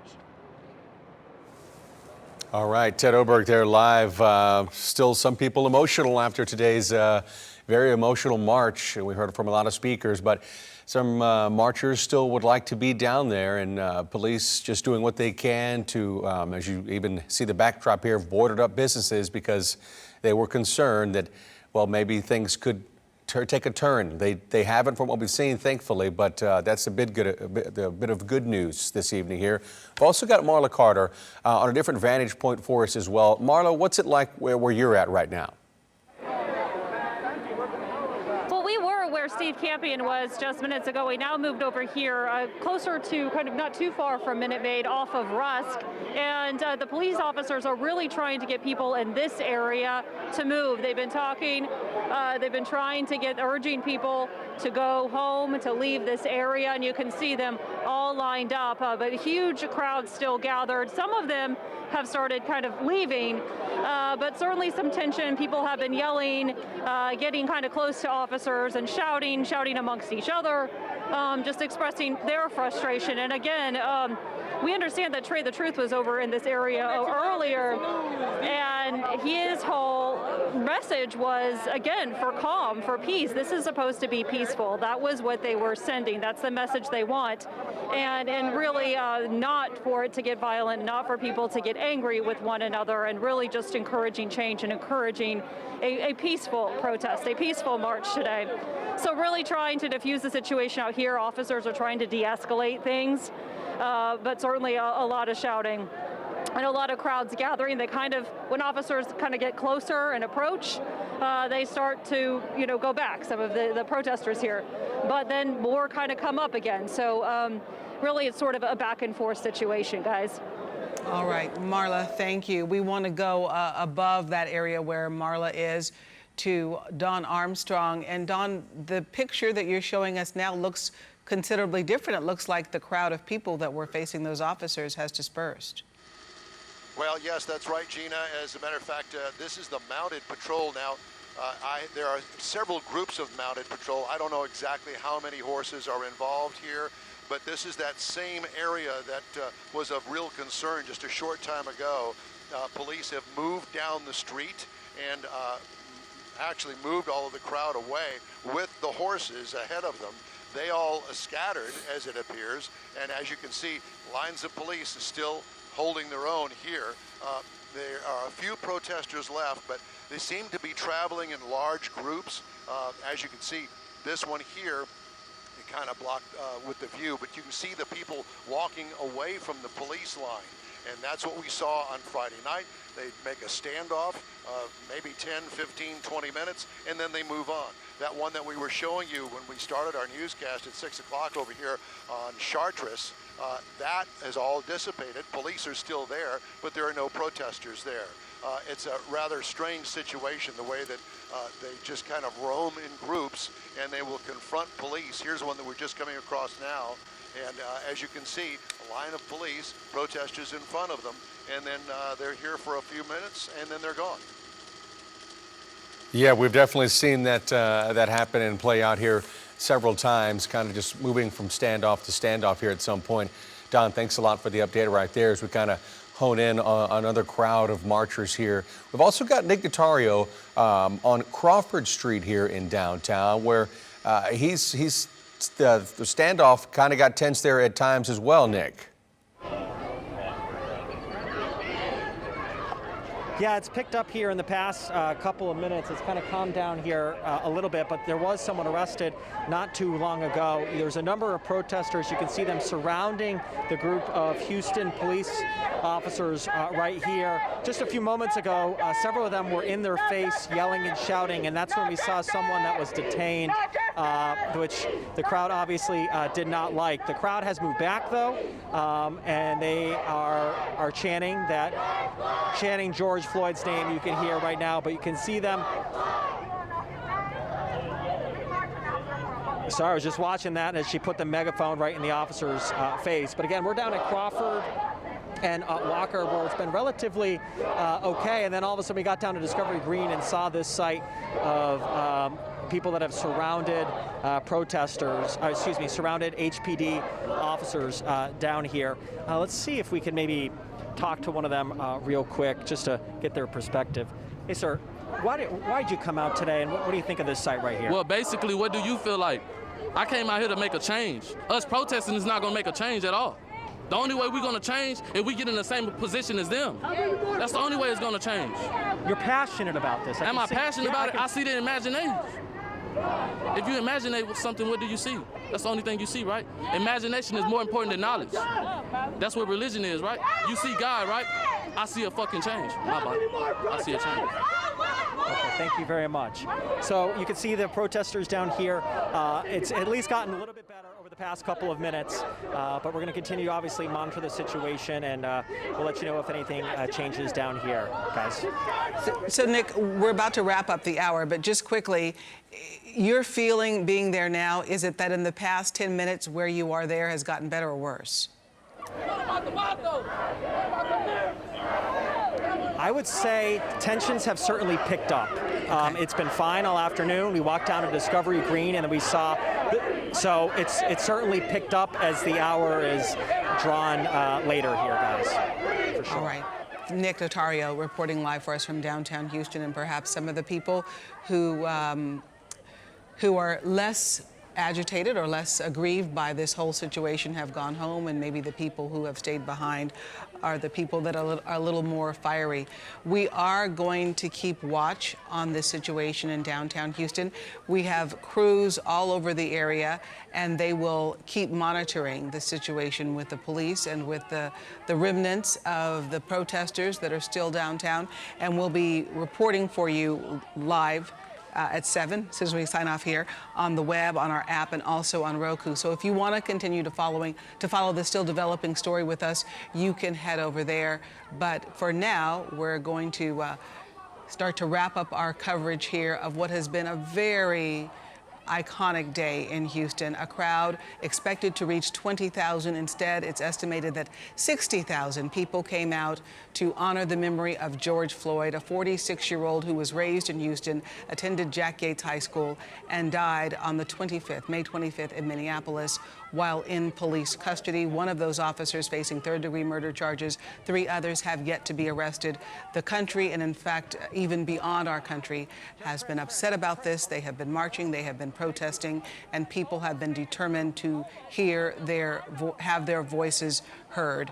We saw a very peaceful march today here in downtown Houston, and only in the last 45 minutes or so have we seen some escalation and a couple of people taken into custody. Again, we're going to keep watch on this online. We invite you to stay with us there. But for now, we appreciate you tuning in to Eyewitness News.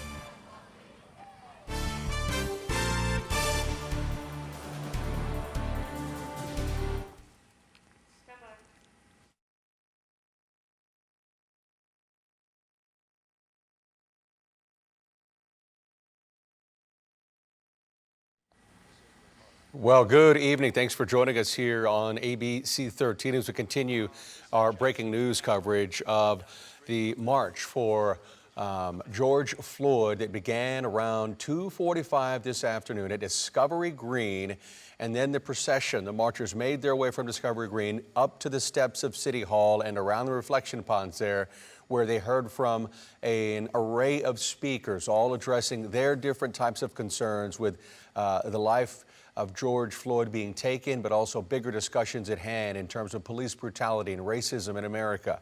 So now Almost 4 hours later, at least, we've still got some remnants here of marchers that are still engaging police in different types of different scenarios here. But most marchers have left here right now. As we look at one shot of the crowd here from Sky Eye, we can also see on the left-hand side of your screen where we're seeing somewhat of a slight standoff here, just a slight escalation and some tension between marchers here and police. We've got Ted Oberg, who's been reporting for us for the march all afternoon. Ted, what's the latest from your point?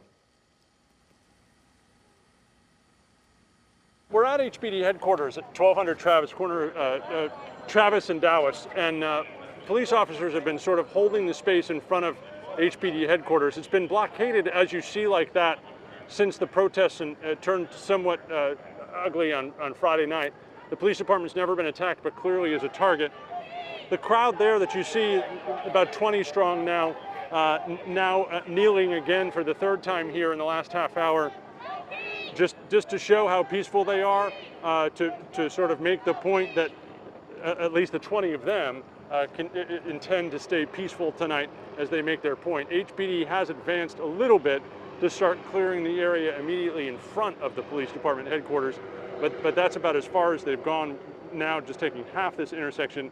The crowd, look, there's 20 or 30, maybe 40 of them kneeling in the intersection here, and probably another 40 or 50 on the sides, but it really calm, not the stuff that you're seeing on the other side of downtown where debris and so forth are being thrown at officers.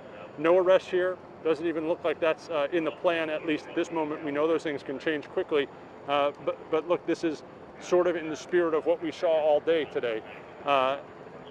They are here to make a point. They are here to be very visible. They are here to suggest that this isn't, as Reverend Lawson said, just a one-day parade, but that this is something that they can continue to do. And that's how they're choosing to do it now as we get 5 hours into this today. All right, Ted Oberg there reporting on the scene as we take a surreal picture right here, a live picture on the left-hand side of your screen. Marchers on one knee here in front of that line of officers with their signs, almost taking a moment of silence here as we've had different shows of just different emotion here throughout the day. People wanting to get their voice across and just let some of their emotion come off what's been a very tense week here plus in the Houston area, along with other cities across America at this point. Yes, that young man, Ted, got a chance to speak with him earlier, and he said that he really hoped the final imagery of the day would be a peaceful one, because he came into it hoping for peace. That's certainly what the Floyd family has been urging people all across the country, that they march, that they turn out and show people what they feel about this issue of justice and their brother's death at the hands of police officers. But at the same time, there was a very strong appeal that people not escalate into violence. And that was the message as well today by the organizers of this event, Bun B and Trey the Truth. They wanted very much for people to get a chance to pay honor to George Floyd and also to give comfort to Floyd's family. So we got a chance to hear from his brothers today, and he has children in this community.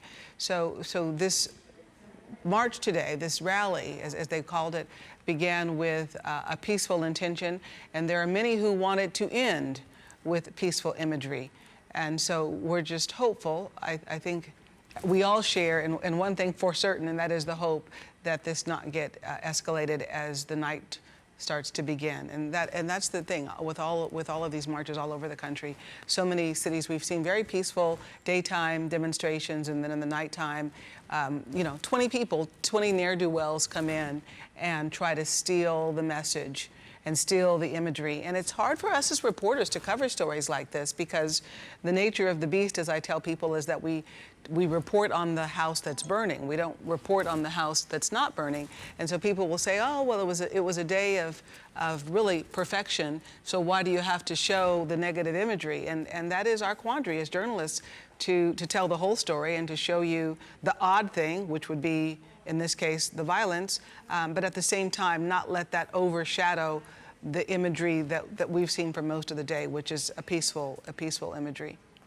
And we do have this picture right here for you that's now taken full screen. This is one of the images we've been seeing in the last 30 minutes to an hour. Protesters gather here in this standoff with police. We have one woman with a bullhorn that is walking back and forth in this little pathway here, if you will, that's right in the center of your screen with different chants and whatnot. Officers just remaining stoic here, not reacting. We have Steve Campion there live, who's been watching this unfold as well. It's not clear exactly what's being said. He's got a better grasp on what's being said to officers out there. So let's go to Steve now for the latest on this scene. Steve. Hey, Eric, again, we are at the corner of Crawford next to Discovery Green. You can see there's a line of Houston police officers in full gear, and they are standing side by side as demonstrators essentially express their frustrations to them right directly to their face, at times screaming. You can see there on your screen the woman with the microphone talking directly to them using profanities, vulgarities. They have been out here restrained. They have not really been reactive to that. Obviously, protesters or demonstrators out here, rather, they clearly have a message they want to send to police officers in the Houston Police Department, and they're taking this as their chance to do so out here. Again, for the most part, it's been peaceful out here, obviously tense, but Houston police have not been reactive from what we have seen out here, that they haven't actually taken anybody into custody. But again, you're looking on the backside of Discovery Green near the Marriott Marquis. There's still hundreds of people out here gathered, chanting George Floyd out here, hours really after the march first began here at 3 o'clock.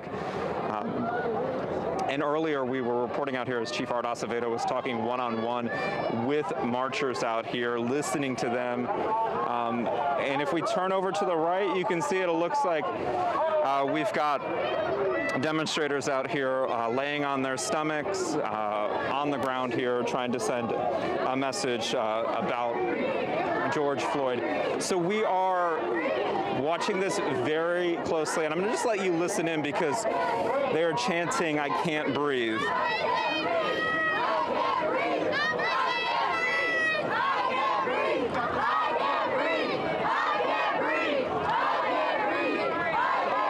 Of course, that is what sparked all of this, those words that George Floyd screamed out in Minneapolis as police stood by and as bystanders tried to get him help, really triggering this movement, so to speak. And earlier, as you said, we've seen a crowd of 60,000 people turn out here in downtown Houston. I just want you to listen in just for a minute.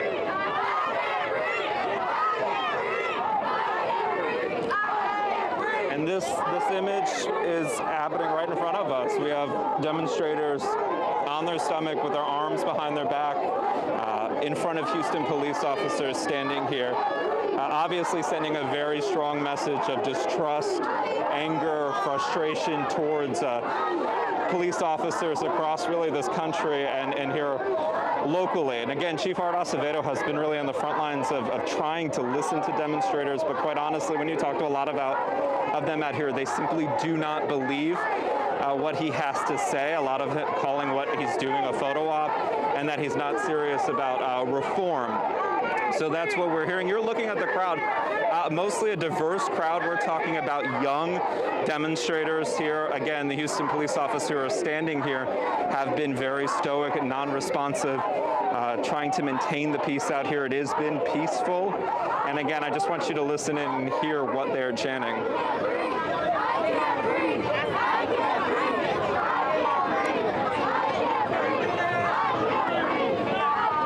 You know, we asked Chief Art Acevedo earlier on live television whether or not he wanted these demonstrators to go home.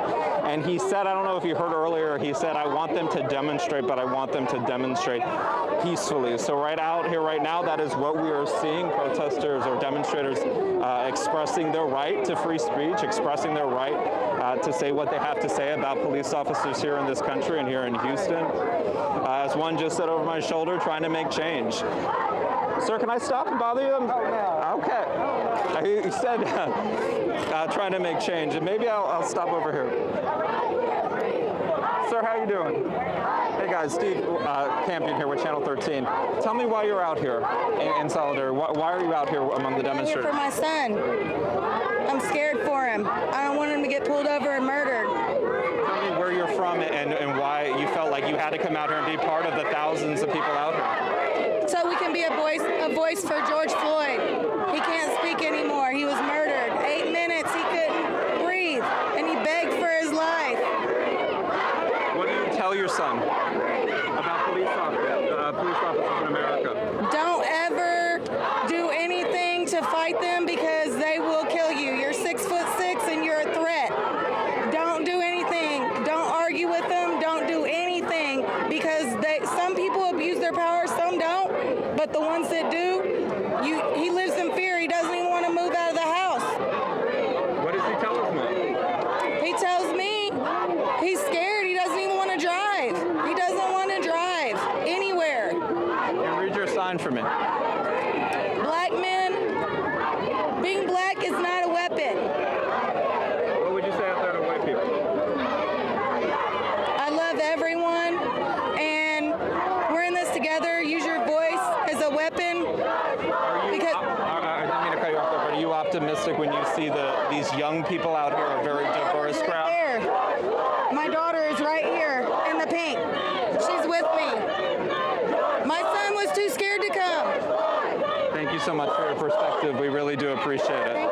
So you can see demonstrators have gotten up off the pavement, off the ground. They are now chanting George Floyd directly to Houston police officers here outside Marriott Marquis. We're getting a bit of a pushing situation. It seems that there was some people just pushed back in the crowd. It seems to be subdued right now, but again, these demonstrators are really making their voices directly heard in front of Houston police officers. And I'll tell you one thing that we have heard, and I know Trey the Truth and Bun B and a lot of the people who organized this event said that they wanted demonstrators to stand up to one another if anybody was trying to incite violence or trying to do that. And we have heard that from demonstrators out here who have kind of stepped in where police might have in the past and told them directly, listen, calm down, we're trying to be peaceful about this.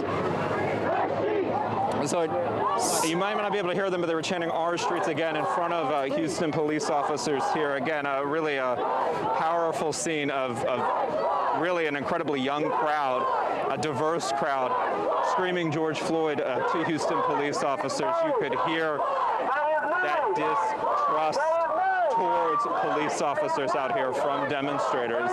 And this is just one snippet of what's unfolding here outside of Discovery Green. Damien, if you want to turn around with me, you can see that's what's happening over here. But as we walk towards this way, a little bit away from that police line, you can see in the distance we also have demonstrators there that are congregating. So clearly we're hours after this march first started. People are out here still expressing their opinions, expressing their outrage, expressing their frustrations towards police officers. But so far this has maintained a relatively peaceful situation. So that's the good news out here. Again, when I spoke with Chief Art Acevedo earlier, he said it wasn't about demonstrators going home. It was about demonstrators demonstrating in a peaceful manner. So, Steve, thank you. We're going to wrap you because we're trying to get to Tom Abrams. We'll be back at you. But Tom has a battery that's about to die, so I want to make sure we get him in. Tom, we see you now live.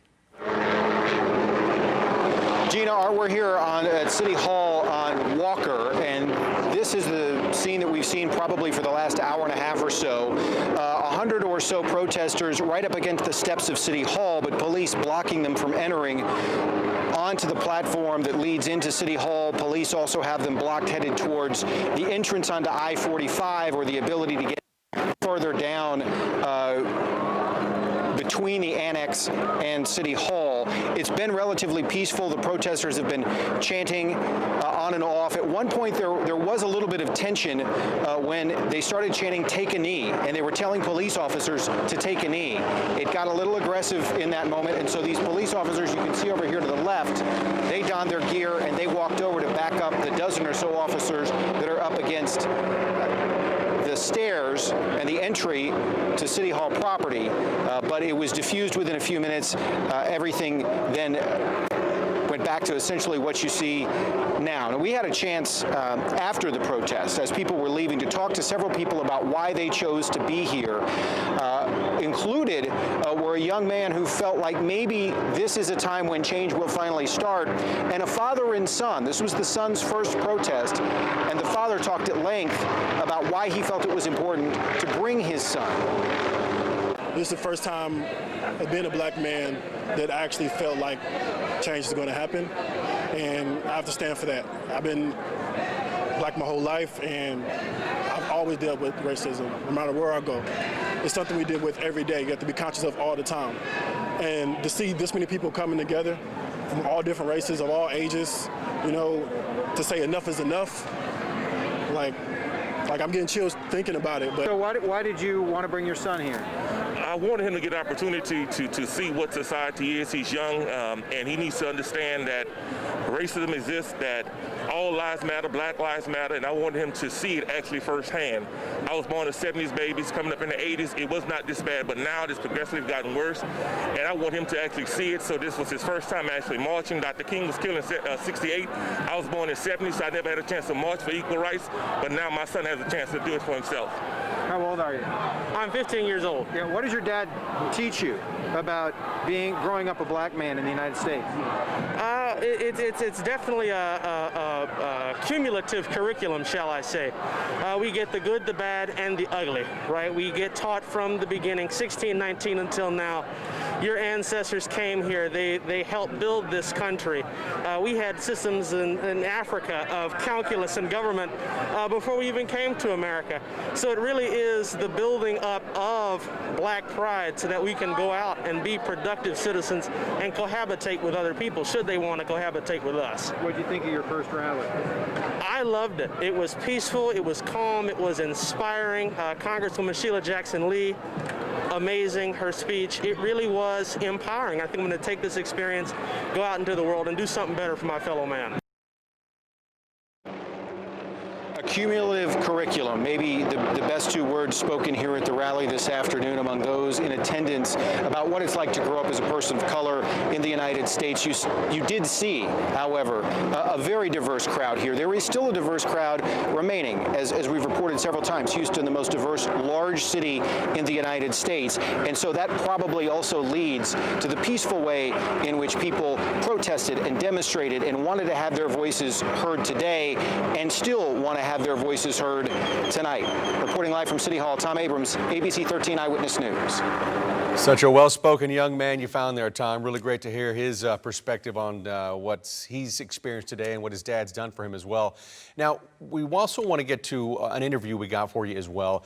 Trey the Truth, one of the main organizers of today's march, spoke to us as well about what he thought the march was today and how things went. Let's go ahead and listen to what he had to say.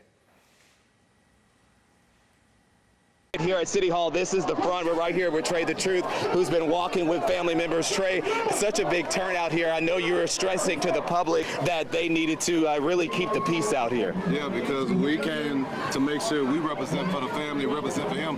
So if they come here trying to tear it down, that defeats the purpose of what they're trying to do. The goal right now is to get all four of them officers and anybody who had anything to do with that wrongdoing held accountable. That is the main mission right now. Right, and we will stand. We're going to stand at all times. All right, Trey, you were talking about to the audience earlier. You gave them some advice. You said if you see people looting, if you see people trying to riot, what do? We take care of our own community, so we ain't got to wait for somebody to come tell us. We're going to let them know. That's not what's going to happen. Yeah, we're marching here right here by City Hall. You have family members of George Floyd actually walking right here with Trey.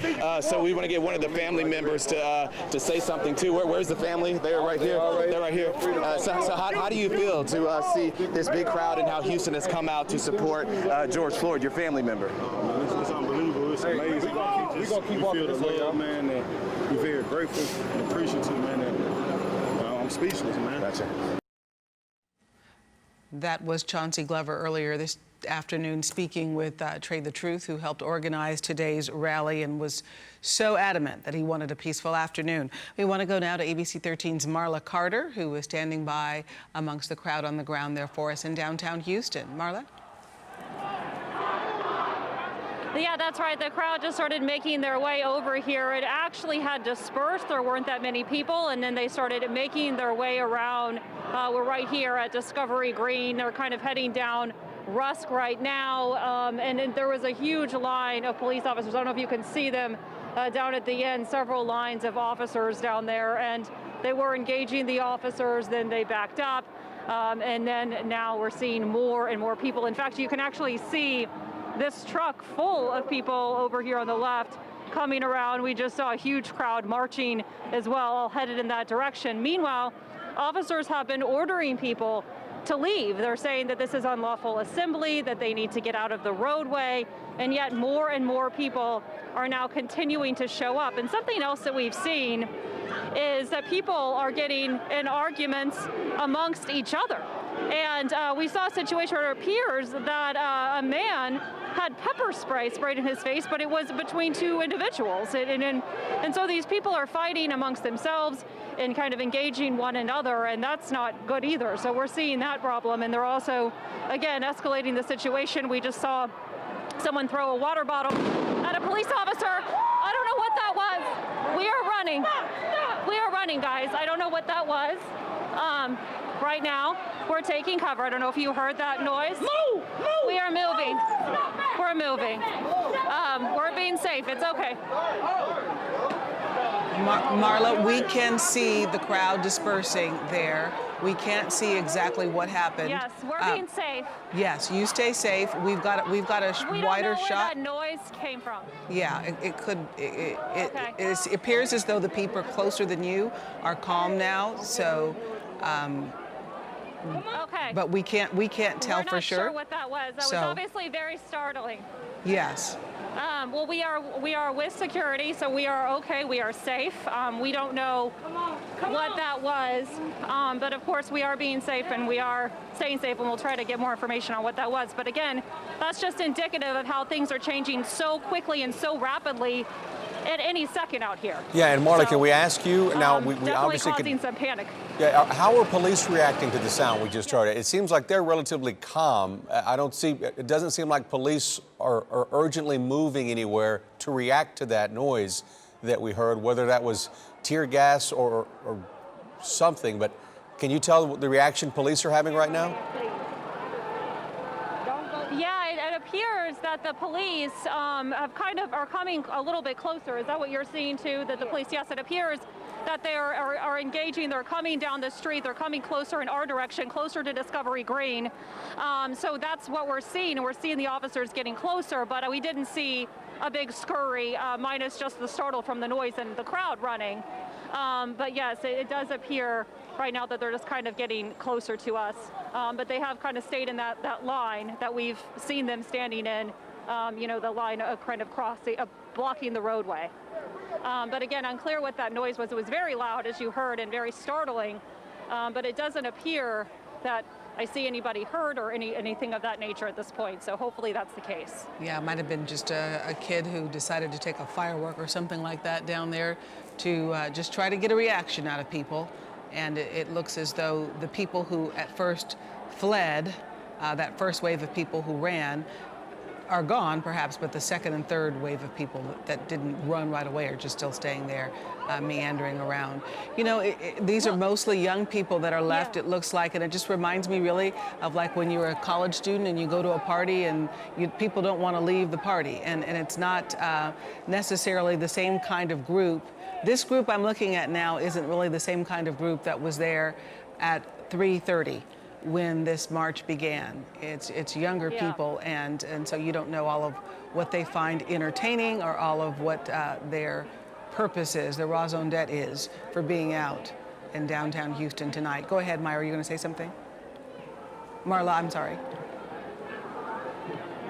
Oh, no, I was going to say, if you notice that you can see that when we first was talking to you just a couple of minutes ago, the streets were full of people, right? You saw, if you remember the truck driving around full of people, and you saw people marching and chanting, and now they've all dispersed. But that's kind of what we see. Of course, they disperse because that alarming noise, but then we see them kind of collecting again, and that's sort of the thing. So even though it appears that people are dispersing, it kind of seems that they get together again. And I will tell you something else I've noticed is if we can go over on this side of the road here, this is the other side of the street. So now we see a huge line of officers down here as well. And I did see that earlier. So we're starting to see them kind of close in on this area. And again, we're right at Discovery Green, right where all of this started.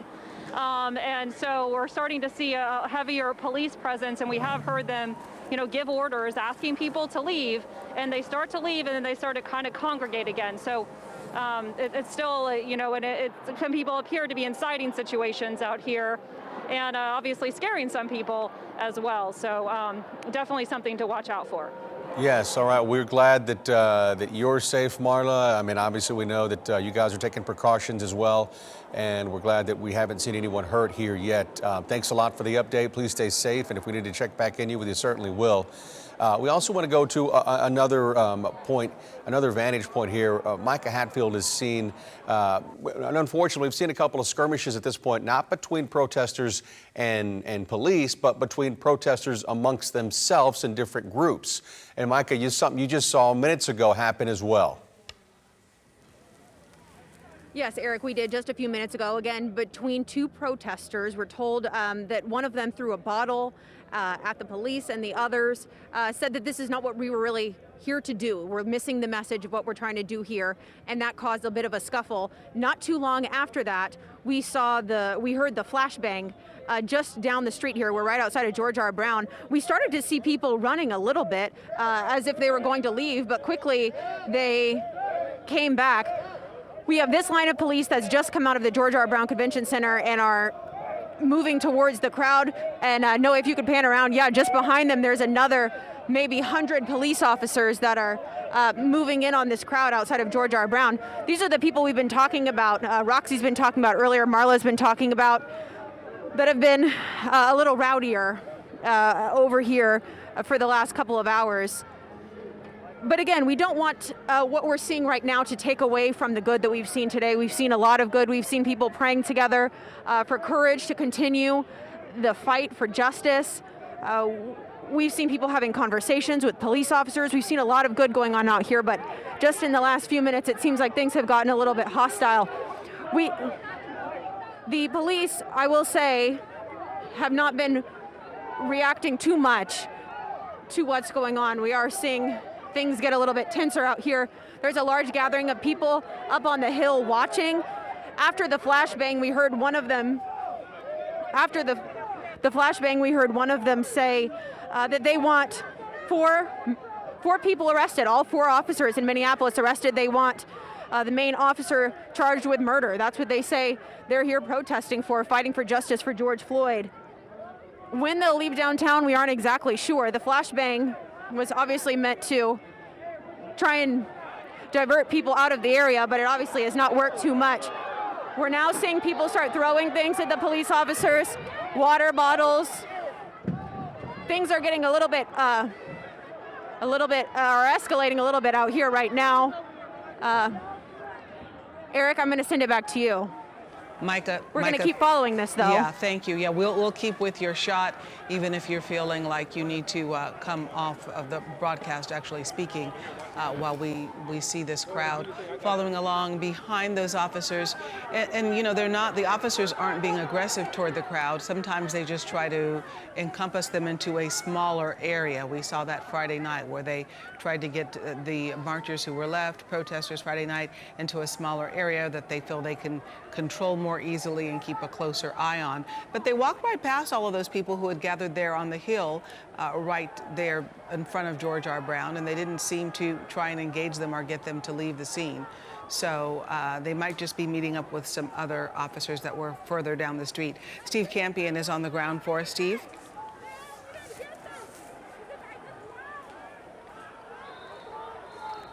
Steve, can you hear me? If you guys can hear us, things are really escalating over here. Do we want to go with Marla? I can hear her. I can't hear Steve. Micah. I apologize. Can you guys? Yeah, Micah, we can hear you. Go ahead. Okay, so things have started escalating. There's been a lot more water bottles thrown over here. The police were walking the other way. Now they've turned around. There is hundreds of police officers over in this area right outside of George R. Brown as things just, as we were on the air, got very tense when people started throwing things. The officers out here have put on helmets to protect themselves. We've seen a few of them actually try and catch those water bottles. But it does seem like we're about to see another very tense situation, as in the protesters are going to be getting closer and closer to the police. They were keeping their distance earlier. And now we have several dozen, hundreds more officers approaching as well to back up these guys on the front line that you're seeing in our camera shot right now.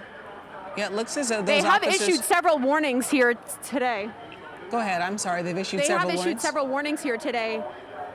Yes, several warnings have been issued today over a loudspeaker before we heard that flashbang a few minutes ago. So I'm not exactly sure what's to come next. Well, I will say, Micah, generally speaking, during this last several days, the Houston Police Department has been very patient with this crowd and tried not to go after everyone who threw a water bottle, say, for example. When the crowd has made a move to actually touch them, that has been a line too far, and they have been arrested. But heretofore, throwing water bottles has not prompted the police officers to respond aggressively to the crowd. It seems...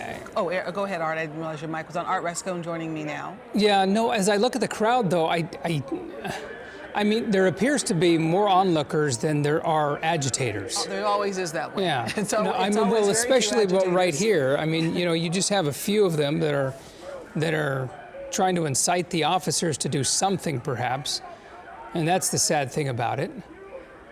But is that what you view as well, Micah? Yes, that is my view. It does seem like there's a herd mentality going on out here, because we have heard some people say, this is not what we're out here for. We're missing the point. But at the same time, when people start throwing things, it seems like people are just picking up water bottles they're finding and throwing them at the officers. But like you were saying, the officers are keeping their cool. Oh, now we have a group running with a barrier towards the police officers. Yeah, you're watching this live on our camera. Those looks like a family, like a little kid. What's it? Yeah. It's like a 12-year-old. Right. I mean, what's the point? Not exactly sure. Not exactly sure if they're trying to protect the officers or if they're... Yeah. Oh, they are trying to form a barrier between themselves and the officers. I will say earlier we saw protesters, agitators, whatever it is that you would like to call them, right up in the face of the officers. Mm-hmm. Now they're keeping a distance. Well, I say that and they start to move a little bit closer. But the officers today, I personally have not witnessed anyone be arrested. I know that we have heard other reporters say that they have, but the officers are just standing. They've got their helmets on. In the event that things do escalate beyond the point of just throwing water bottles and saying things. I mean, they have to be ready. They have to be prepared. They're not. Some of them are not in complete riot gear with their shields out there in the front, which shows such a tremendous aura of force that it sometimes is counterproductive. But the entire afternoon, Micah, I mean, it's been so peaceful. It's been so well orchestrated, and with Trey the Truth out there trying to calm people down and trying to send everyone home, and then we have, those stragglers who are staying around and others who just want to cause problems. I mean, clearly this is not the way Bumby or Trey the Truth wanted this to end. They want to, exemplify an entirely different scene here throughout the world from Houston. Well, and Art, by the way, this is Melanie Lawson joining Art Rascone right now, giving Gina and Eric a much-needed break at this point before they come back for the late news. But we do have to mention the fact this is at the end of an extremely emotional week nationwide.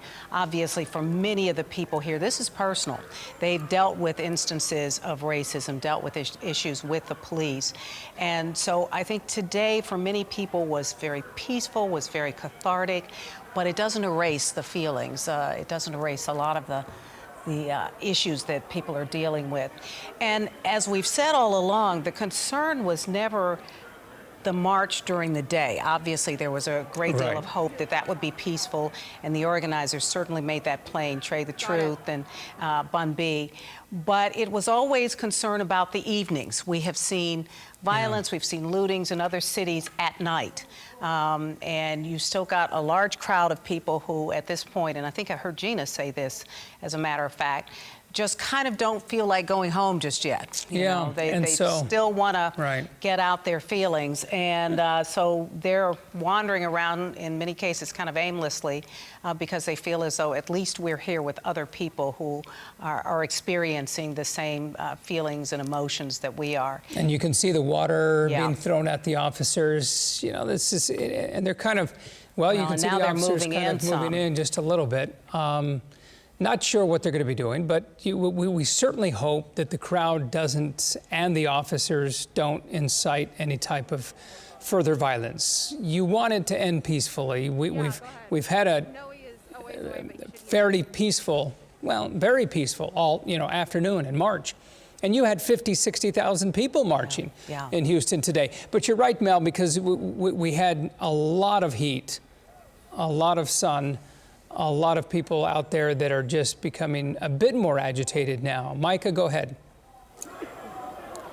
Well, we just saw a large crowd of people running. I know that the police have pushed their line back. I'm not exactly sure what prompted everyone to take off running just now, but they've stopped and are now moving back towards the police. This is kind of what we've seen all day, is people start to back off and then they get a comfort level back and they move back up towards them. But there are just hundreds of officers out here lining the streets, trying to keep this crowd under control. And Micah, right now, but again, they're not. I'm sorry, go on. I was going to say, but again, the officers are just standing here. They aren't doing anything at all to engage the crowd.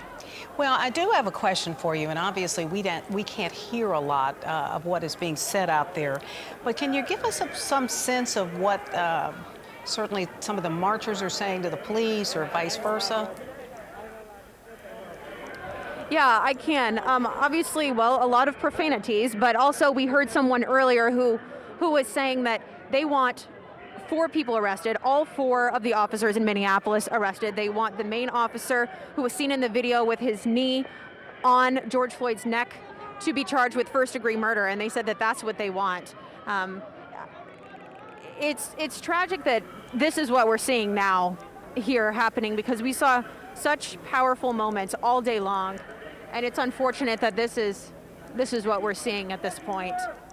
Yeah, but as we say, there are a lot of wounds there that can't be healed immediately, even with an event like today that felt in so many ways to be cathartic for a lot of people.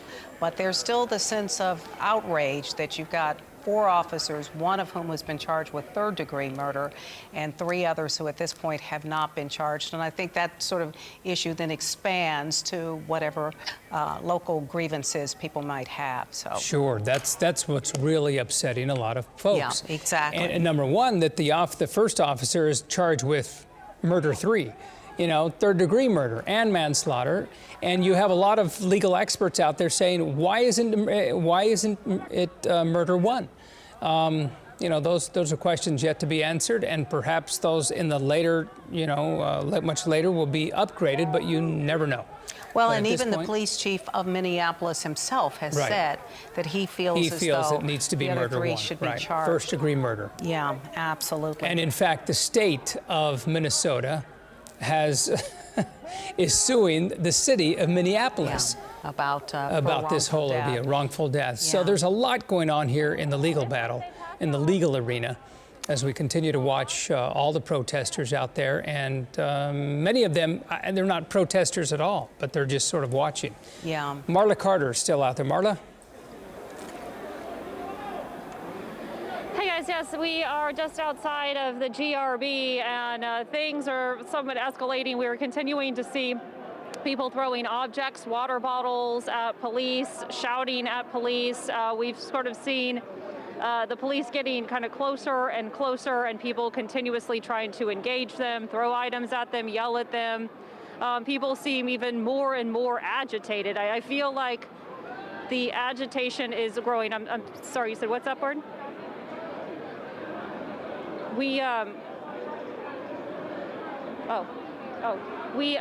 So again, we are, I'm sorry, I was talking to the producer there, but we are continuing to see people that are agitated. We continue to see people that are frustrated. And I feel as time goes on, we're starting to see more and more people that are frustrated out here. And, you know, again, as you've been saying, that's just completely opposite of what we saw earlier today. There was so much harmony, there was so much pride for our city, and really it was a moment, a big moment for our city when 60,000 people came together, all with a similar mission, and that is for justice and for change and to raise awareness, and they wanted to do that all peacefully, and really what's so sad is that we know that George Floyd's family has even said, Terrence, his brother, even said that this isn't what his brother would have wanted. This is not what his family wants. They you know, want peaceful protests. They don't want to see they don't want to see violence. So it is somewhat disheartening to see that people are getting aggressive. Hopefully the situation can diffuse, but we keep seeing people, I hate to say it, it kind of gets worse as the evening goes on, guys. Well, I'm struck by the fact that most of the people that are still out there appear to be young people in their teens, perhaps early 20s. Right. Whereas earlier in the day we saw people much older and really across all generations here. But I would also hasten to say that there are degrees of violence or acting up. Certainly we have not seen anybody, you know, attack someone. We haven't seen any stores looted or anything like that. Now, granted, it is still light outside, and sometimes these events do happen as the evening goes on. But I suppose at this point, the police are just hoping to kind of keep the temperature down as much as possible, you know, in a 95-degree day. But just to sort of allow people to express their frustrations, their anger, without responding to that very much, and perhaps allow those issues to kind of, if you will, diffuse. Well, let's certainly hope that they do diffuse and rather quickly. I know that businesses throughout that area, and not just downtown, but the west side of town, especially Westheimer, around the Galleria area, they took a lot of precautions. Many of them were boarded up. I just took a drive down Westheimer, just west of the Galleria area, and wow, 80% of the businesses were being boarded up, and because they're afraid of this type of thing to happen. What's so fearful about this is right now nothing's happening. It's just sort of they're standing around and there's a lot of tension.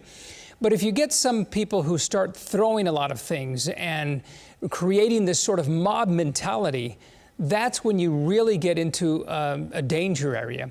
Once you have a big frenzy and a mob mentality sort of sets in, then that's the frightening part. And that's what they're trying to diffuse, the police at this point. Well, and I don't know if Marla is still there. Are you able to sort of talk to anybody there, Marla? Do you get a sense of what people are planning to do? Do they just want to hang around all evening, or are there bigger plans? Well, you know, that's a good question. I think a lot of people are kind of observing, kind of watching what's happening. Some people, as you mentioned, are agitated and have expressed their agitation, and they just want to be heard. And you're right, this is a moment in history. This is a moment where people have come out today because they want to share a message and they want to be heard, and they have a lot of frustration. And but I mean, it's hard to get a sense of exactly what they're wanting to do, because I know the police have asked them several times, okay, you need to leave, and they kind of start to leave, but then they come back again. So as far as their intentions, it's kind of hard to tell. I know some people are kind of just curious. They kind of want to see what happened. Their friends have stuck around here, but some people, I think, are really feeling like this is an opportunity to get their message out, and they feel like they want to continue doing that. And we've heard chanting kind of come up again. You know, right now you see a lot of people standing around here, but we have heard people get together and chant and say George Floyd's name and, you know, really preach for justice. And that's the message they're trying to get out. So I think it's just an effort to kind of continue what happened earlier today. But it's kind of hard to say what some people's objectives are. And we certainly hope that the situation diffuses and it doesn't escalate, and tempers calm, because it seems like a lot of the issue, like I've said earlier, seems to be amongst people in the crowd, people engaging with somebody else if there is an issue. And for the most part, it's been okay. But sometimes there's been arguments amongst the crowd. And in one situation, even appeared that somebody had pepper spray on them in the crowd, and that was amongst 2 people here. So I certainly hope to see those situations diffuse out here. Peaceful in the streets that we live in, everybody that's living in, they having complaints about the officers. They either killing, raping, stealing. They do a lot of things that's not justified for. And today we're just trying to get justice. And so why are you still out here right now, even though the march has ended? Because we feel like it's no justice. We feel that they're not listening to us. We're not getting our word over to them, and we're not getting no feedback either. What sort of feedback do you want from the officers right now? Well, we're looking for the other 3 officers to get it too. We don't just want one officer to be in trouble. We need all 4 of them. Yes, ma'am. But you're not necessarily looking for feedback from these officers here right now. You're wanting more from Minneapolis. Yes, more from Minneapolis and less from Houston HPD. Yes, because Houston HPD is acting like we are the target. We're not the target. You know, in Houston they say they're supposed to help us, but they're out here doing all kind of things to the people in the streets, and we want it to stop. We need it to stop. Have you tried talking to any of the officers and kind of telling them your perspective so that they can understand where you're coming from? I was once raped by a police officer, and you know what happened to him? Next time I turned around, he was upgraded to sergeant. Okay, we've got to go. Oh, shit! Bad time for both. Are y'all still on the air? Dropping for a moment on your interview there, obviously with someone very irate with the police, not just in Minneapolis, but here as well. Micah, can you still hear us? Okay. Yeah, we may be she's having unable some to hear us at this difficulties there, point. yeah. But you know, the woman being interviewed, bringing up some very valid points, and those points have been brought up by many others, of course, and that is, number one, why haven't all 4 officers clearly complacent in all of this, in the death of George Floyd? I mean, that's clear enough by the video surrounding as we watch George Floyd die, sadly. All the other officers, a few of them even had their knee on him as well initially, but then others are standing by doing nothing. In fact, they were waving off the crowd that surrounded them, and the crowd knew what was happening. The crowd around George Floyd was saying, hey, let the man breathe. He needs to breathe. Right back with So that's what they're angry about. And I think everyone's angry sort of about that. You know, that goes without saying, but they have not yet been charged. And that's the fury. We have heard over and over again from people, and certainly today exemplifies that, with 60,000 people showing up, more than 3 times the expectations. A lot of people there today. And one of the things that everyone has talked about is that they have either experienced, racism from the police, or they've heard about it before. But somehow this video, and we have to say this horrific video, really brought it home to so many people across generations, across races, even overseas, because we've certainly seen protests in places like London and in Barcelona, which you would think would have no interest in something going on here. Right. But there's a real sense that George Floyd exemplified, was the most horrible example of what certainly black men and women have been talking about for years in terms of their relationship with police officers. Now, the interesting juxtaposition here is to see our police chief, Art Acevedo, who has been so vocal about, taking part in these protests and making sure that bad officers, are drummed out of the department. And the feeling of so many people that still this is not enough, that they do not feel satisfied, they do not feel heard. And of course, we have had several incidents of our own in the last, several months, several years, officer-involved shootings of one sort or another. So it's not as though the Houston Police Department is completely devoid of those kinds of problems or issues, but just kind of an interesting juxtaposition. Yeah, and the chief has recognized that on numerous occasions, and he's been very, very vocal, as you say, about all of this. As we continue to look there on the video, we've had Marla Carter downtown as well as Micah Hatfield. They've spoken to several people. Micah, I understand, is prepared, and we apparently have audio from her. Micah, can you hear us? Yes, I can hear you guys. Well, Micah, you were standing... So just a few minutes ago, we saw... Go ahead. Okay, go ahead, no, Melanie. please, no, you go ahead. We were just looking at the front of the George R. Brown Convention Center here, but please go ahead. Yes, so just a few minutes ago, we saw a woman who looked like she was either being arrested or her hands were being restrained. Two women actually at the front of this crowd of people. This crowd of people has been out here for at least the last 30 minutes and in the same sort of position that they're in now. Every once in a while, we'll see some water bottles start flying towards the officers. There are hundreds of officers out here, and it looks like a gathering of about 100 more huddled up, presumably coming up with a plan for the rest of the night. Inside the George R. Brown Convention Center, just right through these windows, there are actually DPS troopers. You can see them through the windows, and they are on standby, it seems like, to come out at any point when they're needed. We've seen some of the rioters, marchers, protesters, whatever it is that you would like to call them, who are still out here right now, go up to the windows and put their hands up and say, you know, hands up, don't shoot. So a lot going on out here. It seems like the crowd is almost getting bigger. And I will say, Melanie, you made an interesting observation earlier, which is it's a lot of young people out here. During the march earlier this afternoon, there were older people, there were people with children, and we're not seeing that right now. I would say the median age out here at this point is in their 20s.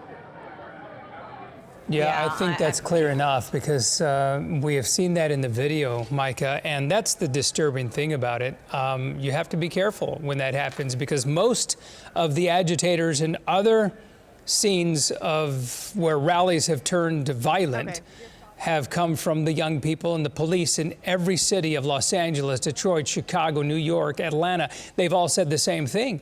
These are people who come in, they're younger, they want to agitate things, they want to turn things violent in some way, but let's hope that that does not happen here. By the way, on the left side of your screen, there's the chief, Art Acevedo, always deeply, deeply engaged in the community, wanting to talk this out. And I believe Steve Campion is there right now, and you can see, as Art mentioned, a very intensive conversation between the chief and a group of people. Steve, are you anywhere close to him, or do you have some idea of who these folks might be? That's photojournalist Damian Smith. His camera is capturing Art Acevedo, Chief Art Acevedo, speaking with demonstrators out here. That's what you're seeing live on your screen. We have seen that play out really for the past few days here in Houston. The police has really taken it upon himself to engage one-on-one with demonstrators, to listen to what they have to say, to hear their frustrations, and try to articulate a response from law enforcement. He has clearly talked about some of the failures of the Houston Police Department, some of the failures of policing here in this city, but he's talked about the need to demonstrate peacefully. So it appears from his very calm stance and his approach that they're really letting these demonstrators essentially kind of have their time, have their space here in downtown Houston, adjacent to Discovery Green. You can see off in the distance, we're talking about hundreds of people who are still kind of meandering here through downtown Houston, not with a clear path where they are going to go. But as you look at Chief Acevedo, let's turn this camera around because I don't want you to think that police aren't standing by. Damian, let's go to the left over here in front of the Hampton Inn. You can see there is a huge police presence out here. They are just kind of in the background, so to speak. They're a little bit invisible in the background, monitoring the situation from afar, but giving demonstrators their time to have their say here in downtown Houston. So again, we're, I think, approaching about 5 hours since that march started. The conversation demonstration still going on here in downtown Houston. We'll flip it back around. You can see Acevedo, even when he gets into these heated conversations with demonstrators, he listens and then articulates a point back. And again, this is a very calm situation here. We're alongside the Marriott Marquis to just give you a perspective. But again, still hundreds of people out here in downtown Houston demonstrating after this march for George Floyd. There is no really timetable on when they may leave, when they may head home. But I will tell you, as we just showed you live here, there is a heavy police presence from the Houston Police Department, along with state troopers here on the ground. So they are actively monitoring what's happening here. But certainly giving demonstrators their space. So we'll send it back to you right now, and we'll keep checking on things here in downtown Houston. All right, Steve, thank you so much. And we should mention that in all of this, Chief Acevedo has been, as you say, are very much out there in front. Yeah. But you see people taking pictures with him, asking, you know, in some cases to stand alongside of him. So even while these conversations going on with individuals who showed up today, at the same time, he made it very clear. He said, this is our city, and we are not going to have anybody tear it apart. Yeah. So he clearly is saying to his officers, we need you to stay on top of things. You know, don't agitate anyone. Don't you know, in any way get in their face, but we need you to keep things peaceful and calm in our city. And one of the things we haven't talked about is in many of the cities where we've seen a great deal of violence and that sort of thing going on, in some cases it's been people who come in from elsewhere to agitate, or people who are not at all involved in the peace marches. Chicago, Detroit, Atlanta all spoke of that at length. Let's go ahead and listen into earlier sound, an interview from the chief, Art Acevedo. Let me tell you. They don't know we're talking. I was at City Hall. Yeah, man. It's okay. Talking to the community. There's video of that. And I could hear my radio. People were calling me saying things were happening here. Yeah. And the mayor, I got a call. The mayor said, hey, chief, you need to get down there. So I came. I asked my people, what's going on? There's a white naked guy messing up out there, and I said he's going to jail. And I went because I knew that he was jacking up the crowd. And we're not going to let them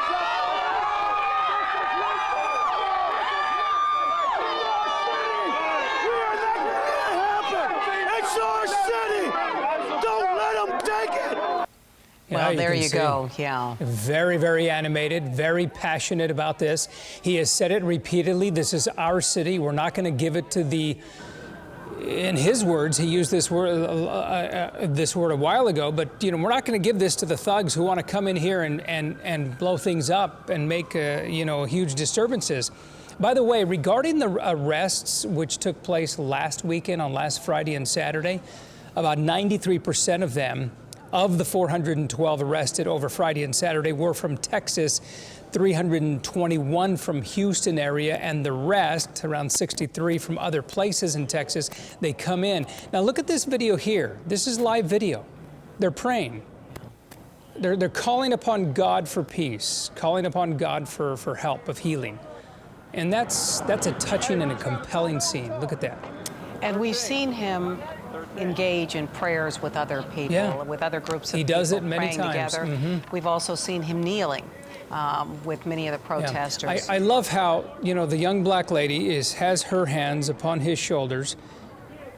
She's possibly praying for him. But they're all there gathered, their heads bowed. This is what creates a powerful moment and a movement. Is this. It's not the violence, it's not the rock throwing, it's not the looting, the pillaging, the burning, none of that. Let's go ahead and listen in. I ask that you correct the situation, Lord. I ask that you please, Father, because it cannot be done by man himself, Father, as you can see.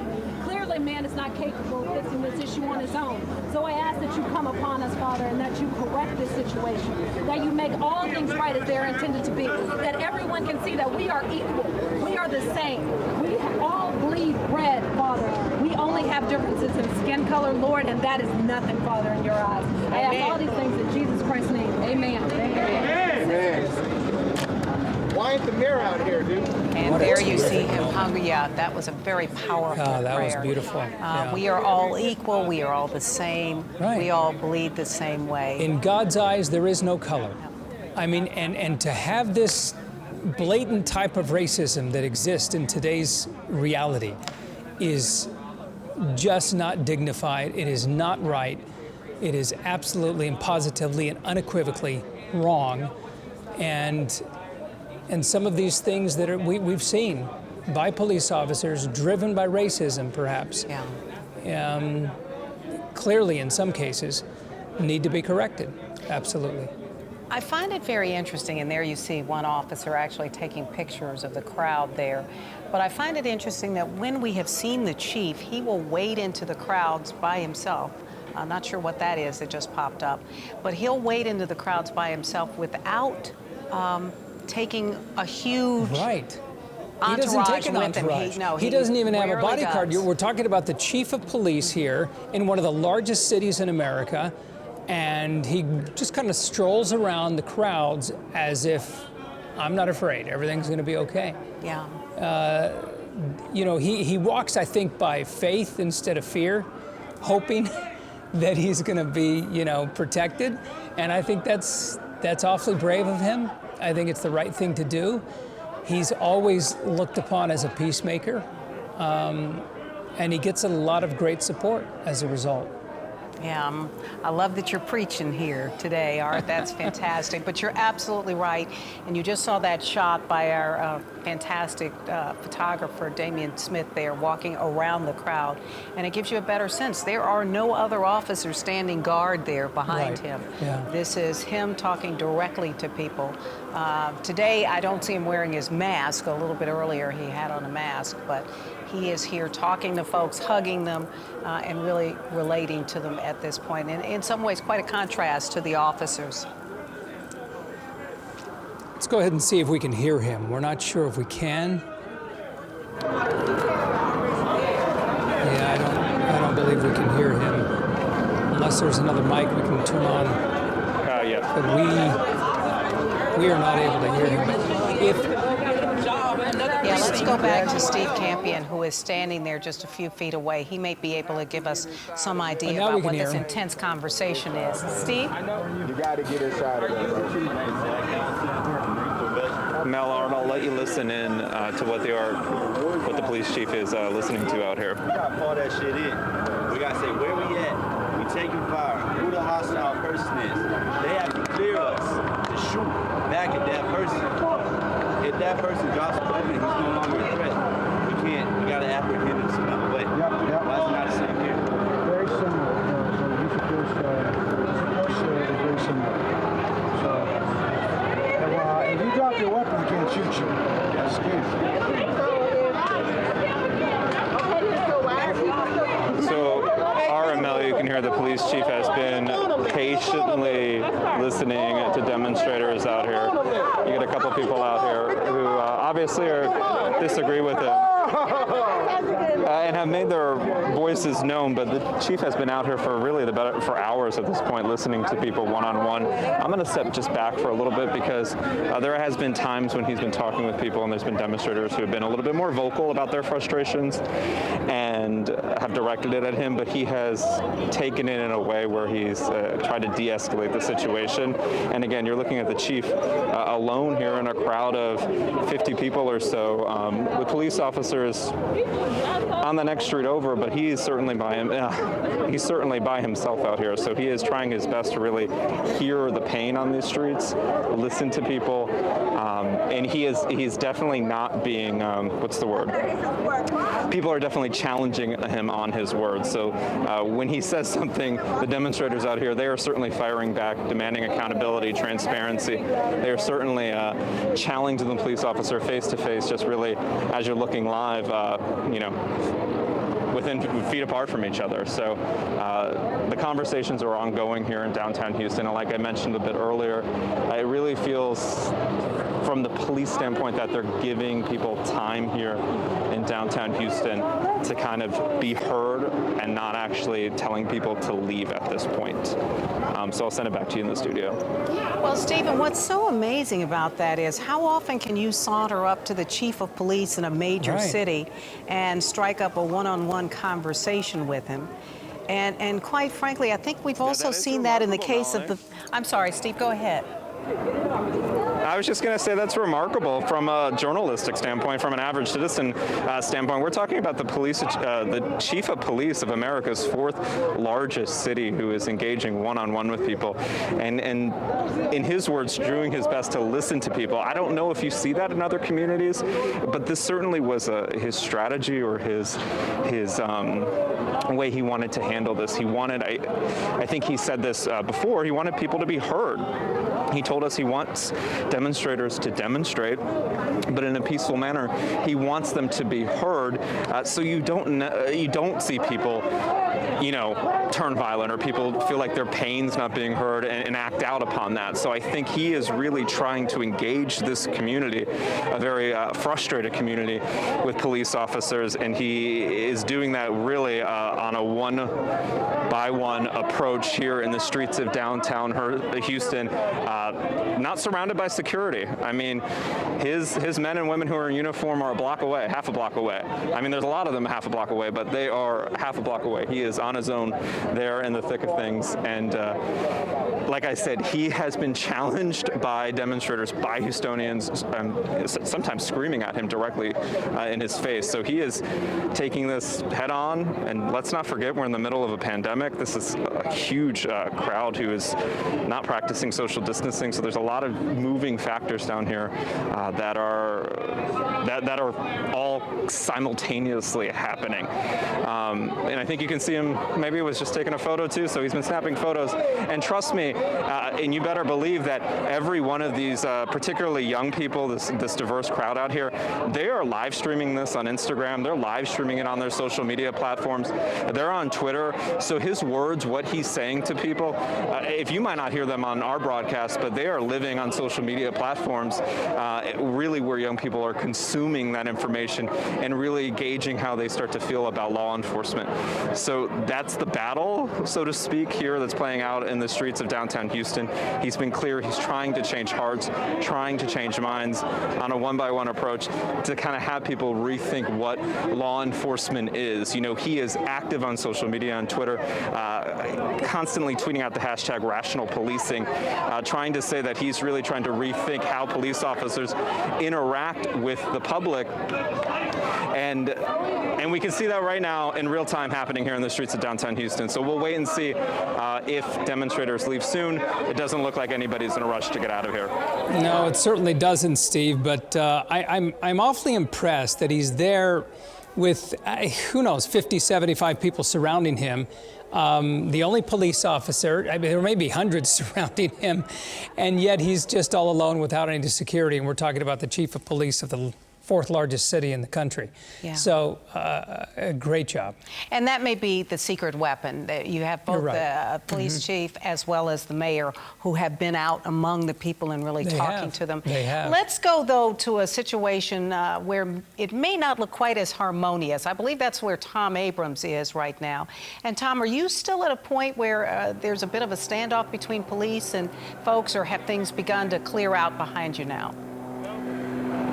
Things have cleared out, Melanie. In fact, I mean, there may be 20, 25 people still here at this point. In fact, police are no longer blocking the stairs. They've now opened up the stairs, even though nobody's going up there. You can see a couple of officers now down on the sidewalk talking with a few of the remaining demonstrators, but there are no more than 25 people. The police officers here at City Hall, one of the places where they're staging, by the way, on the first floor, there are more officers here than protesters, maybe 3 to 1 at this point. And so from City Hall's perspective, what was a very busy day seems to be slowly coming to an end, and all of the protest and demonstration is moving, we believe, to other parts of the city. In fact, I'm not sure, Hersan, if we can show down there. This is, we're on Walker, and we're going to try and swing around. It looks like at the very end of the street is the George R. Brown Convention Center, and you may be able to see what looks like a line of protesters walking I'm trying to see through the monitor on the side of the camera. Hersign, are they walking or are they just, yeah, they're walking towards us, I believe, coming this way towards City Hall and then turning onto Milam. So they're turning north onto Milam off of Walker. So he can. That's fine. That's fine. He's welcome to do it. We're just trying to show about 1,000 people who have signs like that who also have the same message. So it certainly appears to be a peaceful demonstration. No issues there. The police cars that you hear are north of us, a couple blocks over. So no hot spots here at City Hall. It certainly seems to have been a successful day from the perspective of those here on city property at Tranquility Park. But again, you can still see people marching and some cars now with people on top of the vehicles moving their way towards the north end of downtown. Melanie? All right. Tom, this is Art, but you don't have any idea of where they might be going, right? I mean, it doesn't appear as though they're ready to go home, but you have a caravan here along with a lot of marchers. I don't have any intelligence that can tell you exactly where they're headed. I mean, the north side down there, I mean, there is the criminal justice complex on the north side of downtown. I don't know that that's where they're headed. I mean, I was doing this live shot talking about what's happening at City Hall, and I just happened to notice what looked like a large parade of people maybe 3 blocks up, and that's why we swung the camera around to be able to show you what was going on. But, you know, they're coming from the direction of Discovery Green, which is, you know, just south of the convention center. Well, Tom, between you and them, are there police officers kind of fending them off, or is everybody just turning there as part of whatever impromptu parade or something they have going on, or march is more accurate? Sure. I'm looking at the monitor on the side of a camera. You may be actually able to see the picture a little better than I can. It doesn't appear as though police are turning them. It looks as though they're turning that direction of their own will. It doesn't look like there are any barricades. I mean, there aren't any barricades on Walker now. I think, except that you can't turn left between City Hall and the Annex. Right before you would get onto 45. That's it. But it appears as though there's no police presence turning them that direction. All right. Thank you so much, Tom. Great eyes to catch that as they headed your way. And please get back to us if anything else happens down there at City Hall or you happen to catch up with some of those folks. In the meantime, we want to go back to what appears to be another gathering here, and Micah Hatfield is there somewhere in the crowd. Micah, can you tell us what's going on? Oh, this is back over at the George R. Brown. Yeah, it is, and we saw people are actually being a little aggressive towards us right now, but we actually just saw some sort of scuffle happen a little ways away from where the police were, and we saw several of the people who were over by the police start running the opposite way. There are a lot of people out here right now. It does appear that they're walking away from the police where they have been for the last 30, 45 minutes. Not exactly sure what they were. We seem to have a frozen picture now of Micah out there as she continues to bring that to us. But we will take other pictures. This is not Micah Hatfield. Micah, can you still hear us? I think we may have lost her.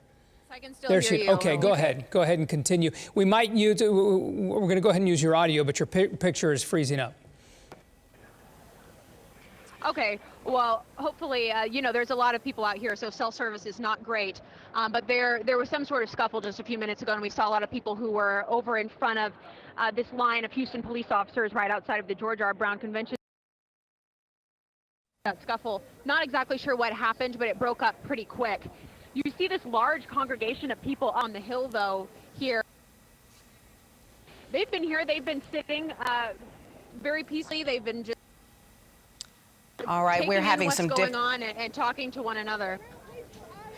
Micah, we're going to go ahead and take it from you. Apparently, you're having some difficulties with your signal, and so we keep losing you, but we appreciate at least some illumination about all these folks. Again, this is in front of the George R. Brown over at Discovery Green, and obviously there were a lot of people there, thousands of people earlier in the day before that big rally over at City Hall, and now it appears as though a lot of people headed back that way, and instead of just picking up their cars or catching an Uber and going home, they're still milling around. They're still out there hanging out, and you can see that just a long line, it looks like, of special vehicles, including ambulance and fire department there. Yeah, thousands of people still there, and not sure what, if anyone, is in this EMS vehicle here, but certainly we'll get a report on that later. All right, that does it for myself and Melanie Lawson. So thanks for joining us. We're going to toss it over to Eric Barajas now. He's going to continue coverage right here on ABC13.com.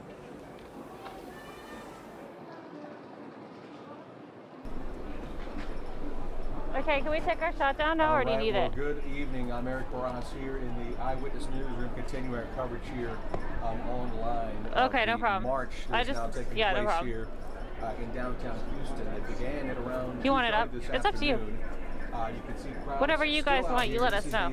We're clear? Okay, no problem. Hotel. You're clear. Also near the Discovery Green area where the protest, or I should say march, began this afternoon.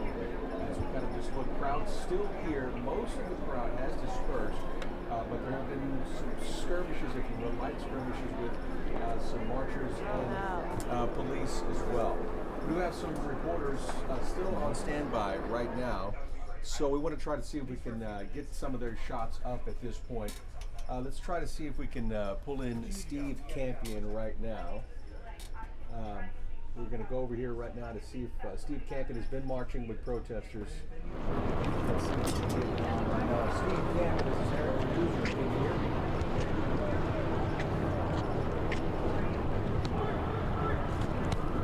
Steve, this is Eric in the Newsroom. Can you hear me right now?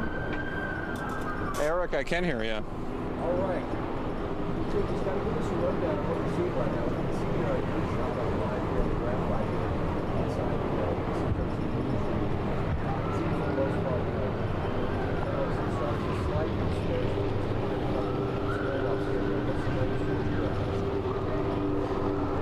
Damien, actually, if you could turn that around, we're up on ABC13.com. Eric, I just want to give you a sense of where we are. So we are a couple blocks away from the George R. Brown Convention Center. That's where you kind of see people gathered right now. We are noticing some demonstrators here on Walker Street coming down. They are leaving the area.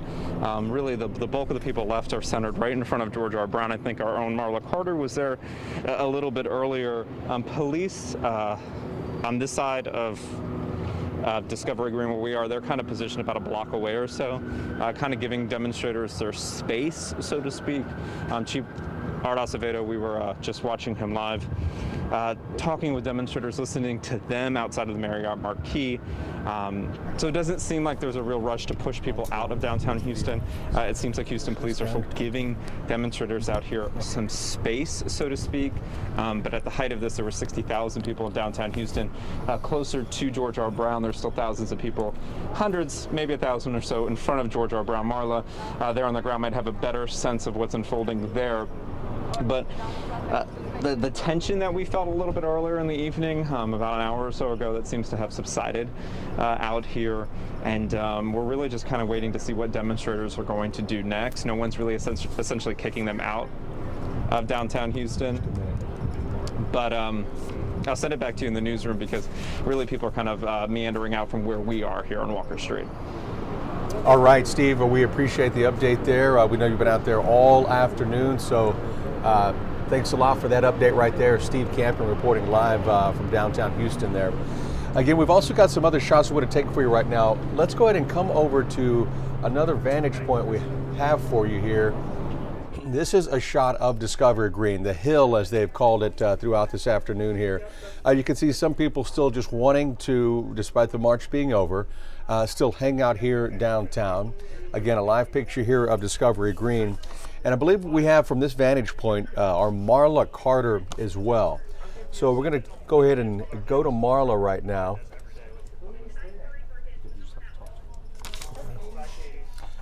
Hey, Marla, this is Eric in the newsroom. Can you hear me? I can hear you.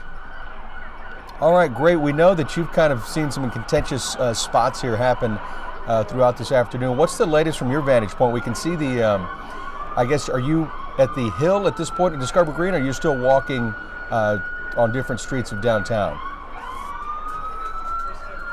Well, Eric, we actually see, do you see this ambulance right here? An ambulance, or maybe is it a fire truck, is actually coming down the road with their sirens on, and we definitely have seen some activity out here. We also have seen large crowds. We've heard we can't tell are fireworks, some loud popping noises. We've also seen it would appear to be a situation where pepper spray was sprayed, but it was amongst a group of people. Now we're seeing the sirens, though. You can see the fire truck, or a truck belonging to the fire department driving down the road, presumably trying to help break up the crowd out here. I'm not sure what the situation is. Let's see, it looks like there's another vehicle completely surrounded by cars, surrounded by this crowd. They can't actually get out. Is that a police car? Let me try to get a closer look. Eric? Yeah, I can hear you, Marla. So, again, I know you were describing you can this. Hear us? So, yes. That was a police car. Okay. Yes. So it appears that was a state trooper's car, and this feels like this is another law enforcement vehicle, and they were obstructing them from getting through. They're trying to make their way through the road. Now, of course, that is not blocked. Now it appears that they are actually making their way down the road here. But now you see they're throwing water bottles, as we've seen throughout this evening, throwing water bottles at police officers.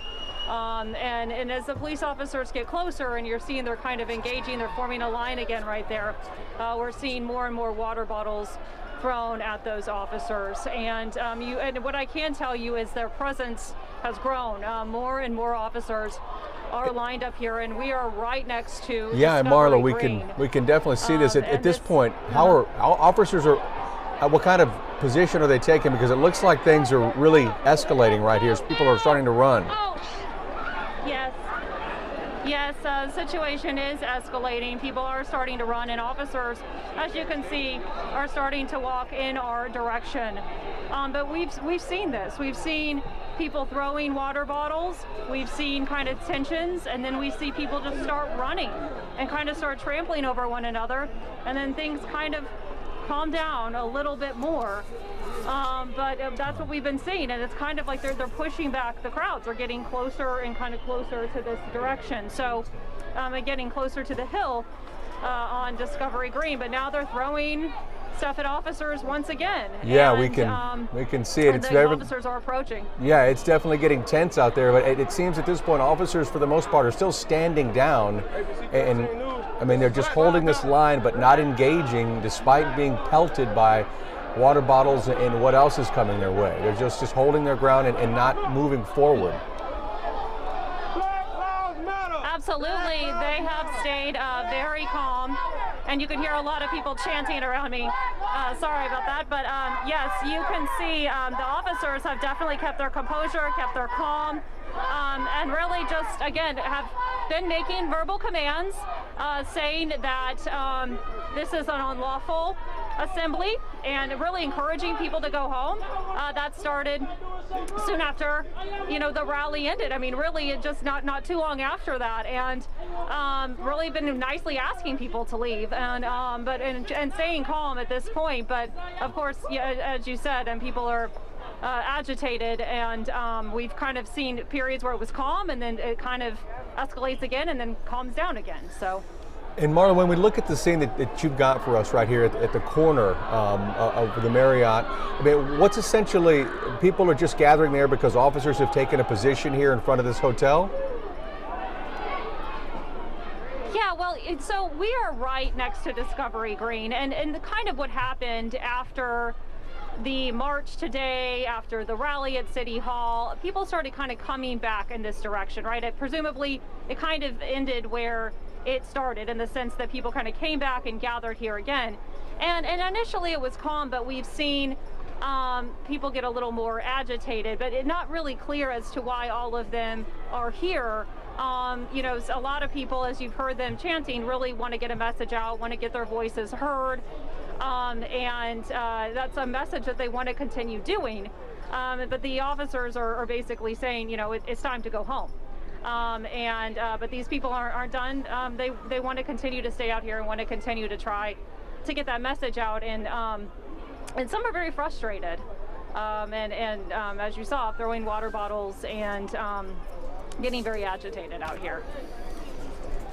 All right, Marla, we know that things got to be intense for you as well. I'm glad you're near this police line, or getting closer to it anyway, because it seems like at times things can break out in a moment's notice, and there's very little time to react in terms of, you know, protesters engaging police or throwing something or whatnot. But it seems like this crowd at Discovery Green, just for whatever reason, just doesn't want to leave at this point. They just want to keep hanging around and possibly keep engaging police. Yeah, it's really hard to know exactly. Oh, well, we're on. I'm sorry. Somebody was just asking me a question.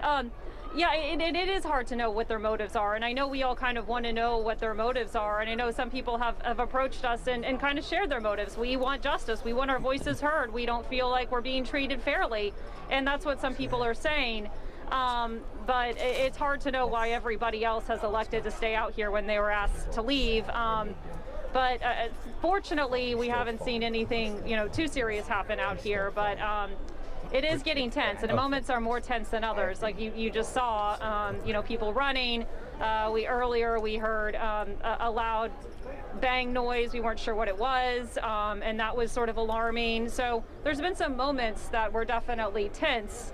And that have, you know, definitely elevated the situation, scared people, and seen crowds run. But even though they kind of disperse, they come back together again. So they're still out here. It's still a pretty large crowd, as you can see, Eric. Yes. Okay, Marla. We definitely want to give you a break and kind of let you kind of regain your position, a safe position at least, and kind of gather whatever the information you can as well. And of course, always stay in a safe place. And we do appreciate the live reports you're coming up. So we'll try to check back in with you here the next 30 minutes or so. But thanks again for the live report. We'll check in soon. Okay, thank you, Eric. All right, we also got Eyewitness News reporter and anchor Tom Abrams as well. He's been out in different parts of the city today. And Tom, we've got your picture pulled up here as well. It looks like it's relatively quiet where you are, despite other pictures we're seeing as well.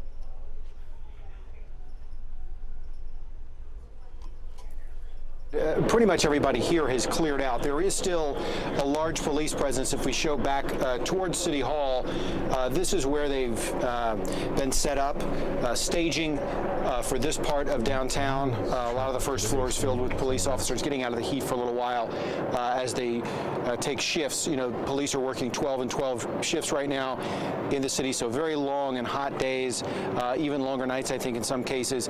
You can see one police officer here having an in-depth conversation that's been going on probably for the last 15 minutes with a couple of the protesters who were here for much of the rally and then stood around for a long period of time with a couple of hundred other people who were chanting at various times after the march had headed back towards Discovery Green.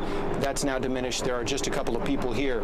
As we swing back around, we can show you down here headed towards the George O. Brown Convention Center, so headed east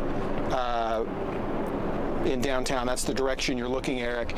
There were some people marching a few minutes ago, demonstrating on their way towards City Hall, but then they turned north on Milam. We have not seen any significant demonstration since then. It's very quiet here in this part of downtown, right around City Hall. And we've not heard any police sirens either in other parts of the city in the last probably 15 minutes or so. So from this perspective, good news. I can't speak for other parts of downtown right now, though. All right, Tom. We appreciate the update right there. We will check in with you soon here. I appreciate it. Sure thing. Thanks, Eric. We also want to check in, I believe we have Micah Hatfield as well. She's been down in one of the remaining hot spots, if you will, now that the march has drawn to a close somewhat, besides some more protesters still out here. Micah, can you make us out right now? We're in the newsroom and wanted to see if you could give us an update on your vantage point.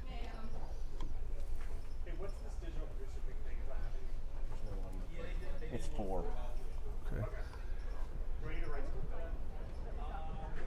Let's see if we can get Micah Hatfield dialed in here from our Eyewitness newsroom here. Micah, can you hear us at this point?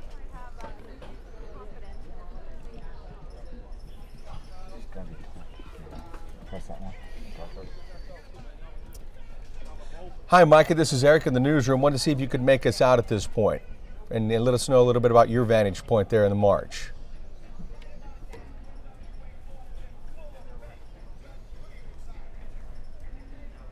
It's on 3 or 5. It's not there. Okay, let's just go back to.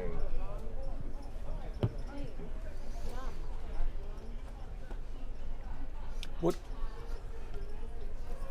I want to give you just another live picture right now. Again, we've had some various reports here from different reporters. Our Marla Carter's here along with a couple of others, but this is still a live picture. We've seen several things develop right here. And basically, this picture right here, there's a line of officers here to the right of Discovery Green, right in front of the Marriott Marquis Hotel. Unfortunately, we've seen several things hurled at officers as they stand in that line over there. Whether they be water bottles or whatever else. But at this point, we haven't seen any arrests, and we've seen officers stay very resilient in the face of, essentially being physically harmed at times. They've not engaged protesters despite, again, having things hurled at them. So for the most part, they're keeping the line that you're looking at right here. We're not exactly sure the tactic or what they're maybe trying to protect at this point. But we have seen some police cars try to make their way through, and they're essentially stopped by protesters, or they gather around the car. Officers have to stop the vehicles, but also try to keep them moving at the same time so that they're not damaged by anybody maybe trying to knock a windshield out or something like that. Luckily, we've not seen that happen at all. But you can see protesters here still wanting to engage officers as they just hold the line right here, so to speak, in front of the Marquis Hotel. At this point, we've only seen a handful of arrests. We don't have any of those hard numbers from either HPD or City Hall at this point about how things have gone. We know officers have done their best to try and clear the remaining protesters out by just trying to funnel people through certain roads and get them to their vehicles, and now that the protest has essentially been over for a while. But for the most part, besides some things being, again, thrown at officers, we've seen no arrests take place here. But we are going to... Micah's on 6. Okay, we're going to see if we can get Micah Hatfield dialed back in for you as well. Let's see if we can reach her out in the field. Hey, Micah, this is Eric in the newsroom. Can you hear me?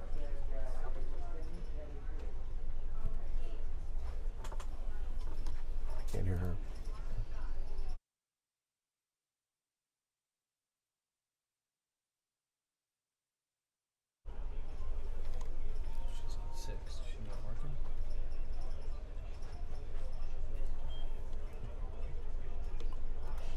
Hey, Micah, this is Eric in the newsroom. Can you hear me? She can hear me.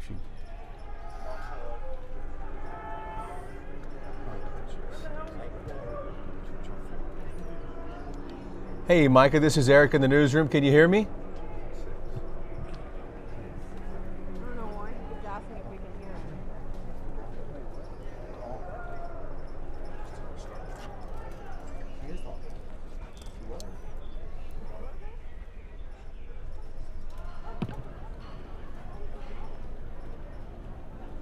You're a mic, guys. Hey, Micah, this is Eric here in the newsroom. Can you hear me? Yes, Eric, we've got you. Can you hear us? Yep. Yes, we can. So you're still here down in front of the George R. Brown Convention Center. where we've seen pretty contentious things happen here between protesters and officers, but they're still holding the line. And so what can you tell us at this point? Well, like you said, they're holding the line. We've seen them several times push it back down the street, push this group of protesters down quite a ways. We also have seen DPS troopers right here inside of George R. Brown. There, you can see them through the windows. They've been standing there for hours right inside of the George R. Brown Convention Center. We don't know when they'll come out exactly. There are hundreds of Houston police officers out here. We have seen a lot of tense situations.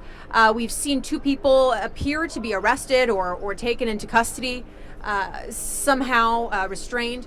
Like I was saying, a lot of tense situations here between the protesters and Houston police. The protesters have been throwing water bottles at Houston police, but we've also seen scuffles among the people who are out here to protest. We saw someone with some sort of flag that the rest of the protesters did not like, and they took it from them and ran down the street with it and got rid of it. So we have seen a lot of tense situations out here, but we have mostly seen Houston police just standing by, basically holding the line, Eric, like you said, and not using any kind of force or anything. We did hear a flashbang earlier today, and we did see people start running away from the line of police, but they ended up all back here once they realized that it was just a loud noise. And Micah, so it's interesting to note that how you were telling us, and we could see through the window as your photographer panned over there, all the officers in that building. It's understandable they're not coming out because that would be almost a show of force at that point. But is it clear why the officers are standing here down in front of that Marquee Hotel? Are they kind of just basically making sure that marchers don't go past that point? Because they're just kind of watching the crowd here and not making a move. I guess they want to block the road off at that point. It does appear that they're just trying to get people to go home. We've heard several times over a loudspeaker them saying that it's time to go home and everyone to leave downtown. But honestly, we haven't really seen anyone leave in the last several hours. I will say that people who are out here right now, there are a lot of young people. During the march earlier today, actually, Houston Police is on a loudspeaker right now, again, telling people to go home. But like I was saying earlier today, there was there were older people, there were people out here with their kids, but we're really not seeing that anymore right now. It's just a lot of people probably in their 20s. But every once in a while, we'll see Houston Police kind of make a move and move forward, pushing the crowd down the street in front of George R. Brown. And then we see the crowd start running back and just realize that they're being pushed back down the street a little bit more. And Micah, we know that you've been out there all afternoon and marching alongside officers, alongside protesters. Have you been able to have any conversations with officers at all, even if it's just small talk about what they've been dealing with today? Oh, Eric, we're actually seeing mounted patrol. Noe, come this way. We're actually seeing mounted patrol start coming down the street right now. We have not been able to have any conversations with the officers themselves, but we have just watched them stand by and not really respond to anything that's coming their way. We've seen people get up in their faces. We've seen people throwing things at them, and they really just stand there. Okay, so yes, we can see this line of mounted patrol coming in. It looks like they're at least making a move to take up more ground here and possibly at least look like they might be ready to clear the street to some degree anyway, even if it's just halfway. We saw some of those marchers run backwards at some point, but it's clear that they're definitely taking a different tactic now besides standing there without mounted patrol and making a move forward.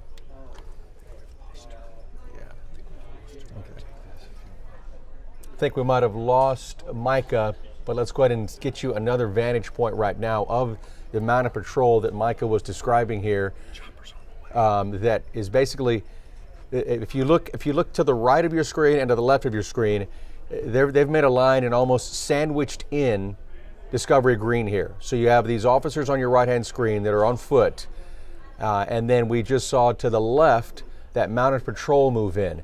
So this one strip of street right here that's in front of Discovery Green, right where that big hill is, as we show the Mounted Patrol off here to the left of your screen, they've essentially could clear this road out at this point. So this is a move we haven't seen officers make yet in terms of trying to go ahead and clear out some of the roadways here of marchers, because at some point they do want to get these roads back opened, since the march took place at just before 3 p.m. today and really ended right around 6:30, 7 p.m. at the latest. So it'll be interesting to see this somewhat of a standoff here. It definitely, once that Mounted Patrol moved in, it cleared out this one road here in front of Discovery Green. Our photographer obviously is taking somewhat of a safe distance to get video for us right now, and basically clearing out of the way himself, which of course is a smart move. But so we see officers, it looks like, still holding their position again in front of that Marquee Hotel. And we've got the Mounted Patrol here, so we've got somewhat of another standoff, but again, officers making a move here. Let's see if we can possibly pull up, we've had Marla Carter. She's here at this vantage point as well. Let's go ahead and see if we can dial her in here from the newsroom as well. Marla, this is Eric. Can you hear me as well?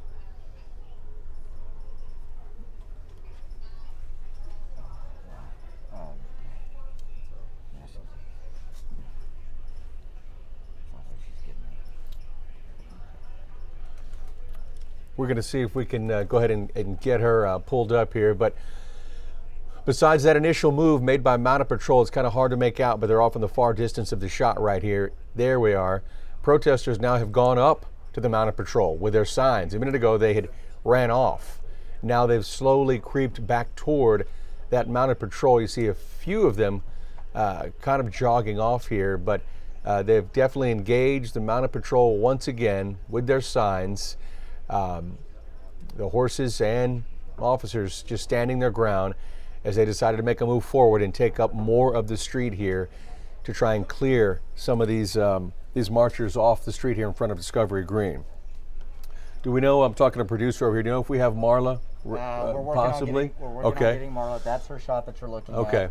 And then Sky Eye is actually on its way right now. As soon as they get over to see him, we'll be able to talk to Don. Let's give you a quick shot here just to kind of show you we do have Sky Eye en route right now. So it's already gotten a couple of roads here that they're clearing out. We'll take this other shot as well that we were showing you. Just want to let you know that Sky Eye is en route to give us a better vantage point over Discovery Green here. If you want to talk to Don, okay, he's right there, and you can actually talk to him and say, hey, talk to me about the day. All right, let's go to Don right now as we're going to monitor this picture for you in another screen and let you see it as well. Again, this is tough because now, besides having officers use restraint themselves, you're asking a horse to use restraint in the face of a protester, waving signs and doing what else to possibly frustrate that animal. But let's go up to Sky Eye.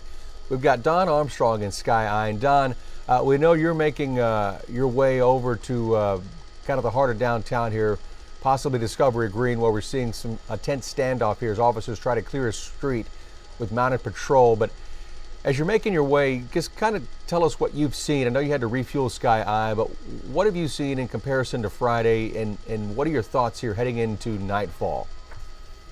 Well, Eric, I can tell you that tonight, so far, has been quite different than we saw last Friday. Right now, we're just kind of trolling around downtown just to see what we can see. We do know that there are still some pockets of people, protesters, if you will, around the Marriott Marquis and also the George R. Brown Convention Center. I really don't, we're just now getting here, let me put it that way. And we last Friday saw these kinds of vehicle processions from DPS, HPD, where they're basically in a group and they're just scouting different areas of downtown. Oh, that's what I was going to ask you, Don. I can see that picture now. So it's not really clear where they're headed, but they definitely are in a procession. They're definitely in this convoy right here and making their way somewhere. But I would assume it's probably a hot spot they've heard about. But that's an interesting shot right there. Yeah, and what we found last week, and I guess it's the same now, is not too many officers are by themselves. There's always several in a group together, because what we did see last Friday was when one was by itself, there was a chance that protesters would stand in front of the vehicle, and as we know that several vehicles were heavily damaged by protesters. We saw one incident last Friday where protesters stopped a vehicle, a police vehicle, by itself, and they had to call for backup. And of course, the backup came rushing in, and when they did, they also brought mounted patrol there. Now, we're just now arriving here at Avenue de las Americas, and this is at Rusk, and this is the old hotspot that we left about an hour or so ago, and it still seems to be a few protesters left here, but certainly not near the numbers that we saw earlier this afternoon before the sunset. That's a good sign. Okay. All right, Don, we appreciate the vantage point. We're going to come back down to the ground here in front of the Marquis Hotel. We've got a situation when Marla Carter is going to report for us, but we appreciate your update right there.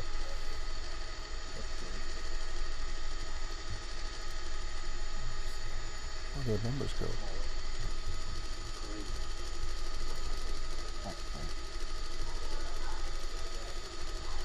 Hey, Marla, this is Eric. Can you hear us right now?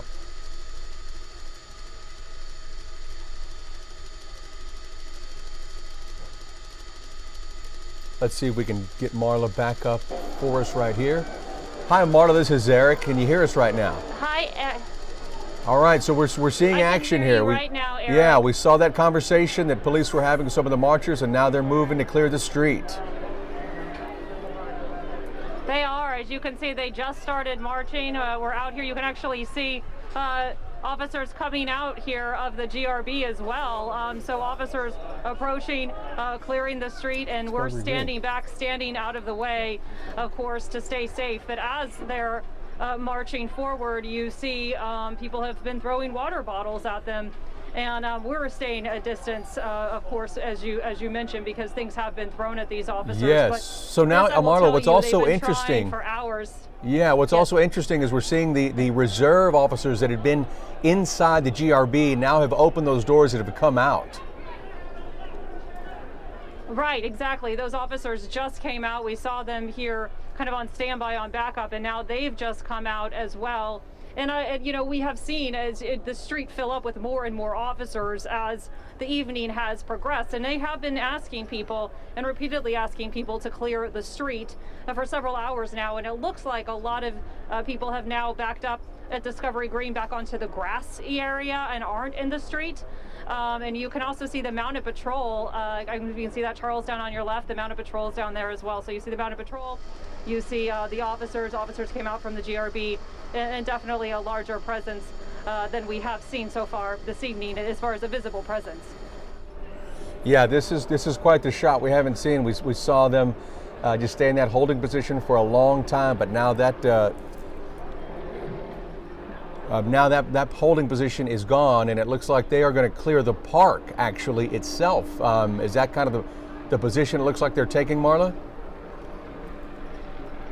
It does, actually, Eric. Sorry, I couldn't hear you for a second there. Yes, that's exactly what it looks like. It looks like we're seeing, and we're trying to stay back here, but it looks like they have cleared out the street right here.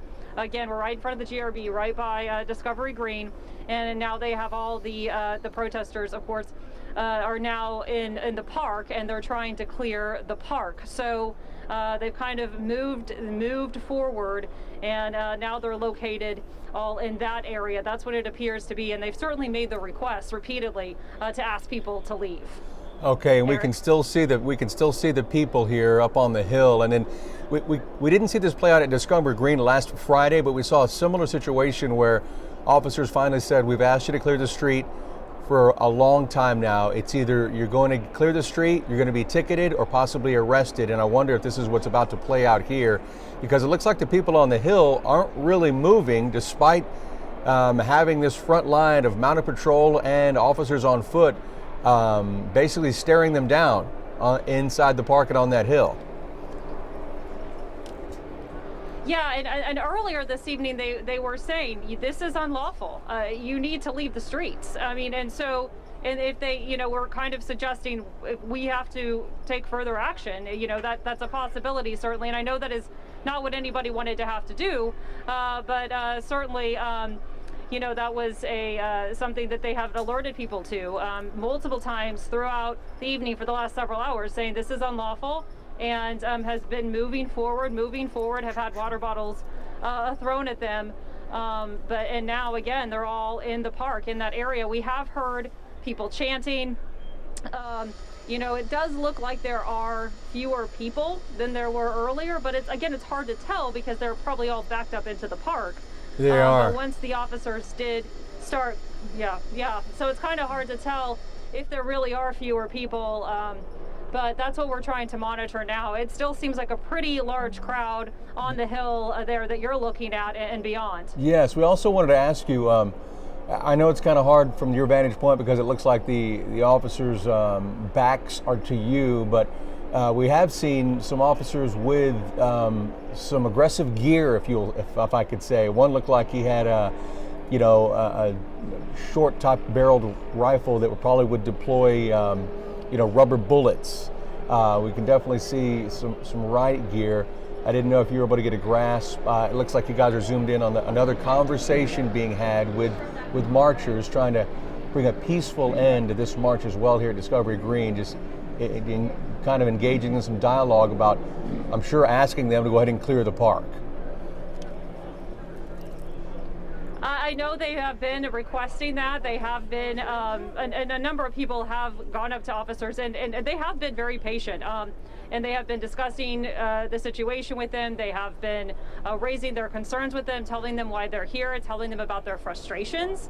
And but I know the officers have really tried to remain calm. And I can't exactly see that equipment from my vantage point that you're referring to. But I do know that, again, there is a huge presence here.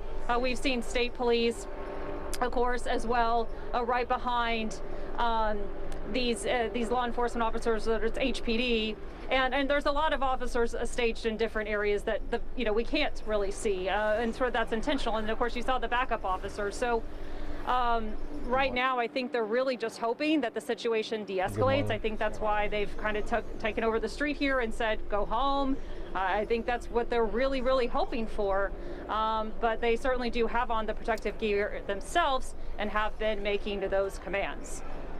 Yes, well, I guess, the shot that your photographer's trained on is right there on the hill. And I guess, despite facing those officers, looks like everybody on the hill is still kind of sitting there. But so I'm sure officers will be patient once again, as they have all night, and try to maybe engage in some dialogue. But Marla, we appreciate the live report. You've been on the front lines of the march all afternoon and even this evening as things turned extremely tense at different times.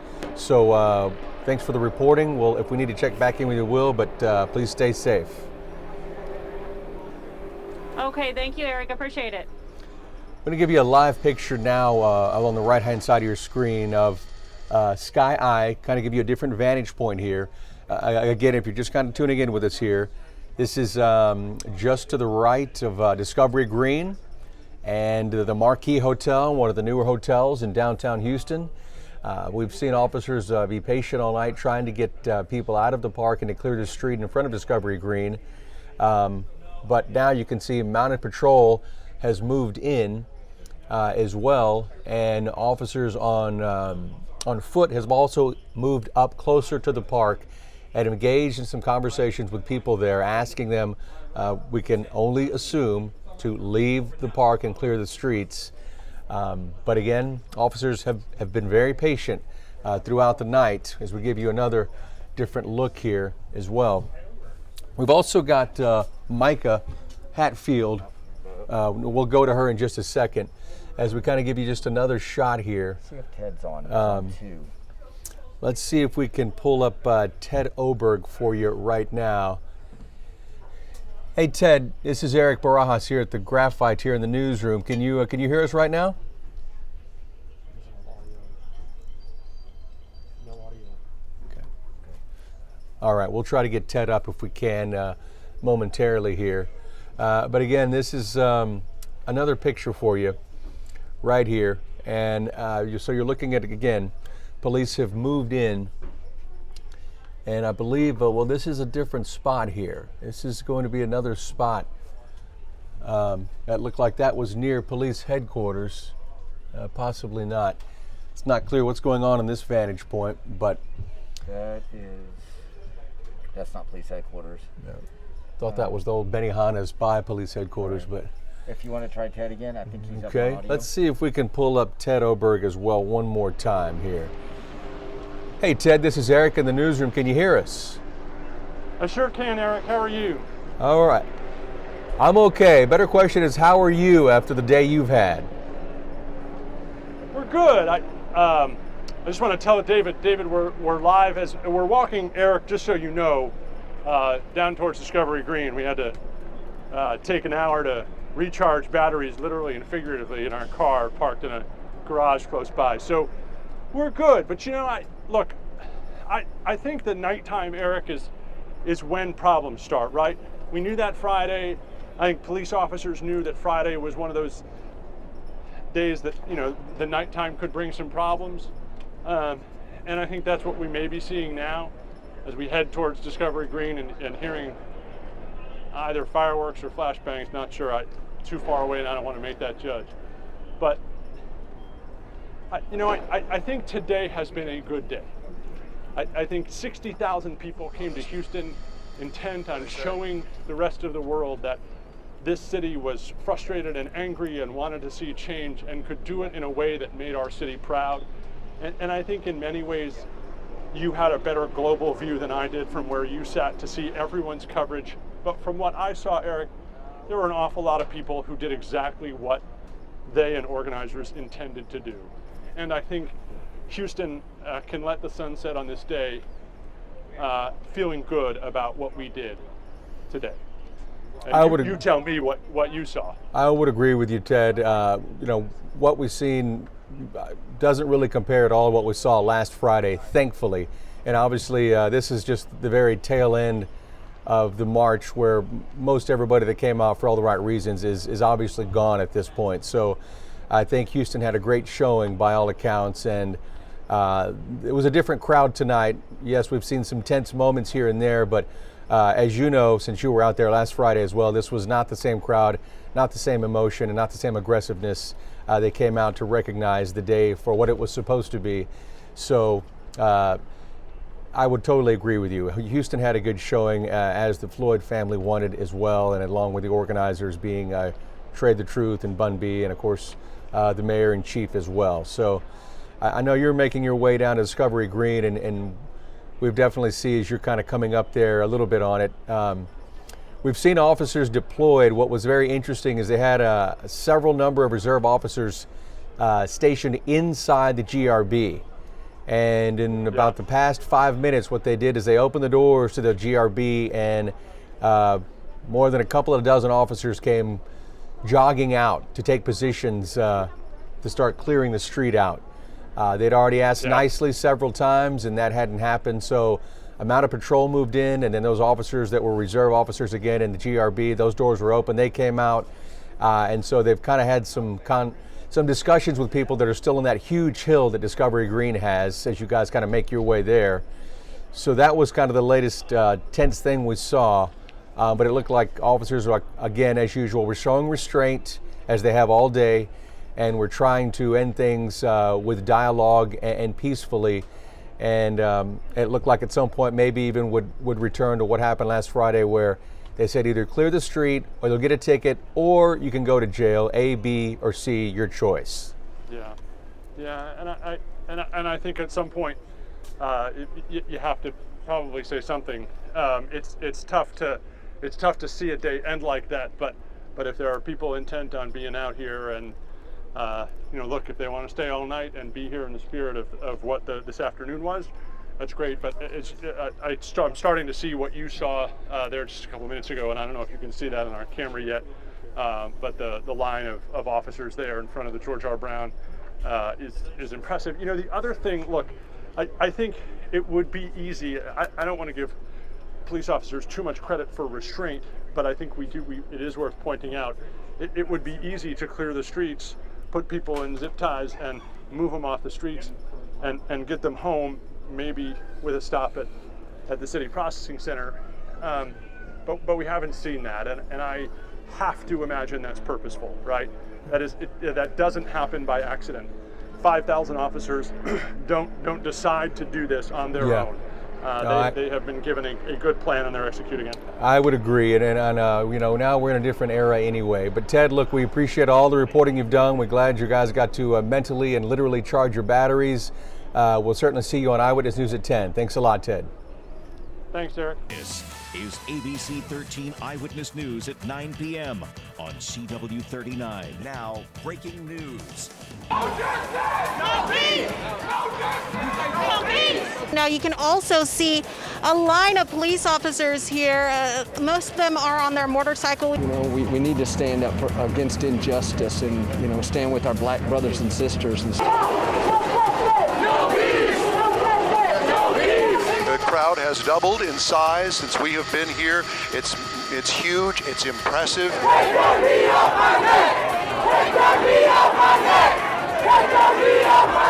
believe that people will see that as we join together and that the energy builds. There's something about that. It's an impact. We feel this energy that as we get educated, we can see a hope. How old are you, and tell me why you came out? 13. Why are you here today? I'm here for the represent George Floyd. George Floyd! George Floyd! George Floyd! You're looking live as hundreds of thousands of people march from Discovery Green to Houston City Hall in support of George Floyd. All the way back down toward the hotel down there and Discovery Green. You can see it for yourself. Massive crowd, more than 20,000 people. This country declared a war on poverty. We declared a war on drugs. We declared a war on cancer. It's time to declare a war on racism. It is time for a revolution of change for the dignity of all of us, no matter what our color. But today, it's about lifting up the family of George Floyd. Say his name. George Floyd. Say his name. George Floyd. It's about lifting up the name of George Floyd. And good evening to you. I'm Elisa Rivas. We begin with breaking news tonight. Sky Eye 13 live over a crowd of protesters in downtown Houston. Let's take a look to downtown, where the streets are mainly empty compared to what we saw throughout hours this afternoon.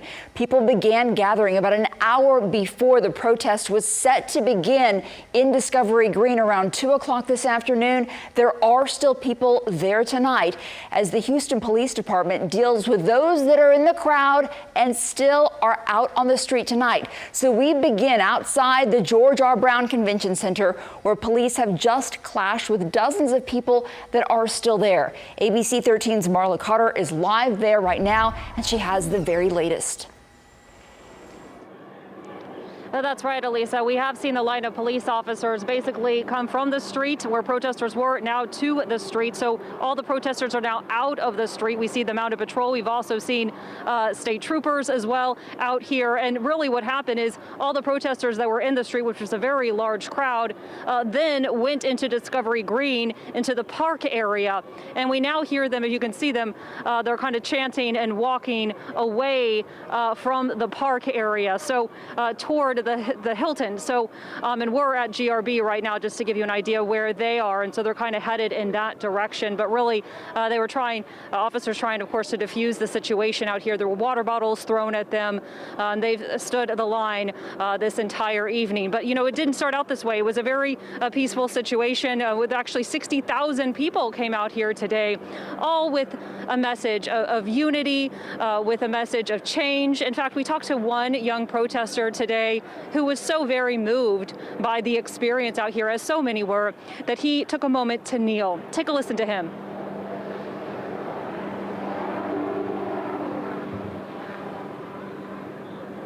Well, that young man, he was actually saying that he was so moved, he was so touched, he was so compelled to take a knee. And we heard from so many people. I actually spoke with a woman earlier today, and she was brought to tears by what she experienced. It was very moving for her.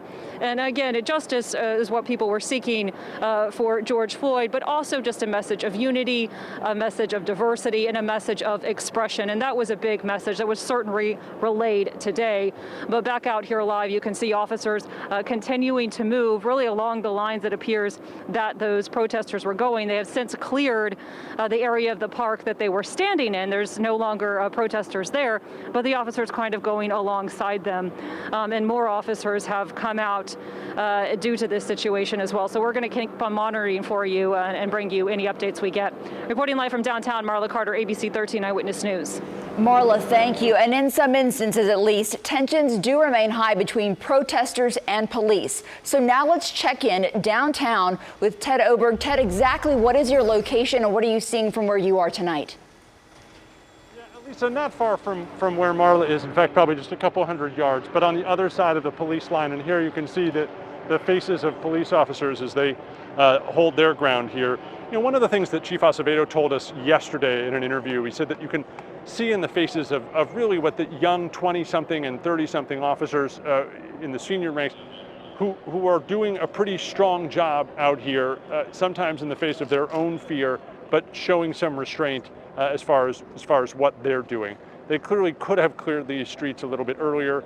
Many of them have zip ties to arrest protesters. We saw that Friday, but they have held their ground and now appear to be going into the park to clear the park out. And that's as far as they wanted to go. That light you just saw, by the way, from the helicopter. Will, come here just a sec before the police officers move us out. I'd been talking to Will just a minute ago. How long have you been here today? For an hour or two. And were you here earlier this afternoon? Yeah, well, I just gave a peek a little bit. Okay, and so tell me what you take away from today. It was pretty peaceful from what I've seen. You know, it's, I know a lot of the other cities are looking real rowdy, but it was pretty peaceful out here. And what'd you make? Why'd you come out personally to be a part of this? I just wanted to, show my appreciation for my community and show our solidarity that, we stand against, violence from the police and stuff like that. And what do you think makes Houston different, that we're not ending the same way that so many cities across America are, with tear gas flying, rubber bullets flying, flashbang grenades moving protesters back? What's different here? I think it's like Texas culture. We're, in the South, we're more peaceful people in the South too. So, Texas, and we're not really here to fight people. We're just here, just to show our solidarity. That's why. Let's hope. Just like a culture type of thing. Thanks so much for coming out, man. No problem. I appreciate it. So this hill, by the way, this afternoon, at least at 2 o'clock, for people who weren't here, the 60,000 people who were a part of this protest today filled this hill, filled all the way to the stage in Discovery Green, and kept coming for hours down from Discovery Green towards City Hall. And so I think this night ends with a solid line of blue in front of our convention center. I think the overarching picture today is a solid wall of Houstonians marching towards City Hall to demand change in a very peaceful march. We'll see what the night brings, but so far, so good, fingers crossed. All right, Ted, thanks so much. And just very much like Ted, ABC 13's Jessica Willey was also out there last Friday night. She has been covering the march all day today as well. Let's check in with Jessica. Jessica, what are you seeing tonight? And especially if you could compare it to what we saw on Friday. Yeah, Lisa, we're on the north side of Discovery Green, and I just want to give you a behind-the-scenes look at what's going on as far as police go. They are here at the park trying to clear the park, and with a show of force, hoping that people just see this as a deterrent and go home. They really just want people to go home. They want them to be safe, get home safely after an incredible day of unity and huge crowds here in downtown Houston. But the message right now is for people to be deterred from any kind of clashes with the police, which we have seen very few of, and just to go home. We see the HPD helicopter above shining the spotlight. We have seen some of the remaining marchers, running through the park as that happens. And then here, the Harris County Sheriff's Office detention officers, they are holding a line and kind of flushing people through the park with other law enforcement closer to the GRB, as you saw from Marla and Ted. in comparison to Friday, no comparison. This is much different. I mean, it was a much bigger scale than what we saw on Friday. Then it was maybe 3,000 to 5,000 people. Today, of course, we're talking 60,000 people. There are some stragglers now, people still hanging out, perhaps waiting to see what happens. On Friday, this is when we saw a lot of activity. When night fell, as we went into the night hours, we saw lots of running through downtown streets and police, and this cat and mouse game, if you will, with protesters and police officers as they tried to box them in, round them up, and then eventually encourage them to go home. Of course, 400 plus arrests over the weekend. This is nothing like that. We haven't seen any arrests today. I'm sure there have been some, but we have not seen any, and we have been here since 2 o'clock this afternoon. Elisa? Jessica, thanks so much. And of course, our own Steve Campion. In all of our news live shots, we have seen the police, of course, but Steve Campion has been with Houston's top cop through much of this afternoon. Good evening to you, Steve. You were with Art Acevedo as he made his way through the streets of downtown. Absolutely, Elisa. Good evening to you. I think it's safe to say that Chief Art Acevedo wanted to send a message to demonstrators on behalf of the Houston Police Department that they wanted to give them space to voice their frustrations, their outrage about policing in America in 2020.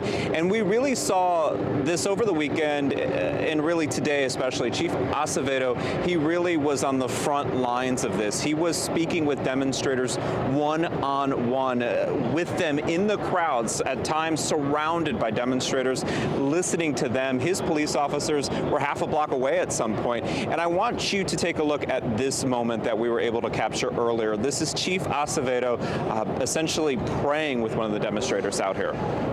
I ask that you please, Father, because it cannot be done by man himself, Father, as you can see. Clearly, man is not capable of fixing this issue on his own. So I ask that you come upon us, Father, and that you correct this situation, that you make all things right as they're intended to be.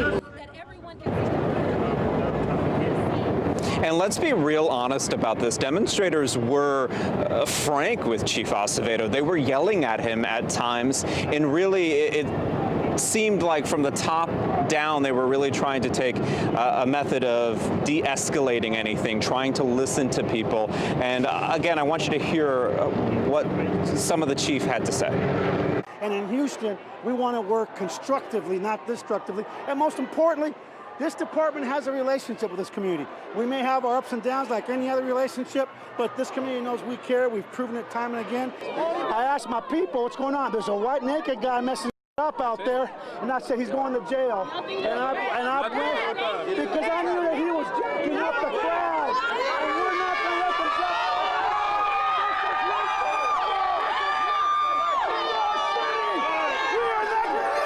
jack.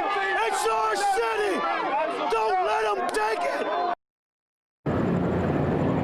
So, Lisa, you could hear the emotion, the raw emotion out here from demonstrators and the chief of police of, let's remember this, America's fourth largest city, speaking one-on-one with demonstrators. Here on Rust, you can see there is still a heavy police presence out here on the north side of the Marriott Marquis, so about a block north of Discovery Green, where Jessica Willey was. And if we'll flip this around, you might be able to see the tail end of some demonstrators out there. They have been walking north. So it seems from our vantage point out here that this crowd that has gathered throughout the day and really built into thousands of people have started to disperse out here. So we're going to stay out here. We're going to keep you posted, but it certainly it feels calm out here this evening. Reporting live in downtown Houston, Steve Campion, 13 Eyewitness News. Steve, thank you for that. And yes, Sky I-13 still over the scene. Dallas and LaBranch will continue to monitor the situation for you throughout the hour and the evening. But we are first at 9 with your 3-day forecast, which includes keeping an eye on the tropics.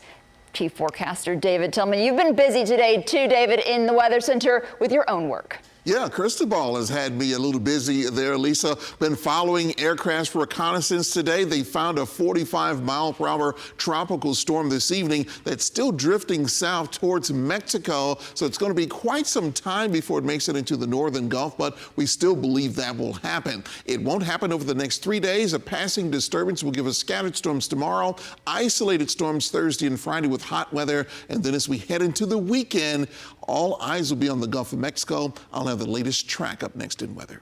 Thanks, David. Ahead at 9, we are learning more about where George Floyd grew up. See how his friends in the Third Ward are honoring him and what they have to say about today's march.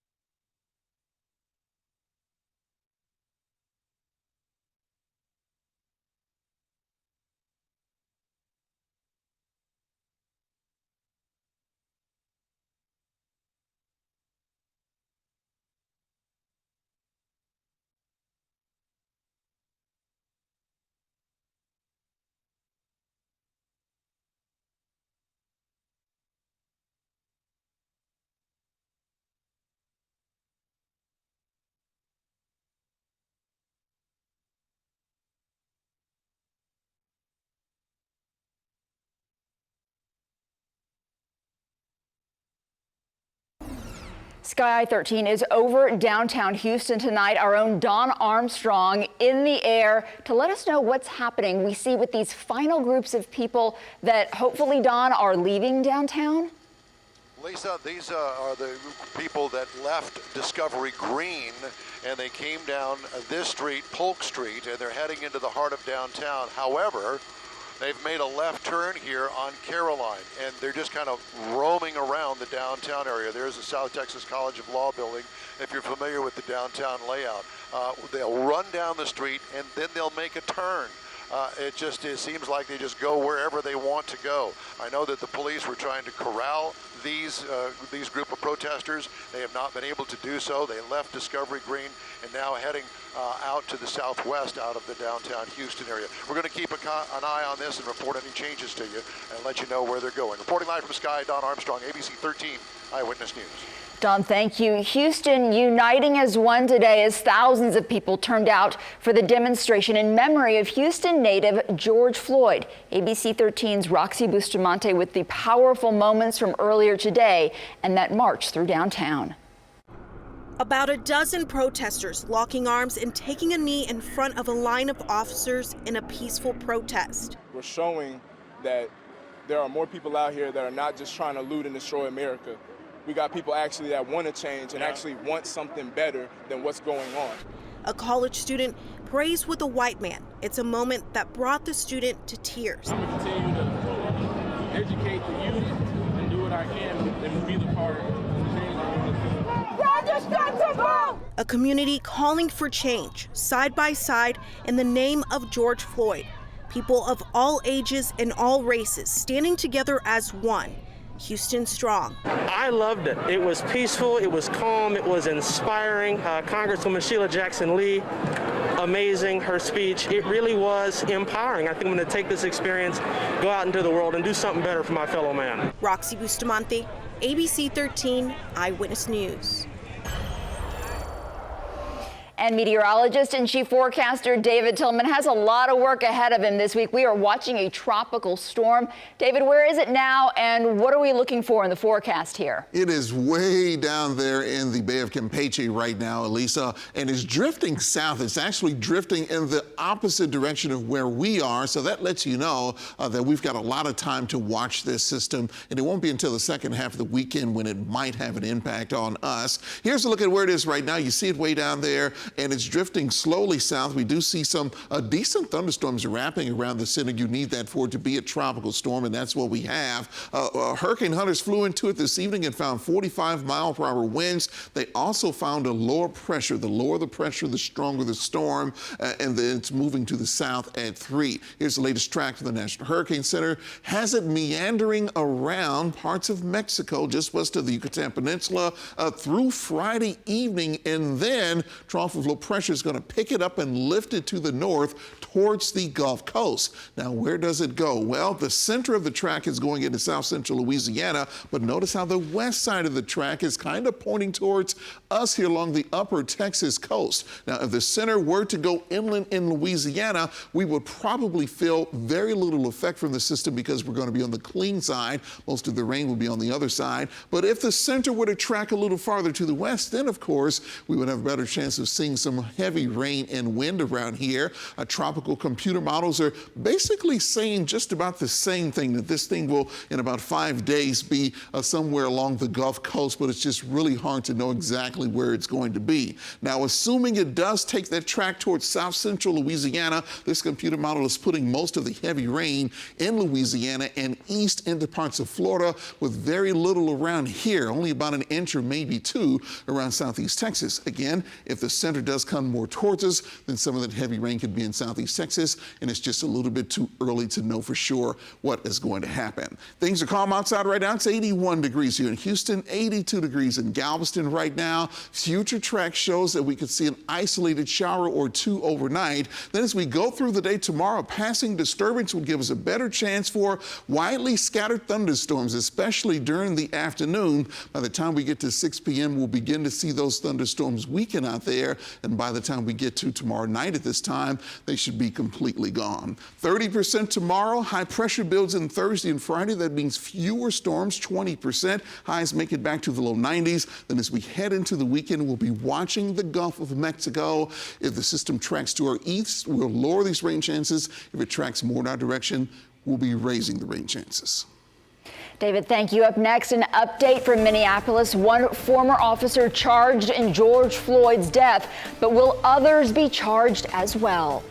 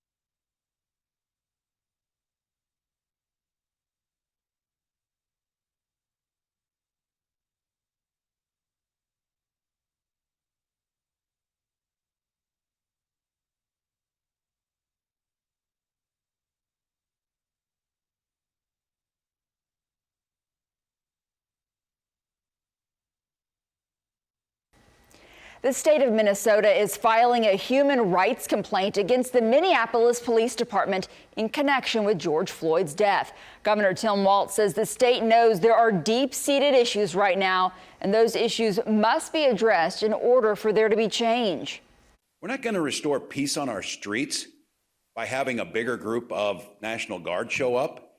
We're not going to establish peace on our streets by keeping a curfew in place all the time. We're going to establish peace on our streets when we address the systemic issues that caused it in the first place. A spokesperson for the police department did not comment. The Minnesota Attorney General told ABC News that prosecutors are trying to determine if more charges will be filed in the case. Protests across the nation have turned violent tonight. 6 police officers in Atlanta are facing charges for forcefully pulling 2 college students out of a car. Prosecutors say those officers smashed the windows and then used a stun gun in the course of making those arrests. One of the students spoke on GMA this morning. The driver, Messiah Young, says he was in that car with his girlfriend in the passenger seat, or his girlfriend was in the passenger seat, rather. Body camera footage shows Young videotaping as officers' encounter with the protesters in the street became violent. Young says he tried to convince officers to let the protester into his car, but it all escalated. I feel a little safer now that these monsters are off of the street and no longer able to terrorize anyone else from this point on.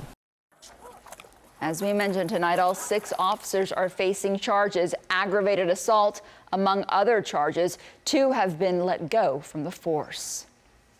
And we are catching up with the man who helped to organize today's march in Houston for George Floyd. Still ahead, Trey the Truth shares his message with Houston. And we've got plenty of time to watch the tropics, so why don't we play a little golf tomorrow, Lisa? If you're going to be teeing off in the morning, you'll be out there with temperatures in the 70s. It'll be warm and humid. Then we warm up to around 90 degrees tomorrow afternoon. There will be that 30% rain chance. We'll talk more about Cristobal coming up later in weather.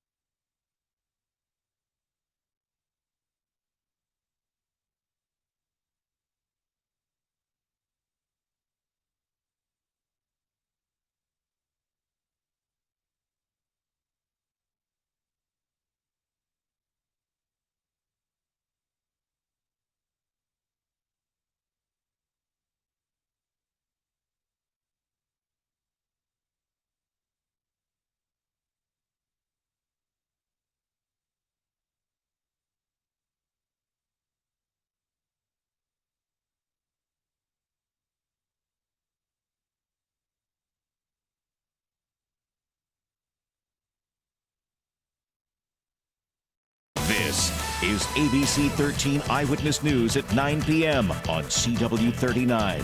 It has been a day filled with powerful messages amid some high tension in downtown Houston. Thousands marching from Discovery Green to City Hall for George Floyd. Maya Shea has more of this afternoon's march. It was an emotional day as eyes around the world watched Houstonians, 60,000 strong, converge here on City Hall to peacefully rally in memory of George Floyd. Say his name! Say his name! Say his name! It is not just black people who are angry. It is the world that is angry. Because it doesn't take a lot to make an evil act, but it takes a lot of us to bring down the system that caused that evil act.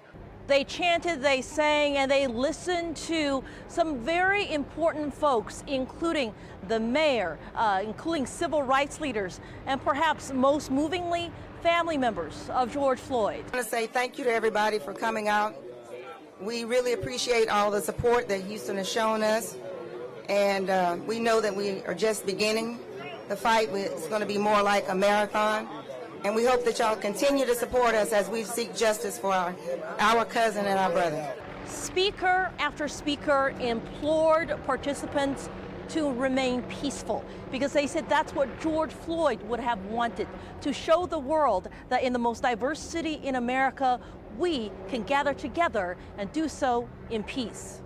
As the mayor of the city of Houston, representing 2.3 million Houstonians, not just black, Asian, Hispanic, African Americans, rich, poor, you name it, that we are standing with you today, next month, and years to come. We want you to know we are with you.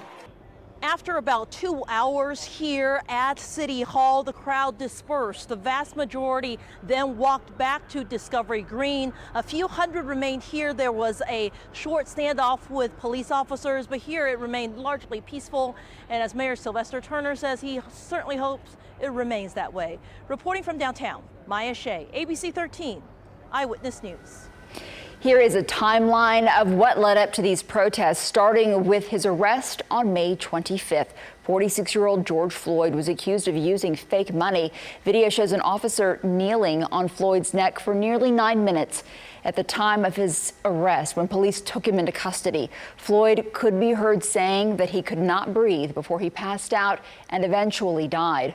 All 4 officers were fired, and former officer Derek Chauvin has now been charged with third-degree murder and second-degree manslaughter. And we are continuing our live coverage in downtown Houston. Earlier today, thousands of demonstrators turned up at Discovery Green and marched to City Hall, as Maya was telling us. Let's check in now with ABC 13 reporter Tom Abrams. He was there in the crowd throughout the afternoon. Tom? Elisa, a very different picture here at City Hall than what Maya showed you just a few minutes ago. It is dark, it is quiet, and virtually everybody but the police have gone home, which is exactly what the city was hoping for. They wanted a lot of participation today, but they wanted it to end peacefully, and it did here at City Hall. It was a very diverse crowd, people from all different backgrounds. And we spoke to one Hispanic young man today who approached us and said, we want to tell you what we are marching for, why we are here. His name is David Fernandez, and he shared an interesting perspective we wanted to share with you. The biggest thing of all is that, and we all know this, that Black lives do matter. And that right now it's Black people that are suffering under this oppressive system. And that's why we're all united to make this one message. So when we say we want change, we want police reform. And legislators need to know that. And we spoke with Governor Greg Abbott yesterday, and he told us that there is the possibility in the next legislative session next year there could be legislation that deals with criminal justice reform. I think Fernandez was specifically talking about reform in the way that police officers do their job. We spoke to some people here today who felt very hopeful. They feel as though this might finally be a time when they see the significant change they're hoping for. Others remain cautiously optimistic. Reporting live tonight from City Hall, Hall. Tom Abrams, ABC 13 Eyewitness News. Tom, thank you. We also want to check in with ABC 13 reporter Micah Hatfield. Micah, who saw at least one arrest earlier this evening. Again, remind us where you're reporting live from and what you've been seeing in the later hours. Elisa, we're outside of the George R. Brown Convention Center. We've been out here for hours. The scene you're seeing behind me is so much different than what we were seeing earlier. The streets are empty. Earlier, there was at least 1,000 members of law enforcement trying to get the crowd to go home. They had formed lines that they were pushing the crowd out. We saw mounted patrol as well. We did see some tense moments. We saw people throwing water bottles at the police, but we really didn't see them responding very much to the people throwing water bottles at them and yelling at them. We did see one or two people that appeared to be being arrested or taken into custody, not exactly sure where they ended up, but we did see that. But like I said, a much different scene here outside of George R. Brown. It appears that everyone has gone home once they really brought out this large law enforcement presence here just in the last 45 minutes. I would say the entire street is cleared out. That being said, we do see law enforcement inside of the George R. Brown Convention Center on standby in the event that these protesters or agitators do come back out here later in the night. Reporting live from the George R. Brown Convention Center, Micah Hatfield, ABC 13 Eyewitness News. Micah, thank you. And we have reporters all over downtown Houston because things are happening differently in different locations. We have Don Armstrong in Sky Eye 13 over a different part of downtown. Don, what are we looking at here and what are you seeing here in the last few minutes? Well, that freeway right above you, that's the Pierce Elevated, the northbound lanes there. And as you can see right underneath it with the police line, this is on Pierce Street, right near Chenevert. And there has been a confrontation here as the police pushed down the street to push the protesters back away from the freeway, which would have been 59, the East Tex Freeway headed down toward 288. They were afraid that the protesters were going to get on the freeway. Now, as you can see, it looks as though that they have one person in custody there on the ground. We thought at first it might have been a police officer. It is not.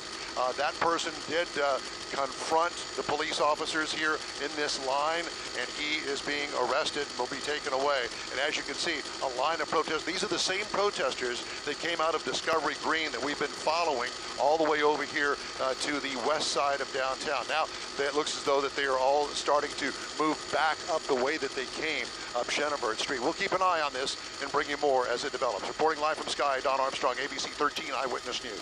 Don, thank you for following that developing situation. The weather also a developing situation for us. Let's talk with Chief Forecaster David Tillman. It's not in our immediate future, David, but you have your eye on something that could affect us over the next several days. Yeah, we have plenty of time to watch this system, Elisa, but it is starting to look a little more likely that the Gulf Coast will be impacted at some point by this storm. Right now, it's way to the south of us over parts of the Bay of Campeche. Here's what we know. It's drifting slowly south right now. It's likely to turn north by Friday, and the weekend track is uncertain, but again, some part of the Gulf Coast will see a direct impact from the system. I'll let you know if Houston has a chance coming up later on in your forecast.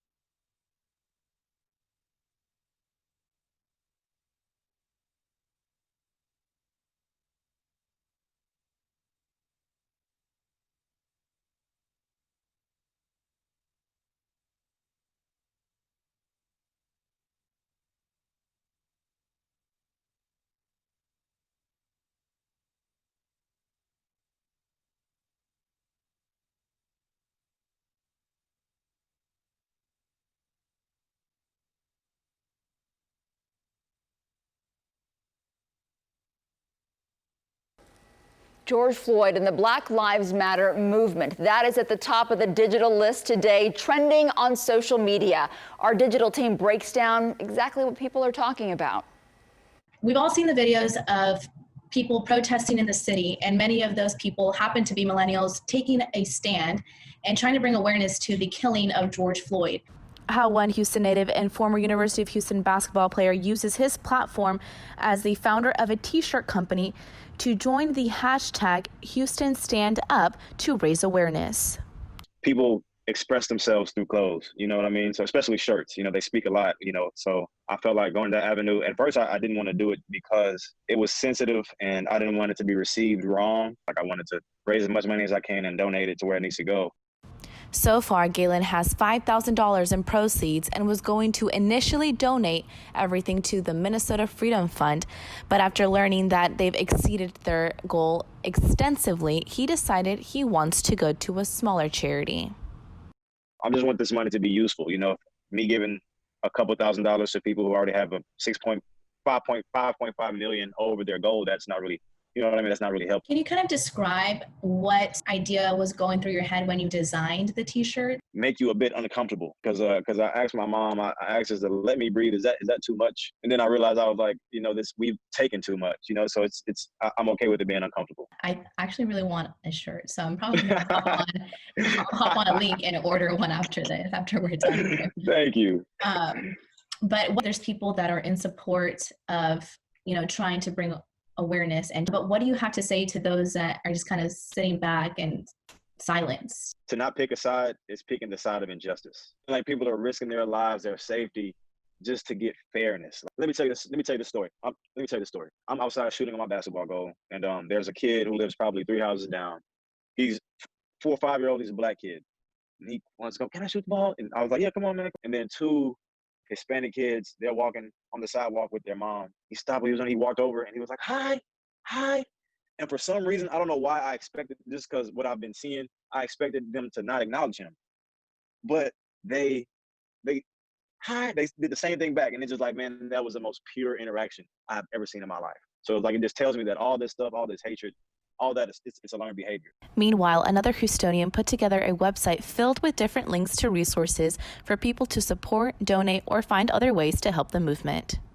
Justice pages. This platform will be used as an information portal for those looking to donate to different organizations, support Black-led movements, and just keep the good fight going. I created the website about a day and a half ago, and so far it has reached almost 800 hits. So I'm thankful that this is definitely serving as a helpful resource to people looking to, give in any way possible. What kind of message do you think that this will hopefully bring a larger community? For one, this is no longer a Black or white issue in the world we live in today.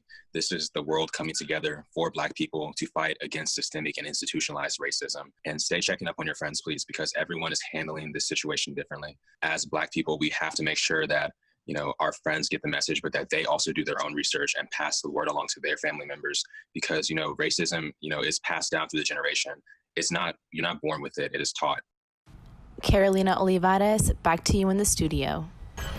Chief forecaster David Tillman has a new information for us on Tropical Storm Cristobal. David? And Lisa, it's gotten just a little bit stronger. The latest track just in from the National Hurricane Center, and here's the new numbers.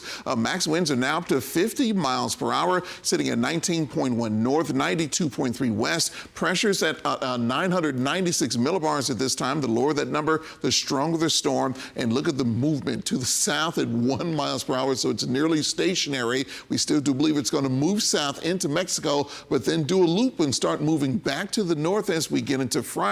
Watch what happens after that. The latest track of the National Hurricane Center still takes it north through the central Gulf towards the Gulf Coast. Just really hard to know this far out exactly where it's going to wind up. But the center of the cone is into south central Louisiana, just like it was a little while ago as a 65-mile-per-hour tropical storm. But look at all the real estate that's involved with this track, all the way from Houston and Galveston over towards New Orleans. So all of us will need to keep a close eye on where this system begins to track. There's a look at our tropical computer models. They basically pretty much agree with the cone. However, these ones right here are some of the more reliable tropical models, so we are certainly not out of the woods at all with the system, and we're going to have to continue to watch it very closely. How much rain do we get over the next 10 days? Well, it really just depends on the track.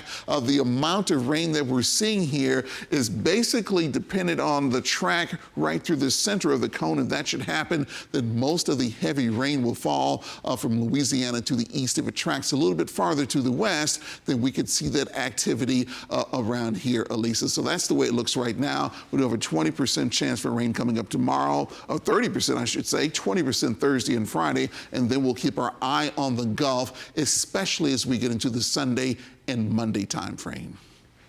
And here's what's ahead tomorrow morning on Eyewitness News. Wake up with us tomorrow. Meteorologist Elita Loresca will have the newest forecast track for the disturbance in the Gulf. It's updated at 4 a.m. and we will show you the very latest. Plus, looking ahead to the services for George Floyd. From Tuesday's march to memorials from Minneapolis to Houston. We'll show you what to expect in the coming days. And this week's new job openings and who's hiring in Houston. We'll see you tomorrow.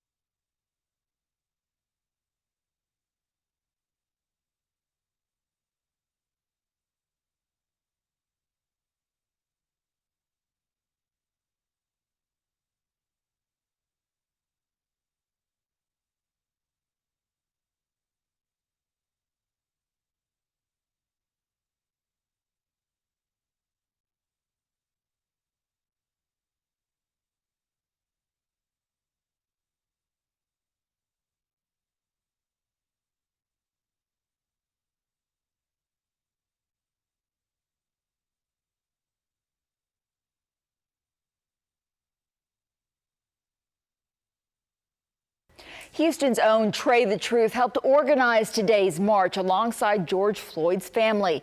This afternoon, our own Chauncey Glover caught up with him as they marched from Discovery Green to City Hall. Here at City Hall, this is the front. We're right here with Trey the Truth, who's been walking with family members. Trey, such a big turnout here. I know you were stressing to the public that they needed to really keep the peace out here. Yeah, because we came to make sure we represent for the family, represent for him. So if they come here trying to tear it down, that defeats the purpose of what they're trying to do. The goal right now is to get all four of them officers and anybody who had anything to do with their wrongdoing held accountable. That is the main mission right now. Right. And we will stand. We're going to stand at all times. All right, Trey, you were talking about to the audience earlier. You gave them some advice. You said if you see people looting, if you see people trying to riot, what do? We take care of our own community, so we ain't got to wait for somebody to come tell them. We're going to let them know. That's not what's going to happen. Yeah, we're marching here right here by City Hall. You have family members of George Floyd actually walking right here with Trey. So we want to get one of the family members to say something too. Where's the family? They're right here. They're right here. So how do you feel to see this big crowd and how Houston has come out to support George Floyd, your family member? It's unbelievable. It's amazing. We're going to keep walking this way, man. And we're very grateful and appreciative, man. And, I'm speechless, man. Gotcha. And there is now a tribute to George Floyd in the 3rd Ward neighborhood where he grew up. ABC 13 reporter Pooja Lodia shows us the new mural that was just painted to honor him. She spoke with some of his friends about today's historic march. This is the neighborhood George Floyd knew best. He was raised here in the 3rd Ward, became a basketball player at Jack Yates High School, and now Big Floyd is mourned here. This is Floyd home. This is his street. You know what I mean? What if it was my oldest brother was in the same predicament? So I just so confused. So now the world is watching us, and it's just what is our response going to be? When Floyd moved to Minneapolis, he still kept in touch with those back home. His own mother died almost exactly 2 years before he did. They woke me up at 7:30 in the morning and said, Miss Sheila, is this Floyd? I wiped my eyes and I looked. I said, oh my Lord, what they doing to him? They doing to him. Nobody deserved to die like that. And the hurt part was when he called his mama. Yes. That's what really hurt me. That's why I'm out here. Because we the older generation, we are the mama now. For those here, the loss is personal. But what they say is a pattern hurts even more. We're not fighting for civil rights no more. We want our human rights. We want our human acknowledgement. But it's a sad situation when you have to sit down and tell your children, this is what's going to happen, just in case, this happened. They asked me why. Why? I said, because it's the color of our skin. I'm sorry, baby. That's what Floyd died for. He died for us, to make it better for ourselves.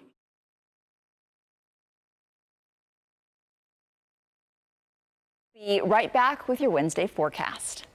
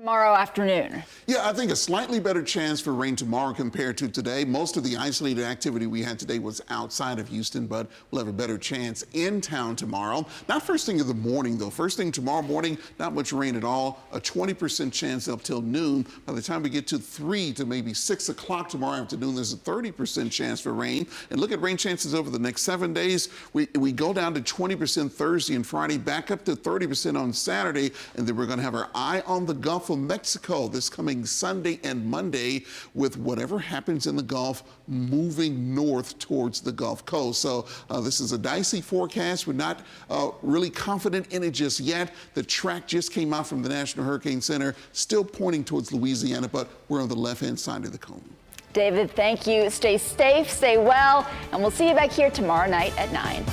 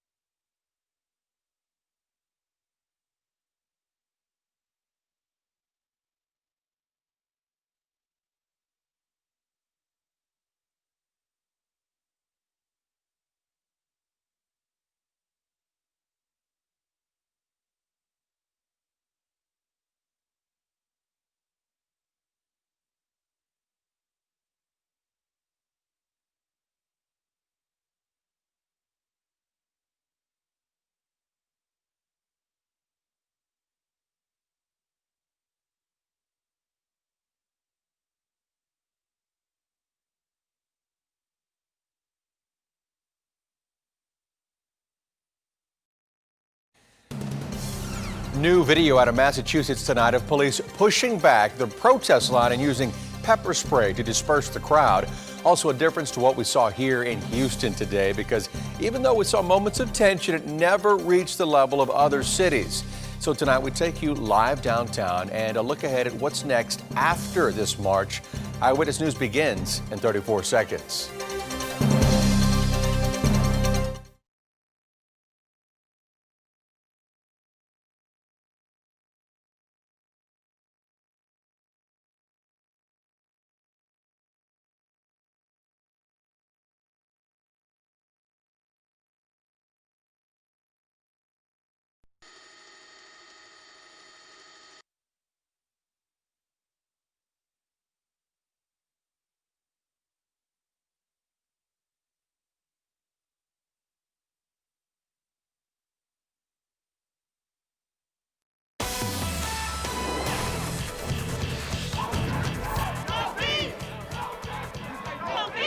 Now you can also see a line of police officers here. Most of them are on their motorcycle. You know, we need to stand up against injustice and, you know, stand with our black brothers and sisters. And The crowd has doubled in size since we have been here. It's huge. It's impressive.